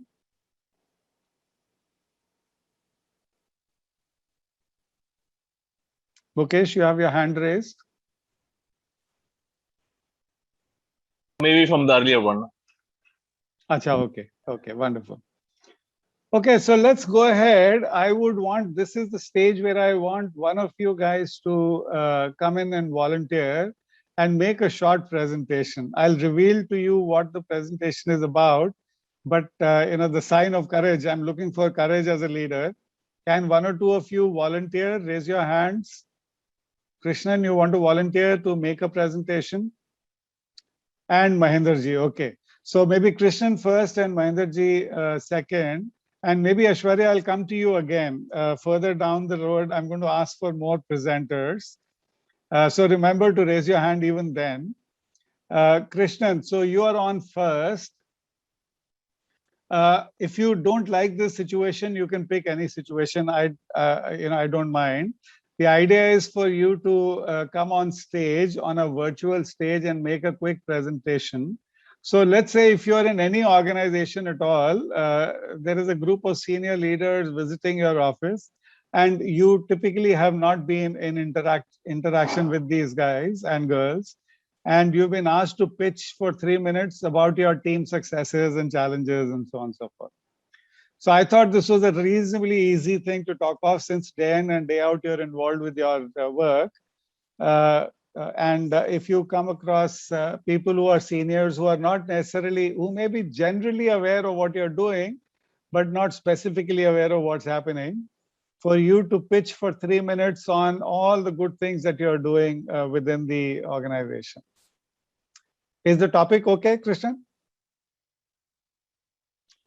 Okay, so do you need 10-15 seconds of thinking time, or are you ready to dive in?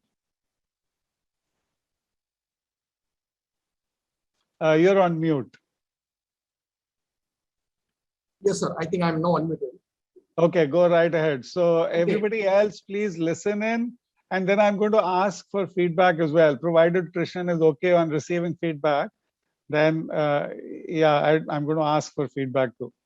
Okay, Krishnan, back to you. You've gone back on mute.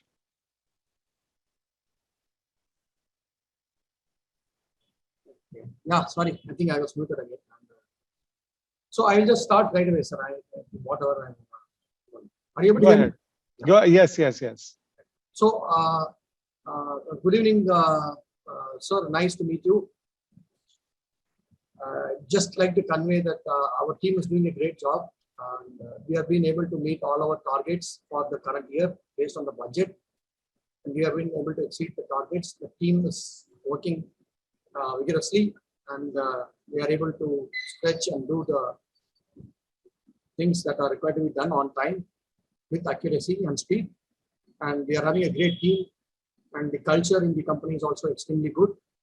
And we look forward to working with the senior leaders and management, and we look forward to your support to meet all our targets and grow with the company. Thank you very much. Okay, excellent. You were far too crisp. You haven't taken even 1 minute out of the 3 minutes allocated to you. But all the same, I love your confidence. I love the courage. You were the first one to raise your hand. So as a leader, I always appreciate the courage of a leader. But what are things that you could have improved on? I know I threw you into the deep end of the pool without giving you any planning time whatsoever. But if I had given you any planning time, what would you have done differently?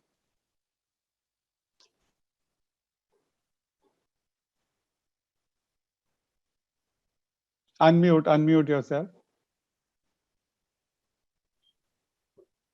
Maybe think it over what is to be conveyed to the audience, since it's a senior leaders and they are coming in from some other location. We don't get the chance to meet them regularly. So maybe try and see what they would like to hear, and then put it across more convincingly, and then try and get the support that you want from them in case you require some more support from the organization side, from especially the top management. Maybe look at addressing those aspects and convey to them, since you get the chance to meet them personally, and maybe that would be more appropriate. Excellent, excellent. I think you're thinking along the right track.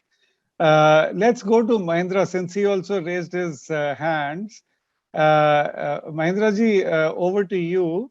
We'll go to the audience for feedback, but maybe collectively once we've heard two speakers. Okay. So 3 minutes now, 3 minutes to you.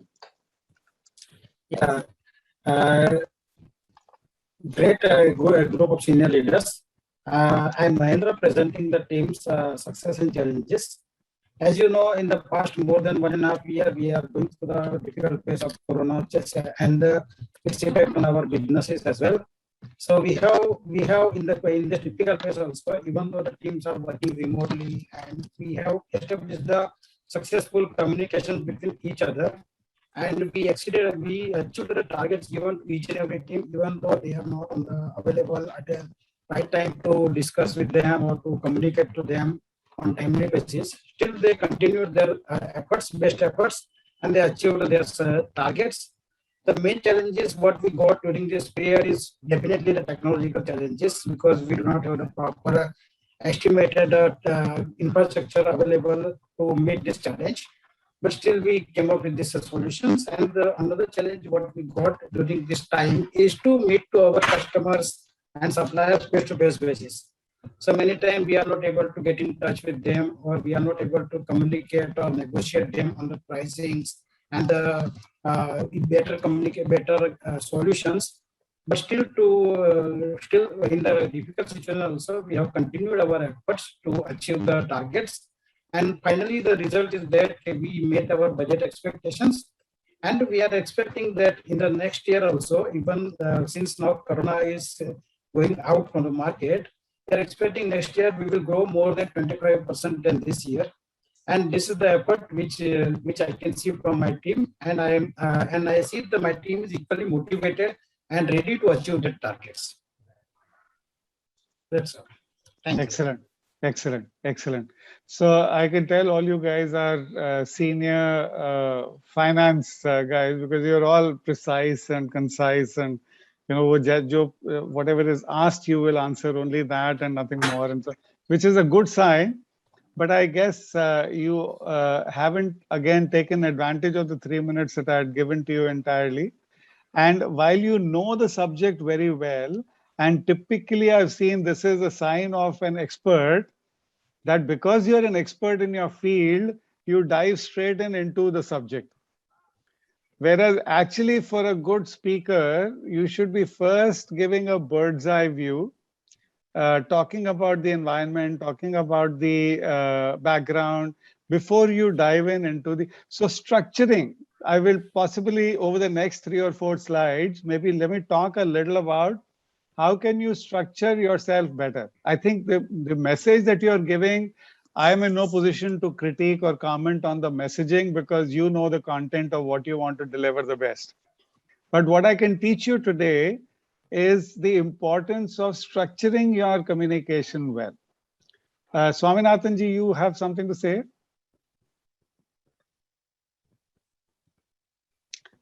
Ashwinder, we'll need your help. Yeah. I just want to. I mean, I take your point. Just more of an add-on in terms of or a feedback, if you may allow to say. Maybe as you said, start off the presentation by basically thanking the senior leaders for making and basically reaching the office and then telling them that how the team is excited to see them, have them here because their presence makes them absolutely special. Also maybe during the presentation also have your team members in the meeting so that they also feel very motivated and encouraged because they have done a good work and you're basically giving them the credit for doing that. So have the team also along with you when you're making the presentation. This could be the second one. And third would be giving some kind of examples like what exactly the team has done. Apart from saying that we have met the targets and budgets, maybe speak some specific examples in terms of what the team has done. Like for example, made the presentation to the board, or spoken to the auditors to solve a particular situation or whatever it is, so that the board, the senior people really understand what exactly the team has done. So this is what I thought I would. Yeah. Excellent. So absolutely correct. And that's, let me cover it in the next 3 or 4 slides more formally. But really what I'm talking of is not the content of what you speak out, but the flow and the structure. So stories we've spoken of. Mohammed Yunus, I don't know if you are familiar with Bangladesh's Grameen Bank, but I won't read through this. But essentially, even he starts off, when he won the Nobel Prize, he started off with a story. And that is so much more impactful to the audience that is listening in once they understand, who are the customer that he is after, why is he after that customer base, what is the business model that he is working on, etc., etc. So rather than go through financial models and stuff like that, here is a story that he started off with, and you can imagine the difference that goes through. One more video I'll show you. Let's hope this works. But again, still talking of storyline. First student walks in, sits down, gets asked, "Why do you want to work in private equity?" I studied engineering at MIT. I have a very strong quantitative background, spent 4 years at Goldman Sachs after that. Now I'm finishing up my MBA at Harvard Business School. I've taken all the finance classes, private equity classes. I'm very strong quantitatively. I really love finance. Bravo, impressive. Next student comes in, student number 2, sits down. "Why do you want to work in private equity?" Yeah, my CV, you see that I went to MIT, I studied engineering, I've got the quant, I spent 4 years at Goldman. Now I'm finishing up at HBS. But the real reason I didn't appreciate it until yesterday, I called my dad last night, told him I was coming to this interview. I said, "Dad, they're going to ask me why I want to work in private equity. I need a good answer." First thing my dad asked me was, "What's private equity?" I explained to him. As soon as I did, he said, "You tell him it's because of bicycles." "What do you mean bicycles?" I said, "Remember those broken down, abandoned bicycles in the neighborhood?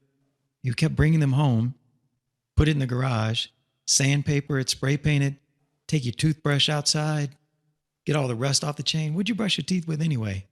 Squirt WD-40 on it, replace the inner tube, sell it to some kid in the neighborhood for $100. You always had way more money than your friends from selling those bicycles. So if I understand you correctly, son, you explain to him tomorrow that it's what you've been doing since you were 12 years old. You sell bicycles. They need to hire you. Partner goes home that evening, is having dinner with her husband. He says, how's recruiting going? Did you meet anyone interesting? She says, you will not believe this. I met this guy today. He said we should hire him because he's interested in finance. No, she's already forgot about him. He's gone. She's going to go home, tell the bicycle story to her husband that night. 10 years later, when the bicycle story guy is being promoted to partner in the firm, she's going to retell the bicycle story again now at his celebration. She's going to toast him, say, you'll never believe what this sucker told me, retell the bicycle story to the people in the room, and she'll be able to remember it 10 years later. $100 becomes $300 because of inflation, but more or less it's the same story.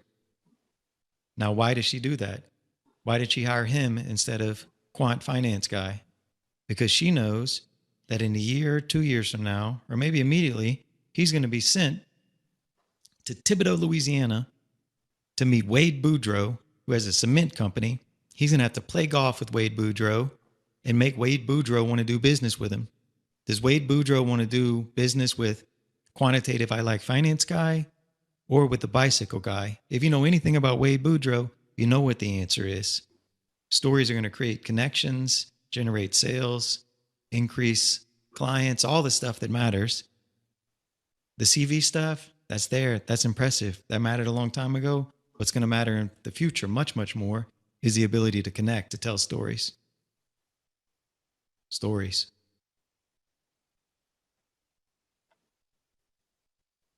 And we are used to using only our left brain. So far, as we are growing up, and especially as specialists, we are all experts in our field. I grew up in the world of IT. I knew computers very well. But over time, as I grow to higher levels in the management teams, I recognize that I've not started using my right side of the brain at all. That only once you realize, actually, I realized that I may have the best of ideas, technical ideas, but I can't seem to influence the head of marketing or head of sales or head of operations and so on and so forth.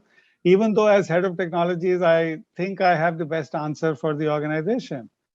And suddenly I realized this is the reason, because I'm attacking only the left side of the person's brain. I'm giving him only numbers and logic, and I'm not giving him the emotion. The moment I start connecting emotionally, I start influencing people better. So I have a very simple approach to communication. I call it the ABCD approach. And again, probably the third or fourth thing that you'll remember from today's presentation is A for audience.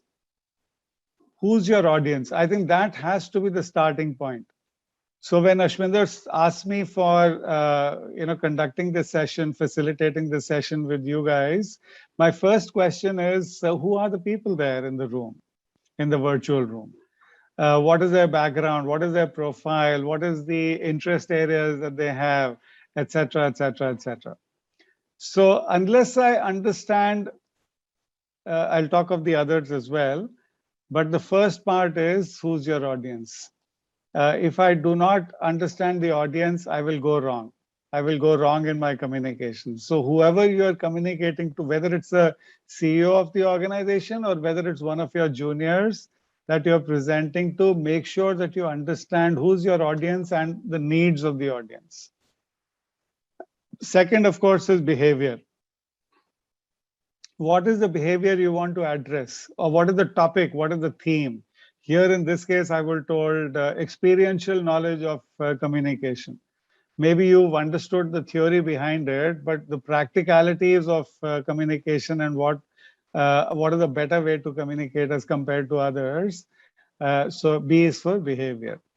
C is for channel. What is the best channel? Should I just be writing an email to you and giving my sharing my knowledge?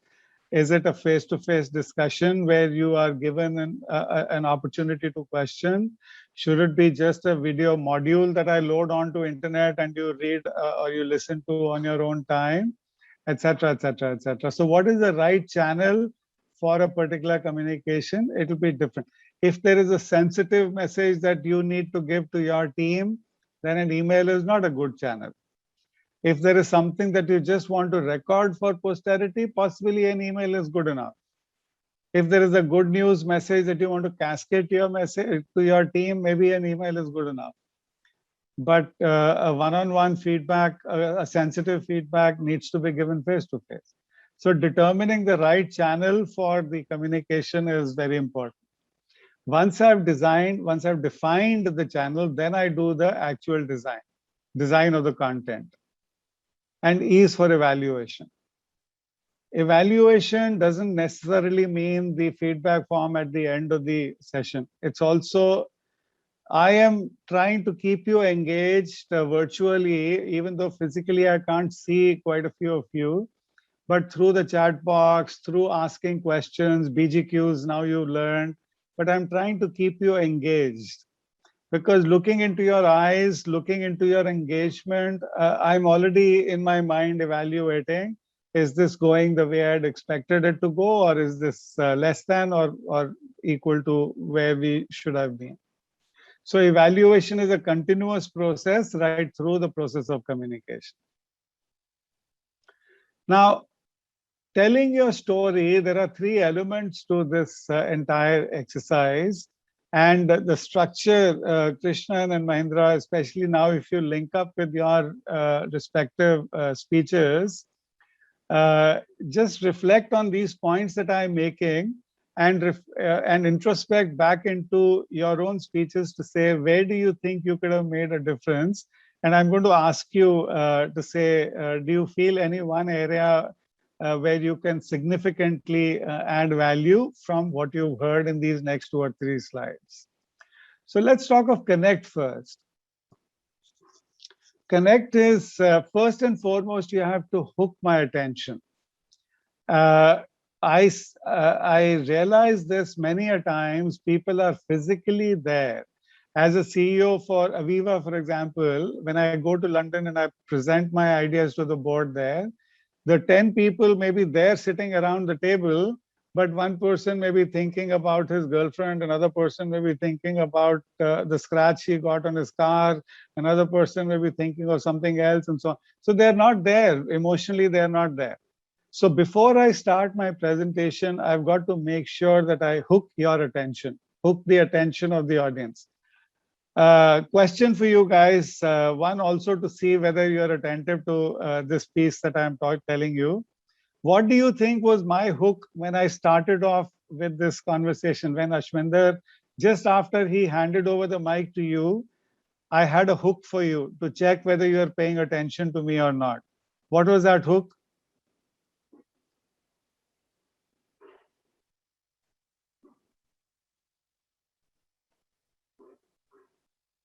Yeah, I asked you to, that communication challenge, to type in the ask questions, you try to involve in a discussion. So that is typically a hook. Unless you have hooked my attention, do not start your presentation, because the fellow may be listening or may not be listening at all. Yeah, the audience may not be listening. So credibly hook my attention first. Then prepare for physical activity. What I realized was, and in younger days, I was a programmer, right? I told you I was an IT analyst and a software developer. My throat used to get parched, dry throat. My knees used to literally knock. When I was standing on stage, my knees used to literally knock because I was not confident of myself. I was a software developer. I was a problem solver.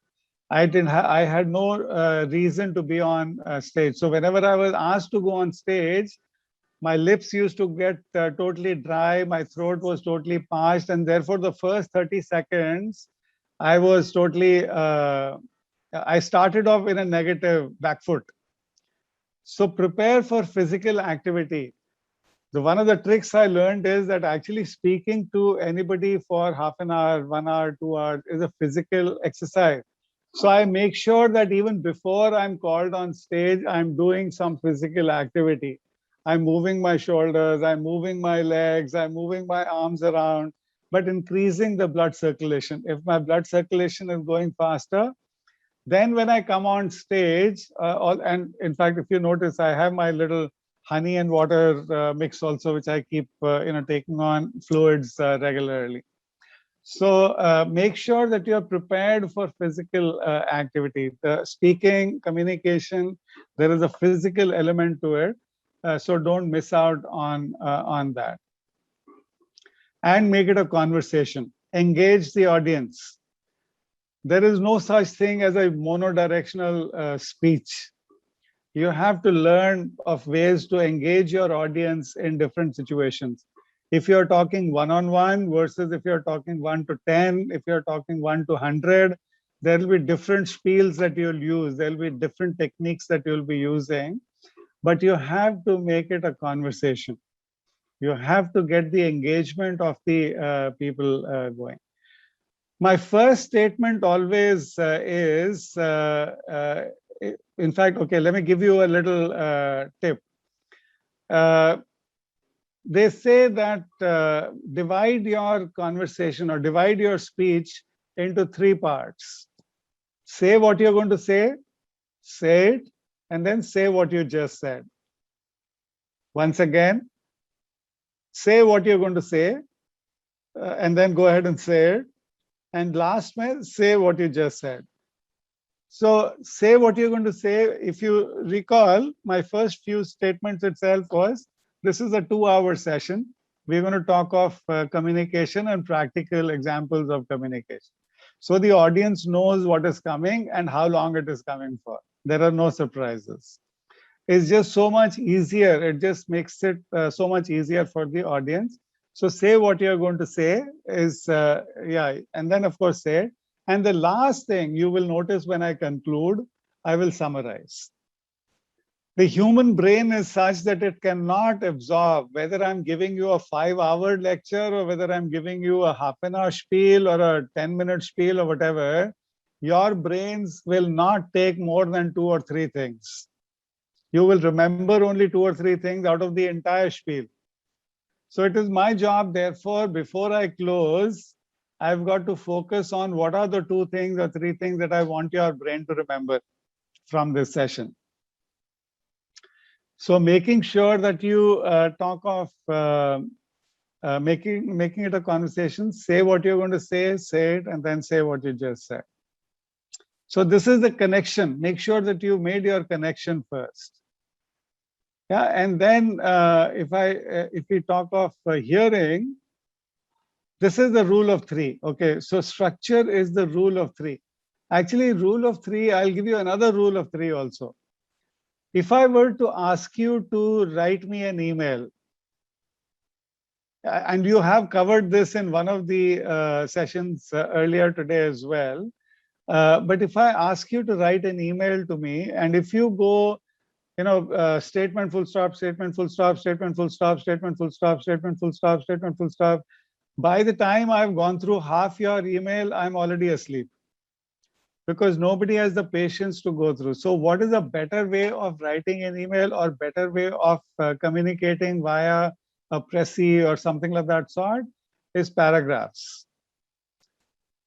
And what I'm telling you right now is the rule of 3, break it into 3 paragraphs.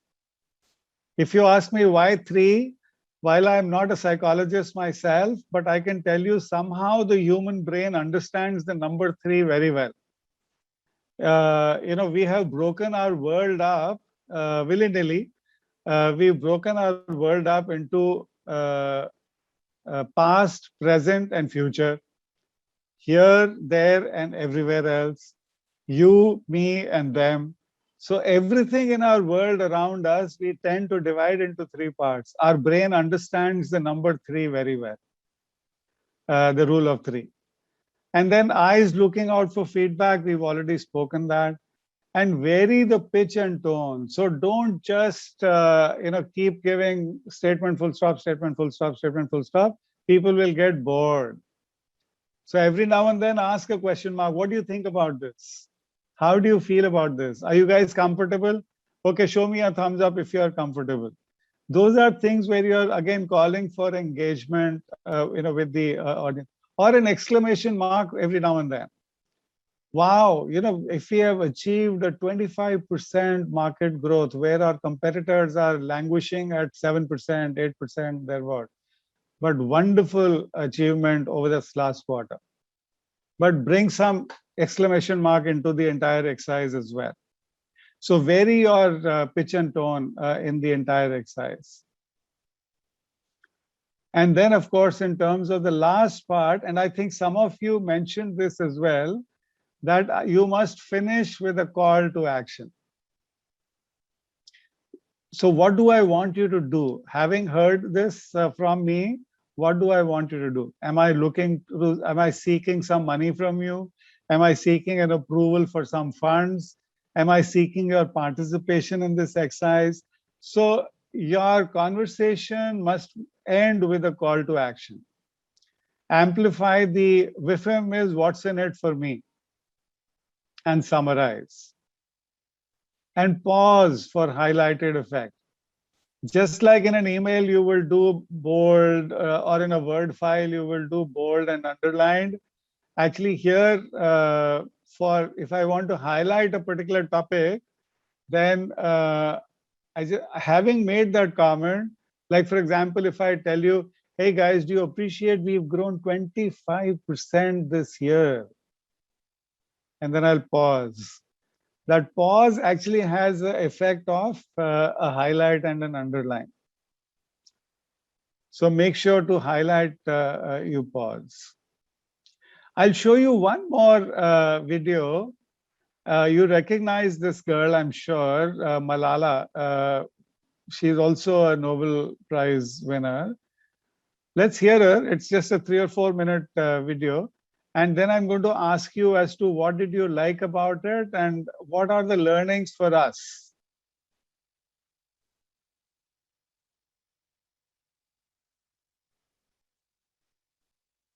Some people call me the girl who was shot by the Taliban. As far as I know, I'm just a committed and even stubborn person who wants to see every child getting quality education. When my world suddenly changed, my priorities changed too. I had two options. One was to remain silent and wait to be killed. And the second was to speak up and then be killed. I chose the second one. I decided to speak up. I tell my story, not because it is unique, but because it is not. Though I appear as one girl, is 5 foot, 2 inches tall, if you include my high heels. I am not a lone voice. I am many. I am Malala, but I'm also Shazia. I'm Kainat. I'm Kainat Somro. I am Mozoon. I am Amina. I am those 66 million girls who are deprived of education. In year 2015, representatives from all around the world will meet. It is not time to tell the world leaders to realize how important education is. They already know it. Their own children are in good schools. Now it is time to call them to take action for the rest of the world's children. So it becomes the last time that we see a child deprived of education. Let this end with us. Let's begin this ending together, today, right here, right now. Let's begin this ending now. Thank you so much. Thank you.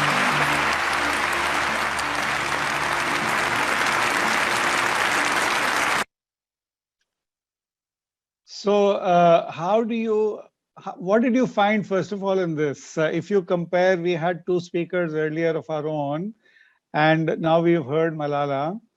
What is it? And you heard some tips in terms of how to structure your speech, even if it is, this also was about 3 minutes or so. So how, what is the difference? What are some of the things where you feel we can take learnings? So purpose of story, converting self into all, absolutely. She built a connect with the audience. Amazing, Mahindra, thank you. Engagement, started with her personal story, mixed humor with the serious message, Claire with the vision, transparency in talk. How did she end? How did she end?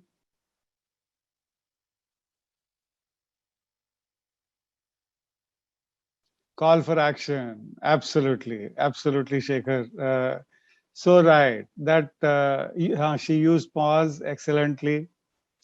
Her pitch, tone, etc., body language, story involving all. So at least I found that the structure was very clear.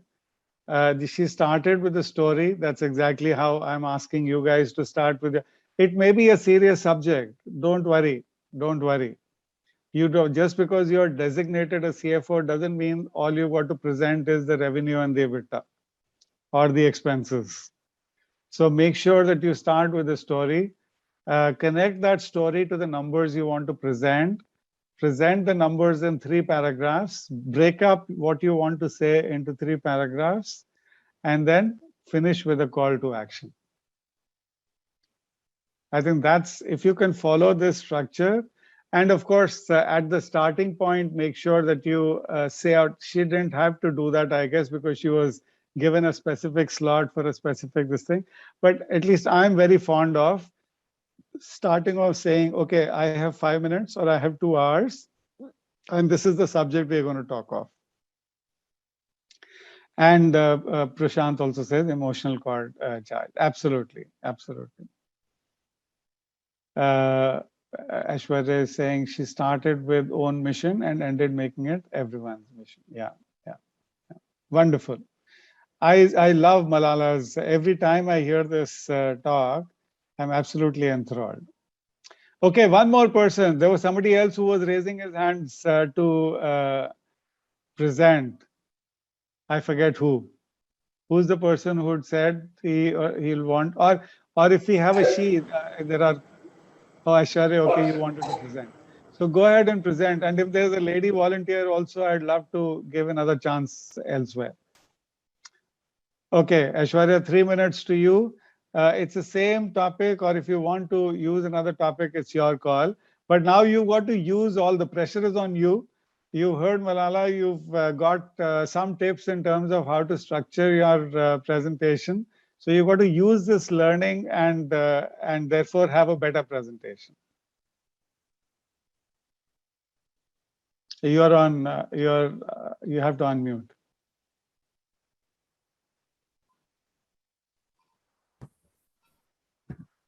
Yes, sir.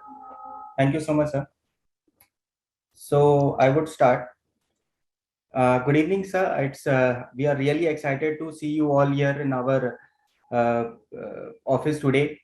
I am sure that our entire team will be very excited to see you all. So first of all, sir, I would like to take you and introduce you all to my accounts team, which has 3 people in it. So please come, sir. So you might like to meet Mr. Amit, who is leading the entire accounts team, and he has his 2 subordinates, Mr.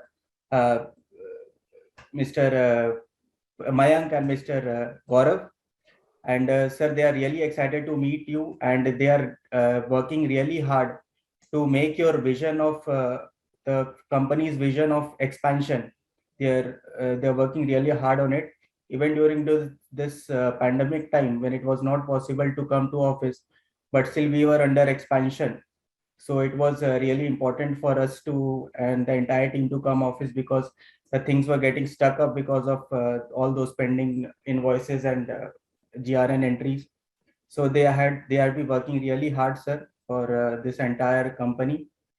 And we really appreciate, sir, your vision, the way the company is expanding, the way the company is going, it is growing and it is moving along with along with the time, it's changing itself with the need of time. So we are really happy for it, and we are really committed towards your entire goal, and we'll stay committed towards it. If there is anything in which we can support more, and anything in which we can come forward to give you a helping hand, please let us know, sir. And thank you for your visit to our office, sir. Thank you so much. Okay, wonderful, wonderful, Aishwarya. What did you do well and what could you have improved on? Introspection time. So I think I greeted them a little. I think I must have greeted them a little more proper way, in a more proper way, or introduced them in a more proper way. But at least you started with that. So that itself, I thought, was a checkbox, even though, yeah, you could have improved on it. But the fact that you're introducing your own team and you're coming together as a unit, yeah, at least I saw it as a positive. What else? Sir, and the work should have been more elaborate. The work which they are doing. So the content of what you were telling me, I tried to step into the shoes of the listener. The meat of what you're doing and so on and so forth, that possibly did not come out, at least as a listener, that well. And then also breaking it up to 3 parts, 2 to 3 parts. Right. So, for example, if I take a cost-saving example, that this is a project that we implemented over the course of this last year, and we've saved the company $250,000. Now, towards this approach of saving, so first and foremost, the bottom line. Bottom line is right at the top saying, sir, do you recognize you've saved the organization $250,000? And the 3 things that we really worked hard on: 1, on the employees. We got the employees really charged up, etc., blah, blah, blah. Then on the customers, we made sure that the customer problems were resolved. We made sure that there was efficiency created in their processing. All the processes went through a Six Sigma thinking and blah, blah, blah, blah. And then, of course, we worked on the shareholder side, etc. So breaking up whatever, so give out the bottom line, talk of the 3 things that you divided your entire activity into, and then end again with the bottom line. So having done these 3 things, we recognize that actually we've saved for the organization $250,000. Right. Do you get what I'm saying? Will that make more sense? Absolutely, sir. Absolutely. So it's really a story, but you're weaving in the top line. The bottom line is coming in at the top and also at the bottom. So you're making sure you're making the headline statement, because you've got to throw a hook. You've got to throw a hook at the listener. So that hook in this case is, I'll give you another example. If you are the CEO of a company and I'm a consultant and I'm trying to get you to hear me out, at least give me an audience. Now, typically you get 100 messages in your inbox file, messages, right? Email. If I have to stand out in those 100, right, and if I give you an email and I say on the subject line, seeking appointment with you, will you be interested? Probably you will not. Oh. If I give you a subject line that says, interested in saving $100,000 for your organization this year, ? Which of these 2 subject lines will guarantee that you will definitely read the email at least? Second one, of course. Second one, of course. So these are the tips and these are the things. This is the advantage of putting the right sentiment. And that's what communication is all about. Is to, so that hook that I talk of, make sure that there is that hook up front that grabs my attention somehow.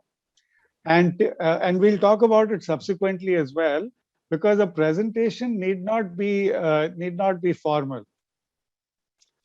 Now I'll wait for one more volunteer, and this time, if there is a lady who volunteers, I'd appreciate, because I saw one or two faces at least. I'm not sure how many of you are there on this in this forum, but you've got to represent one full gender. Can't go unrepresented here.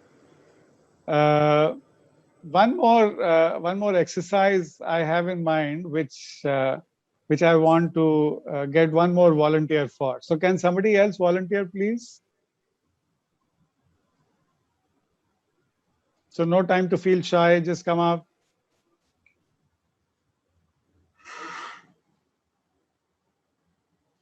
Rajesh, thank you for volunteering.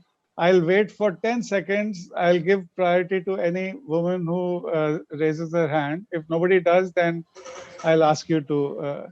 Avantika. Okay, wonderful. Thank you, Avantika. Brave soul. And Rajesh, if time permits, we'll cover you as well. So Avantika, I want to give you a different challenge, slightly different. But rather than make a formal communication speech, I will ask you to, in the previous session, I attended the latter part of the previous session. You were talking of CVs and I guess interviewing skills, etc., etc. Let's say there is an informal part. There's a party going on. You and I have met at an informal session. It's a social gathering. You know that I am a headhunter. You know that I'm looking for a job. It's out on LinkedIn or it's out on in the papers that I'm looking for whatever is your next level of a role. So if you're already a CFO, then I'm looking for a CEO.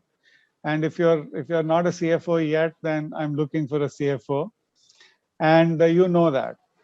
And so you've cornered me, you figured me that there is this guy floating around in this party.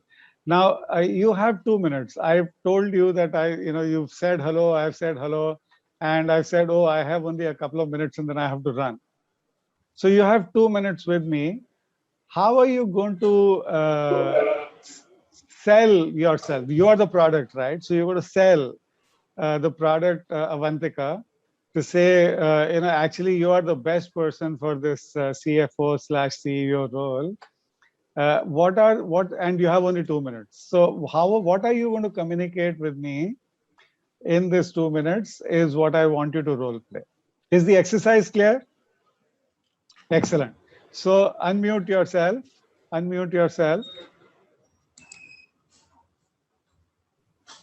Yeah, there you go. Am I audible? Yes, you are. Yeah. Hi, Mr. Virmani. How are you? Very well, very well. Hi, Avantika. So it seems to be a good party that we are enjoying tonight. Yes. Yes, indeed. Yes. After a long time. After a very long time, post-COVID. Yes, absolutely. So I have been working, like I'm aware that you're searching for a few things for the post of CFO. And with my past experience, I think it should be, am I audible now, Krishnan? Yeah. Yeah, all right. I'm saying with my past experience that I have done, I have been into an auditing firm and I've been working for finance. I think it should be good if I could save you a few $1,000s. So how would you do that, Avantika? So I think we could start by looking at the internal controls of the firm and then start with reducing the costs and increasing the revenue margins. Mm-hmm. So if you're available tomorrow, let's have a cup of coffee and then we can discuss a few things in detail. I may not have the time tomorrow, but yeah, maybe a week later we can meet again. Tell me right now as to what is your 30, 60, 90-day plan?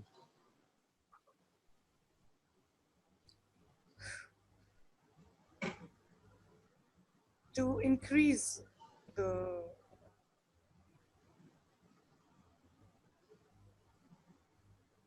Okay, don't worry. I've stumped you. My job is asking BGQs. Huh? So these are all BGQs that I've learned over time. So, but yeah, okay. I think you were headed in the right direction. At least you asked me for a. That typically is the if you have a 2-minute slot, at 1 minute 45 seconds, this is the piece that you introduce to say, okay, I'm happy to have a separate cup of coffee with you if you have the time to get. But the first 1 minute and 1.5 minutes, where would you, if I give you some planning time, I know I threw you into the deep end of the pool and I didn't give you any planning time. But if you had any planning time, what would you have stressed on? I would have researched a little bit more on the company front and then presented what you would have been more interested in listening to. Brilliant answer. Brilliant answer. So your first 20 to 30 seconds should all be about, hey, I read about this company and this is what I think the challenges are. This is what I think they're going through. Very well represented, but I have a feeling these are the kind of challenges that these guys are facing. Tell me, am I on the right track or does this sound alien? And he will automatically. So that's engaging the audience. You know, we are in a hurry. I coach quite a lot of sales and senior sales leaders as well. We, as Indians, we are in a hurry to open our briefcase to say, oh, this is what I'm selling. And my comment has always been to these guys, don't be in a hurry to tell the person what you're selling. First, BGQs. First half of the time that you have with him. So if you're going for a 30-minute meeting, first 15 minutes, all you should be doing is asking BGQs. Aur kya kar rahe ho? What do you do? What are the kind of challenges that you're facing? What are your top 3 achievements over the course of the last 1 year? What is keeping you awake at night? Etc. etc. Oh, acha, this is the problem. Now I think I have a solution for it. But it's exactly the same when you are selling yourself, because yourself as a product. So first and foremost, you've got to give him the confidence that you have done some prior research on the organization. That's always will score a brownie point in his mind. Second, actually maybe the first, is if you have done some research on him. Because if you can get a personal connect, oh, you are from Stephens, oh, I'm also from Stephens, and what batch were you? And I, you know, or and so on and so forth. So bring in a personal connect. If you can bring in a personal connect, you'll score a brownie point straight away. I'm from the same college, or I'm from the same university, or I'm from the same city. It doesn't matter, but you're bringing out some commonality in terms of. So bring out some commonality, connect with the right brain, then connect with the left brain and say that I've read about the organization and this seems to be like their challenge. And I think this is where, and then where you started off, I think we can do some cost control. I think we can do this, and and so on and so forth. You will be doing well. So does that sound all right? Does that make sense? And break it up into 2 or 3 parts, saying these are my top 3 accomplishments that I have done, which you will notice fits in very well with the kind of requirement that these guys have. You're on mute, Avantika.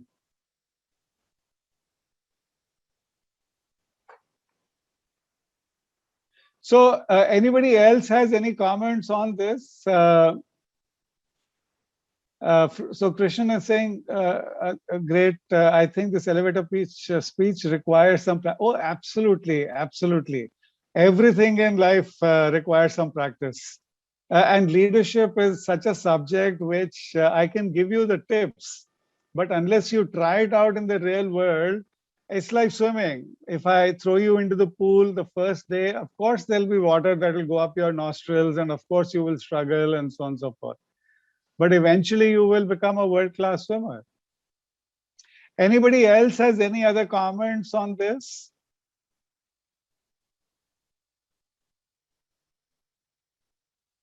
Should we carry on? Okay, let's carry on then.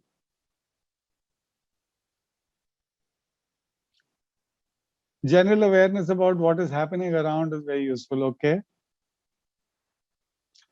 Sir, if you could show it vice versa, how you will approach. So Shekhar is asking if I were to approach this, that's the message that I was giving Avantika. That first first try and see if you can get any personal connect. Over the last few years now, every time I've started to set up a meeting with anybody, if I go for a meeting, I've researched on LinkedIn. Let me find out a little about this fellow. If he is an IIT graduate, then I'll bring up some topic about IIT. If he is a doctor and he's from All India Institute of Medical Sciences, then I will bring up something about the AIIMS piece, etc., etc. So given his background or her background, I will start my conversation around that, because the fellow feels really mighty good that this fellow has taken has bothered to find out about me. Second thing is bothered to find out something about my company. What are the kind of challenges? Sir, I just realized from your annual report that you guys have not made as good a money this year as compared to last 2-3 years. What happened? What were the kind of challenges that you were facing in the marketplace?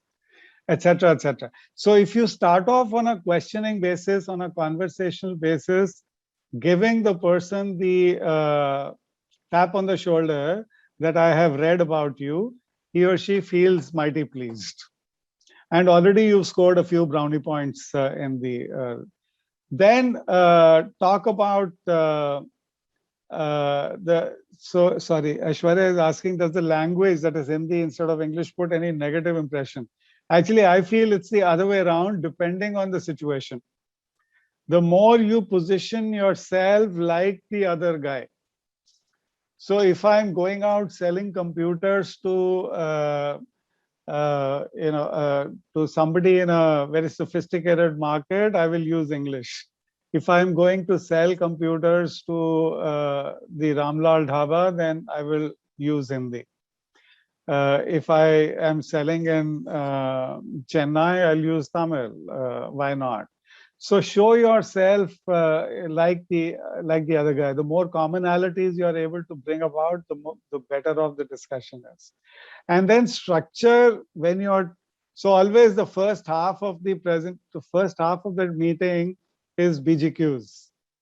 The second half of the meeting is talking about yourself. And they're also presenting in 2 or 3 different paragraphs. So showing energy, showing enthusiasm, showing positivity, all these things absolutely sell.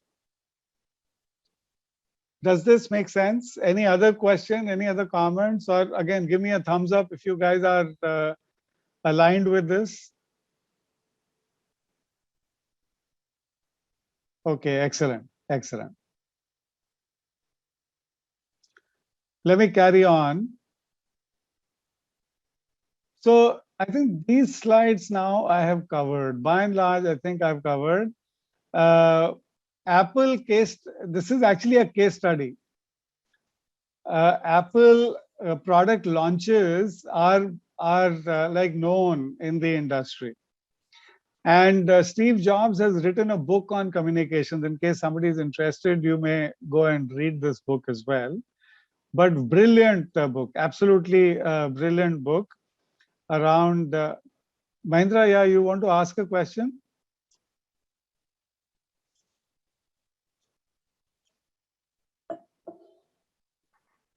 Hello.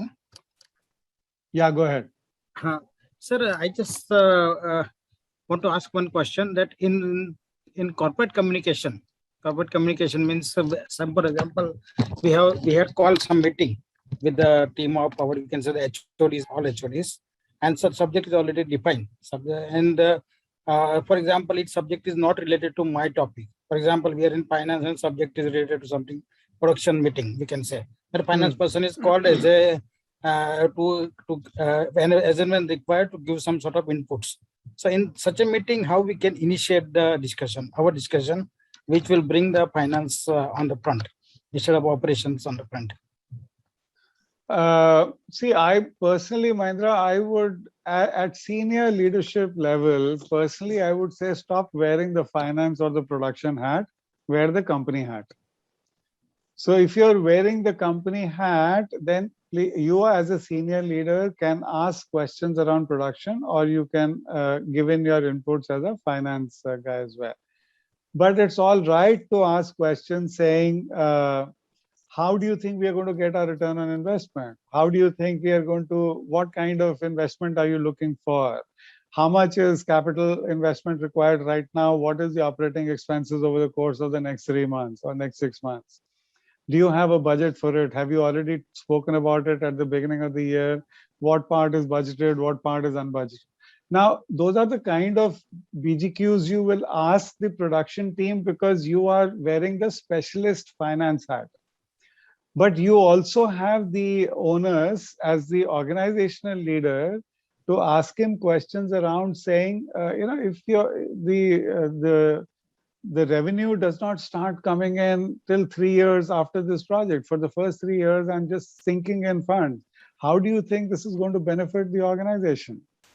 But those are very pertinent questions that you should be asking. And you're wearing the company hat. As a CEO, I know I used to keep encouraging my CFO to think business, don't think money. And the moment you start thinking business, automatically you are the money specialist. You will take care of the money part as well. I know that. But I don't know if that answers your question or not, but I would personally say where the company hat is the first piece. Ask BGQs and ask BGQs that are pertinent not just to finance, but also to production or any other area. Yeah. Okay. So create a storyboard. So these are some of the comments which we've actually covered. So I'm not going to spend time on this, these next 2 or 3 slides, but just sharing with you. If you have to make it effortless, okay, persuasive, give the big picture before the details. So don't dive into that detail directly. What causes your excitement about the subject? If you start off your presentation in a very, okay, now Ashwinder is asking me to talk about communication, and so this is something that I will talk of. Chances are that you'll put people to sleep straight away. And so you got to show your energy and enthusiasm right up front in this entire exercise. And then introduce the villain. What happens if you don't do this?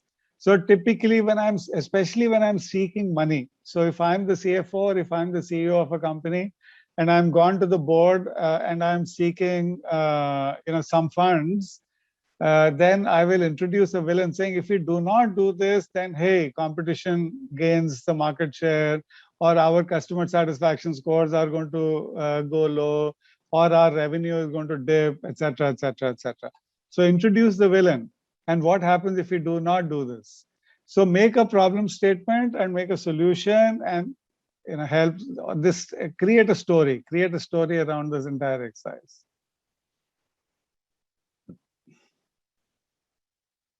And like I said, think from your customer's point of view. Like, for example, when Steve Jobs introduced the iPod, he didn't say this has 16 GB of storage disk. He says this gives you the ability to put 1,000 songs in your pocket. So use the language which is pertinent to the audience, not pertinent to you. Dress up the numbers, put up the number in the customer context. So twice the performance at half the price, etc. Twitter-like headlines, so 140 characters or less. Actually, this is a good one. Today, Apple reinvents the phone. Now, whatever is your key message that you want to give out during the course of a presentation, do not hesitate to repeat that message. I told you you can use pause as a highlighter. You can also use repetitive messaging. The moment you repeat messages also. So for example, when Apple first introduced the iPhone, today Apple reinvents the phone. The first slide was today Apple reinvents the phone. The last slide was today Apple reinvents the phone. And in the middle also someplace, the same message. And guess what the media people reported in next day's newspapers? Today, Apple reinvents the phone. But that's how you're influencing the people who are listening in to you. So here also he says 3 acts. Maybe a presentation can be divided into acts. I'm talking of paragraphs, 3 paragraphs.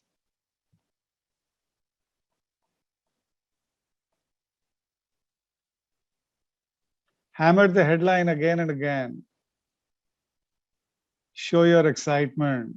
Share the stage with key partners. Dress a little better. Dress like the leader you would rather be, and so on. So these are small things that Steve Jobs has mentioned in his book called Communication. I'd encourage you, if you are interested in the subject, to read it. But I think I've covered all of them earlier.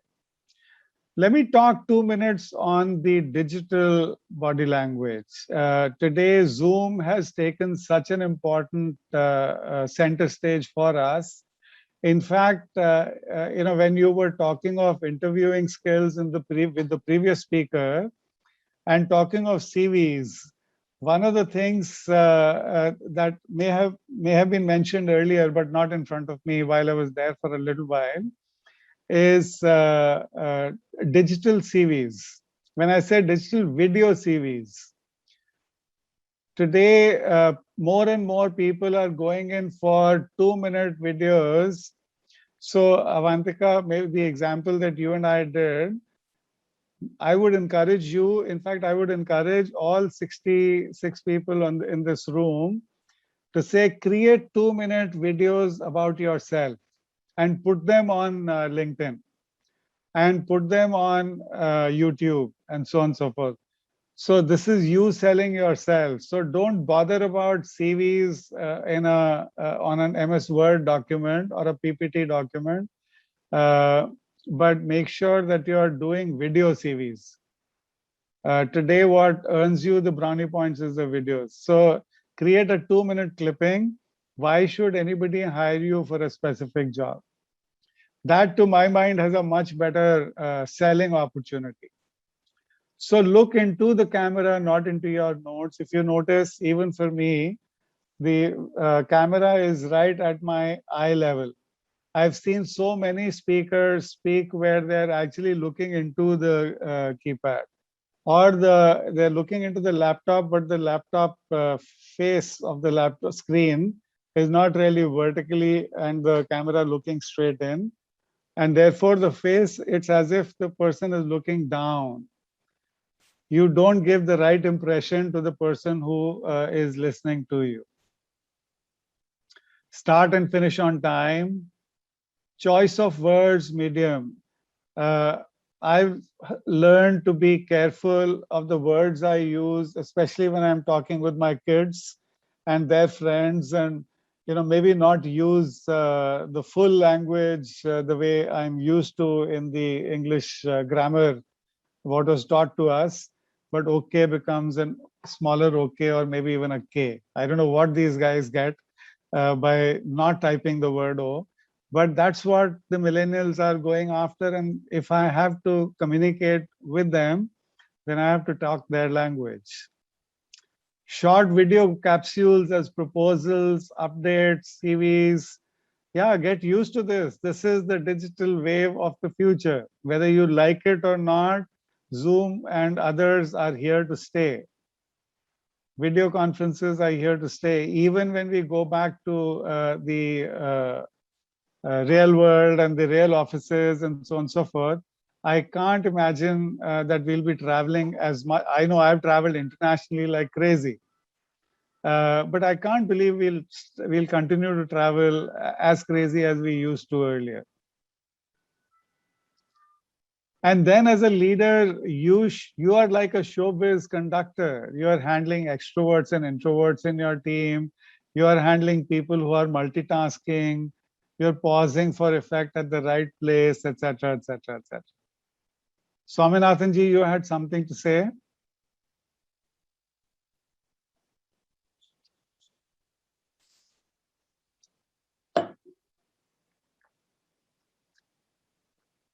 Ashminder, we need your help again.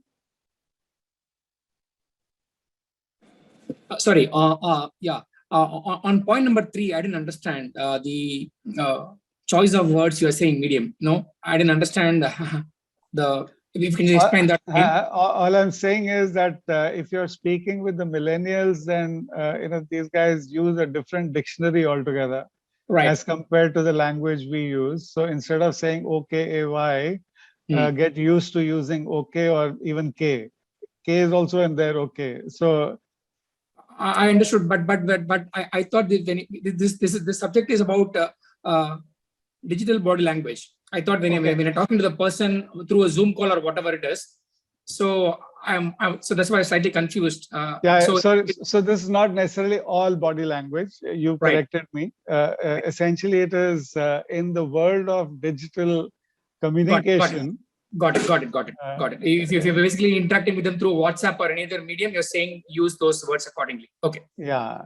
Got it. Thank you. Okay.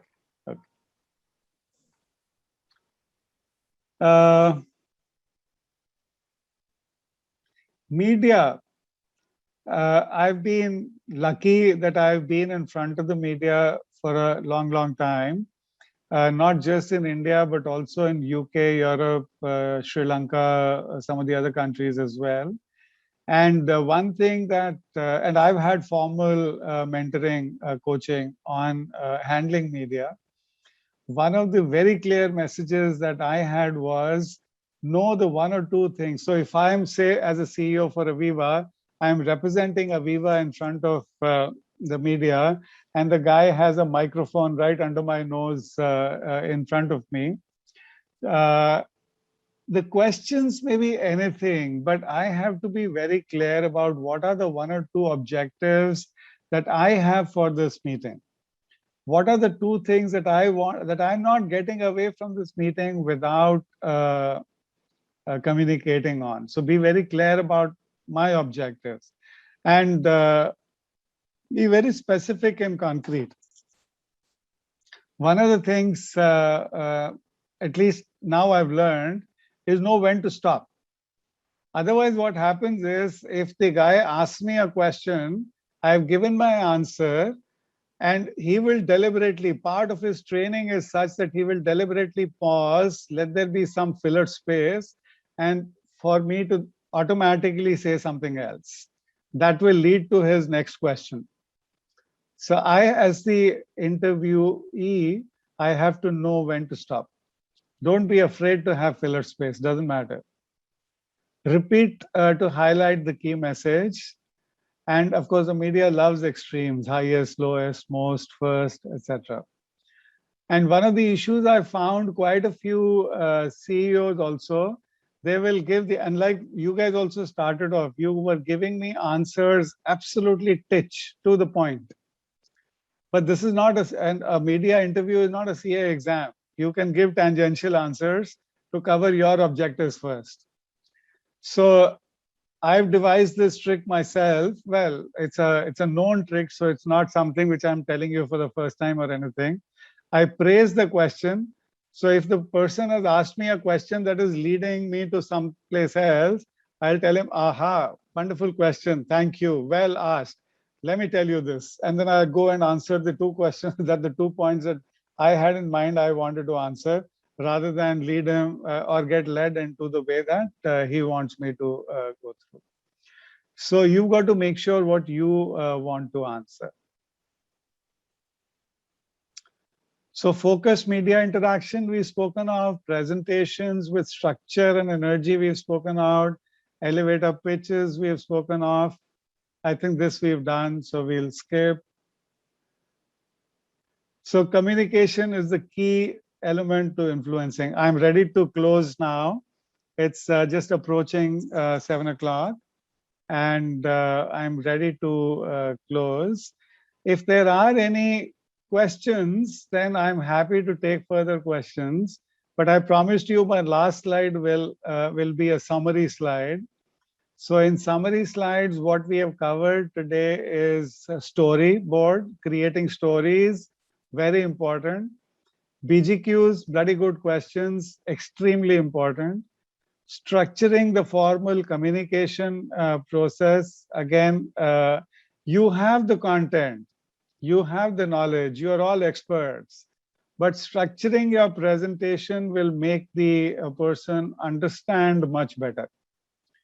Then informal elevator pitches and influencing your board, and we also covered media earlier. So those are the 5 or 6 things that we have covered over the course of today. It's been absolutely rejuvenating for me to communicate with you, to see your energy in asking the questions and so on and so forth. And I'd love to continue this association with you by way of LinkedIn or any other social media platform that you choose. But I want to understand from you, what is the one learning you are taking back to implement? So I'll finish my presentation here, and I'll open up the stage for anybody to come, either ask me a question, or equally importantly, what is the one learning you are taking back with you to implement?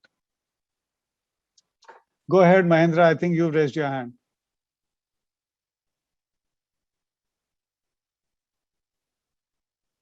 Unmute yourself, Mahendra.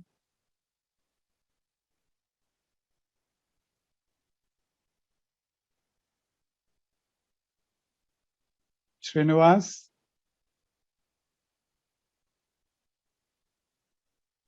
Ashminder, do we need to help them unmute?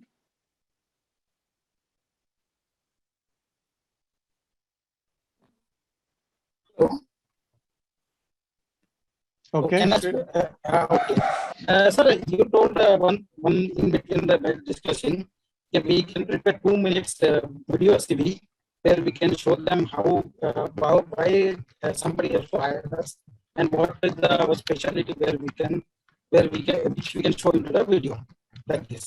So my question here is 2 questions. One question is that in such a video we can say the CV video, what bloody question we can ask, very good questions we can ask actually. No, there you can't ask questions.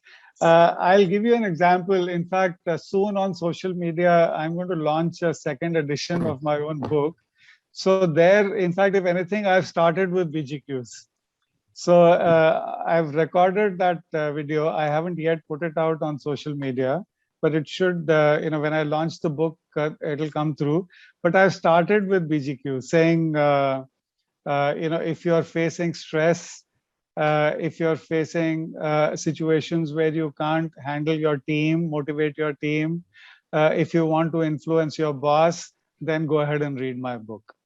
So, because typically those are the hooks. I found somebody else mentioned jokes. I don't find, I'm not comfortable with jokes as a hook. Some people use jokes very well. I can't. So that's my limitation, and I know my limitation. So I use questions as hooks. So, but otherwise in a CV form, probably BGQs will not find a place. Srinivas? One more thing, sir. Can you just highlight last question? Why somebody can hire us? So can you give some sort of insights or some sort of lights? Okay, what kind of answers we can give why somebody can hire us? So that will my suggestion would be, if you've done your research on the company, you know what the company is into, you've seen the annual reports of the last year or 2 years or 3 years, you've seen the kind of challenges that they're facing, which maybe or may not be aware through the annual reports. But if you've analyzed that data, then you are in a good, strong position to answer why the company should hire you. If you can give a few examples of how when I conduct interviews, and I've been conducting interviews for senior leaders for the last 10, 15 years, I use a technique called CBIT, competency-based interviewing technique, in which I will ask you questions around, have you handled a similar situation before? So if you can tell me, Mahendra, saying, sir, you are facing challenges on on high operating expenses because your revenue is going high, but your EBITDA is also at the same level, is not increasing, which means your expenses are also rising at the same level. I feel I handled this project earlier before where I brought down the operating expenses of the company by 25%. That, to my mind, tells me a solid, that this fellow is not just giving me good English language, but he is giving me strong evidence that he can help me run this exercise. So research the company, figure out what are the challenges, and then show them that you have handled similar situations before. Srinivas. Yeah, my question was about the storytelling and the BGQs.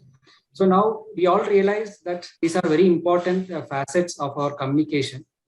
Now, how do we consciously develop this in the sense that in the way that we interact, or in the way that we understand things, or in the way that we communicate? How do we consciously develop these BGQs and then also the storytelling, especially when we are looking at a particular event or a particular discussion or a particular meeting? So how do we consciously go about it? One is, we all now realize that it is very important, and then it is also a very effective way of communicating.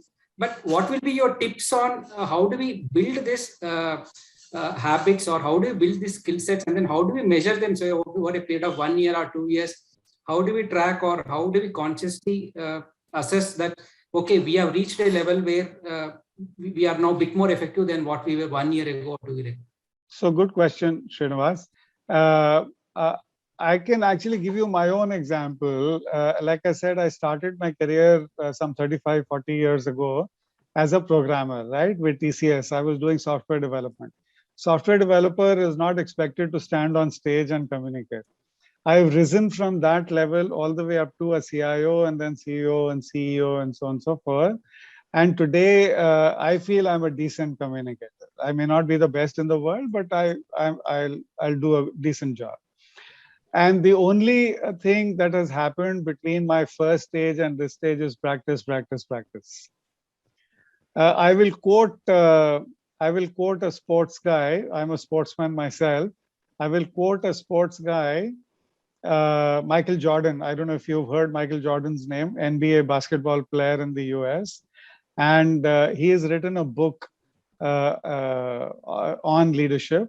And one of the statements he makes there, quotable quote, he says, I treat tournaments like a punctuation mark between two practice sessions. So my life revolves around practice sessions. A tournament is really nothing more than a punctuation mark between. So personally, I'd suggest there is only one tip: practice, practice, practice. Try it. BGQs, I'll give you an actual takeaway homework. I'll give you homework. I can give you homework, all 60 people plus. I talk of a 5-minute test. So meet some 3 or 4 people, maybe your juniors in the organization or somebody in the family. And for 5 minutes, when you meet them, do not make a statement. You're out if you, it's a game, you're out if you make a statement with a full stop. Just keep asking BGQs. And one BGQ after the other, after the other, after the other, you will find 5 minutes is a very long time. So try for 5 minutes, just making question after question after question. Let him respond, and then pose the next question, and then pose the next question, and so on. So BGQs, this is the best practice you can get. I call it the 5-minute test. Keep taking this 5-minute test and practice it. More and more and more you practice, BGQs will become second nature. For communication, speaking, making speeches, I'd say start small. If you have a group of 5 people reporting to you, like somebody gave an example of, try it on those 5 people to say, okay, I'm going to take 15 minutes and tell you as to what is our vision for the next 1 year. And use these structuring techniques that I've talked to you about. Break it up into three parts. Say what you're going to say, then say it, and then say what you just said. etc., etc., etc. So make sure that you follow these and practice with your juniors first, and then gradually with seniors and the others who you don't know outside in the industry. But that's the only way. There is no second tip. That's the only tip, is practice, practice, practice. Rajesh, you want to ask something? Yeah. Two things, the takeaways, BGQ as well as the stories. 5-6 years, I'm able to resonate with the stories. I used to be the financial analyst, and every month I used to have the sessions in front of the senior management to give the performance for the company. And it used to be a 1-hour session every month. It started becoming quite monotonous, and someone suggested that if you can introduce one deviation in every meeting, perhaps it can become a more interesting and a little more connecting. In one meeting, when the performance, I started to elaborate about the performance. I started with the month was in which the Dangal movie was released, and I started with the sentence that in the last month we had a very good Dangal in the market. That was and we had a very good performance in the market in the last month. It was resonating with the Dangal movie and the Dangal that we had in the market. The second month was the Olympics was there. Olympics was there in that month, and for the evaluation of the performance, we compare it with last year. Last year, we call it as LFL, like for like, what is the growth? In that, I opened the meeting with the sentence that had there been any gold medal, had there been any medal for LFL performance in the market, we would have won the gold medal in the Olympics for this. Okay. And third one was when we had launched the 300 stores. That time 3 million retail space was there, and that 3 million we connected it with, we could have 100 football teams. If we imagine we are doing retailing equivalent to 100 football teams area. That was giving the magnitude of the volume of business that we were doing in that performance. Although it is not as refined as you mentioned, the story should be coming out of the numbers, and throughout the session you need to hook the story with the numbers. I still had to go a long way on that. Second was the BGQs. In that, my experience has been when I ask questions, when I ask a lot of questions to the people I meet, there are open-ended, there are close-ended questions. 50% or 60% of the time I'm able to remember who I spoke with, what was his name, what did I ask him, what was the response. Another 40-50% of the time I'm not able to remember. And what I get into myself, what I get myself into is I ask the same questions again to the same person. That puts me in a lot of trouble. I have not been able to get that knack of remembering 100% of the time, 100% of the people, 100% of the things that I speak with them, and capitalize on this technique. Okay. If you have got any we have practice here, or there is no other shortcut. Just keep practicing, and it's like swimming. By the 10th time you may learn how to float, and by the 100th time you'll be a good swimmer. Sometimes I get the feeling from the face of the person who I'm speaking with that you have asked me this question last time. How many children do you have? Where do you live? What standard your children are? What do they want to become? Okay. Okay. Anybody else? Just opening it up to the others as well before we close. Anybody who hasn't yet contributed? Thank you, Rajneesh. Thank you very, very much. If you could just stop sharing so that I will just take a few more minutes of your valuable time. I know how valuable it is. May I request CA Vasudev Mundraji to kindly give the vote of thanks. Sante, thank you, Asminder ji. Habarija Jioni Rafikis. Good evening, friends. Nachukua fursahi utao kura ya shukrani kwa Kiswahili. I take this opportunity to give vote of thanks in Swahili. Jina langu ni Vasudev Mundra, naitwa Basu, ninaishi Tanzania. My name is Vasudev Mundra. I am known as Basu. I live in Tanzania. Nashukuru ICAI and Mzee Ashminder kwa fursa hii kwa kupanga kozi nzuri kama hiyo. I thank ICAI and Ashminder sir for this opportunity for arranging such a wonderful course. Tulikuwa na kikao cha kusanga. We had an amazing session. Nashukuru kwa dhati Mzee Rajneesh Virmani kwa kikao cha leo. I sincerely thank Mr. Rajneesh Viryani for today's session. How the whole world is your playing area.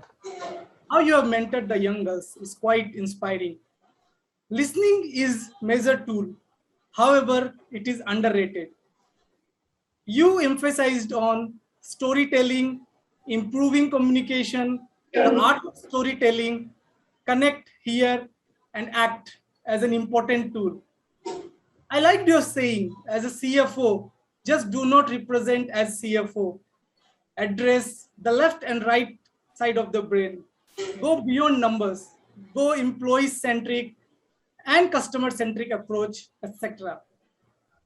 Leadership can't be taken. It needs practice, maybe in the classroom. You ensure participation from each participates. You have engaged audience. Asking right questions to the right candidate at the right time is crucial. Questions which are thought-provoking to the listening is important. In your term, bloody good questions. I can put it as bloody interactive question, which is BIQ. Enhance your questioning skills. Ask your questions first and then give opinion. Your ABCD approach. Sir, thank you for enlightening us, and for sure, we shall start using both sides of brain by practicing the taught techniques you mentioned. Official communications meeting, we must wear the hat of the company. I shall certainly get my copy of your book, You Can Lead. Thank you so much, sir, and Usiko Moema, which is good night. Thank you for your valuable speech, sir. Thank you. Thank you. Thank you, Vasu. Thank you, everybody. I really appreciate, and very happy to be part of this team. I didn't share one thing with you. I know Rajneesh since our school days because he was my classmate. So I think he deserves a very, very good applause. Thank you. Thank you so much. I have been learning from him from when I was about 13, 14 years of age. So he hasn't changed. Thank you, Rajneesh. Thank you very much. Thank you. Thank you. God bless you. See you. Bye. Bye, sir. Bye. How's the Josh? Hi, sir. No, I see some of the eyes looking drowsy. Why is that so? Tired? अरे दो की जगह चार दिए. आपने दो मांगे थे. You went and gave me money for 2. I gave you 4. तो कहते ना जब भगवान देता है तो छप्पर फाड़ के देता है. And you know, in this communication business, what I have learned in life and what they have covered all can be summed up in when you look, what is your audience level? What is the frequency at which the audience is? That is extremely important. And secondly and foremost is your frequency at beat? Beat means, all those who are scientifically minded, this is beat. Beat implies that you are not in tune.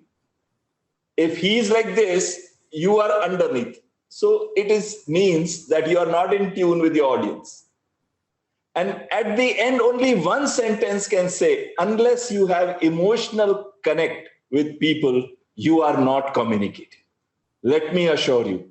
Or emotional connect is, दिलों को जीतने की कला आ गई, समझ लो कामयाब हो.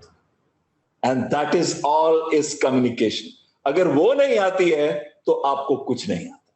You look at political leaders. Some political leaders, they don't do anything, but they always win elections. Why is it that they always win elections? क्योंकि उनको वो कला आती है. और आपको ये कला सीखनी है, क्योंकि आपके पास नंबर्स की कला है, जो बहुत इंपॉर्टेंट है, जिससे आप एक बिजनेस को बहुत ऊपर लेके जा सकते हैं. You can really take a business quite up. But I think what you need is also the kala of connecting with people. And that is why today I started the day with a very important thing, and that was alumni. If you remember, the first talk was by alumni. And I want you to connect with them. I mean, your home is not one house. Your home is not one city. Your home is not one country. Your home is the whole world. They say playground is the whole world. I say no, your home is the whole world. Till your home is not the whole world, you are not a true leader.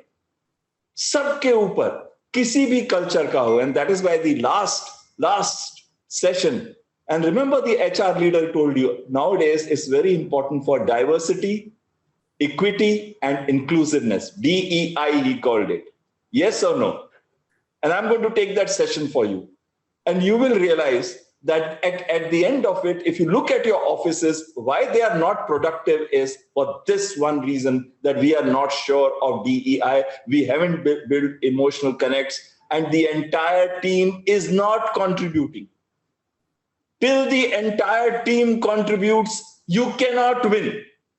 Even a smallest chink in the chain is going to make sure that you're going to lose the war in the corporate sector.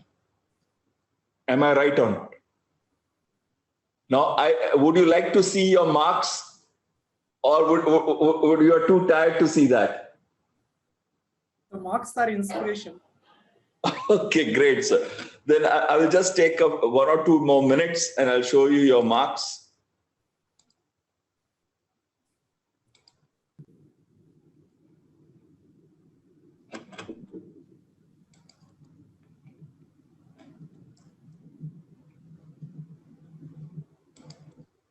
Okay, can you see it? Yes, sir. All right. So can you see also now on the feedback only there have been variations in mark. I have not cut 2 marks for one person not filling, but I've cut only 1 mark. So, but at the same time, it is not that it was their fault. Most of them have lost out because of technological glitches. And I will leave it at that. But then those who have succeeded against technology, why should they suffer? And that is why the reduction in 1 mark. And if you look at week 7 assignment, everybody has got the full marks because every team has performed. And I think we must give a clap to the whole batch of participants. And it's actually a history that for last 3 weeks, including this week, there has been no failure in terms of assignment. And your next assignment is due on Tuesday, 9 p.m. And that is the last assignment that you have to carry out in your entire course. I'm not going to be behind you after that, the assignments that you do, because 30th September has been postponed. I will not be there. But you will have to do those assignments after the course gets over. Now, we are looking at various teams. We find team 7 is managing that slender lead over team 5. Just a difference of 0.16, and that is how in the world you succeed or fail, a minor difference of 0.16. And if one of their participants doesn't submit the assignment this time, so probably team 5 may still pull through. The other teams who have been doing well, team 3, team 8, team 1, and team 2 has also pulled up. I think even team 10, after falling back has started coming up. I think every person, every member of this group participants, I think are brilliant. are brilliant and really good. My request to only 2 people is kindly do give your last assignment. So week 1 for Krishnanji and week 2 for Manav Balji. I'm sure you'll give it this time. I want to see you get the certificates. There are about 40 who have given the high definition picture, but so are there 25 who have not given the high definition picture. Please do give them. Your delivery address, barring one, everybody has given. And your name as in DLH, but do not worry about that because that name is different. For those who are going to participate in the last day along with me, and it will be my team from India, Africa, East, Middle East, and North America, please do submit your presentations by emailing to me by 2nd of November. Remember, email to me by 2nd of November.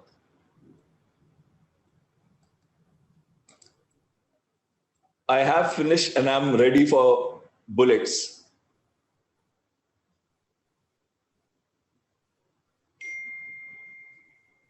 Any questions, sir? Any questions, anyone? So what made you to force us to mute today? Was it No, like actually, our inconsistency from the last week?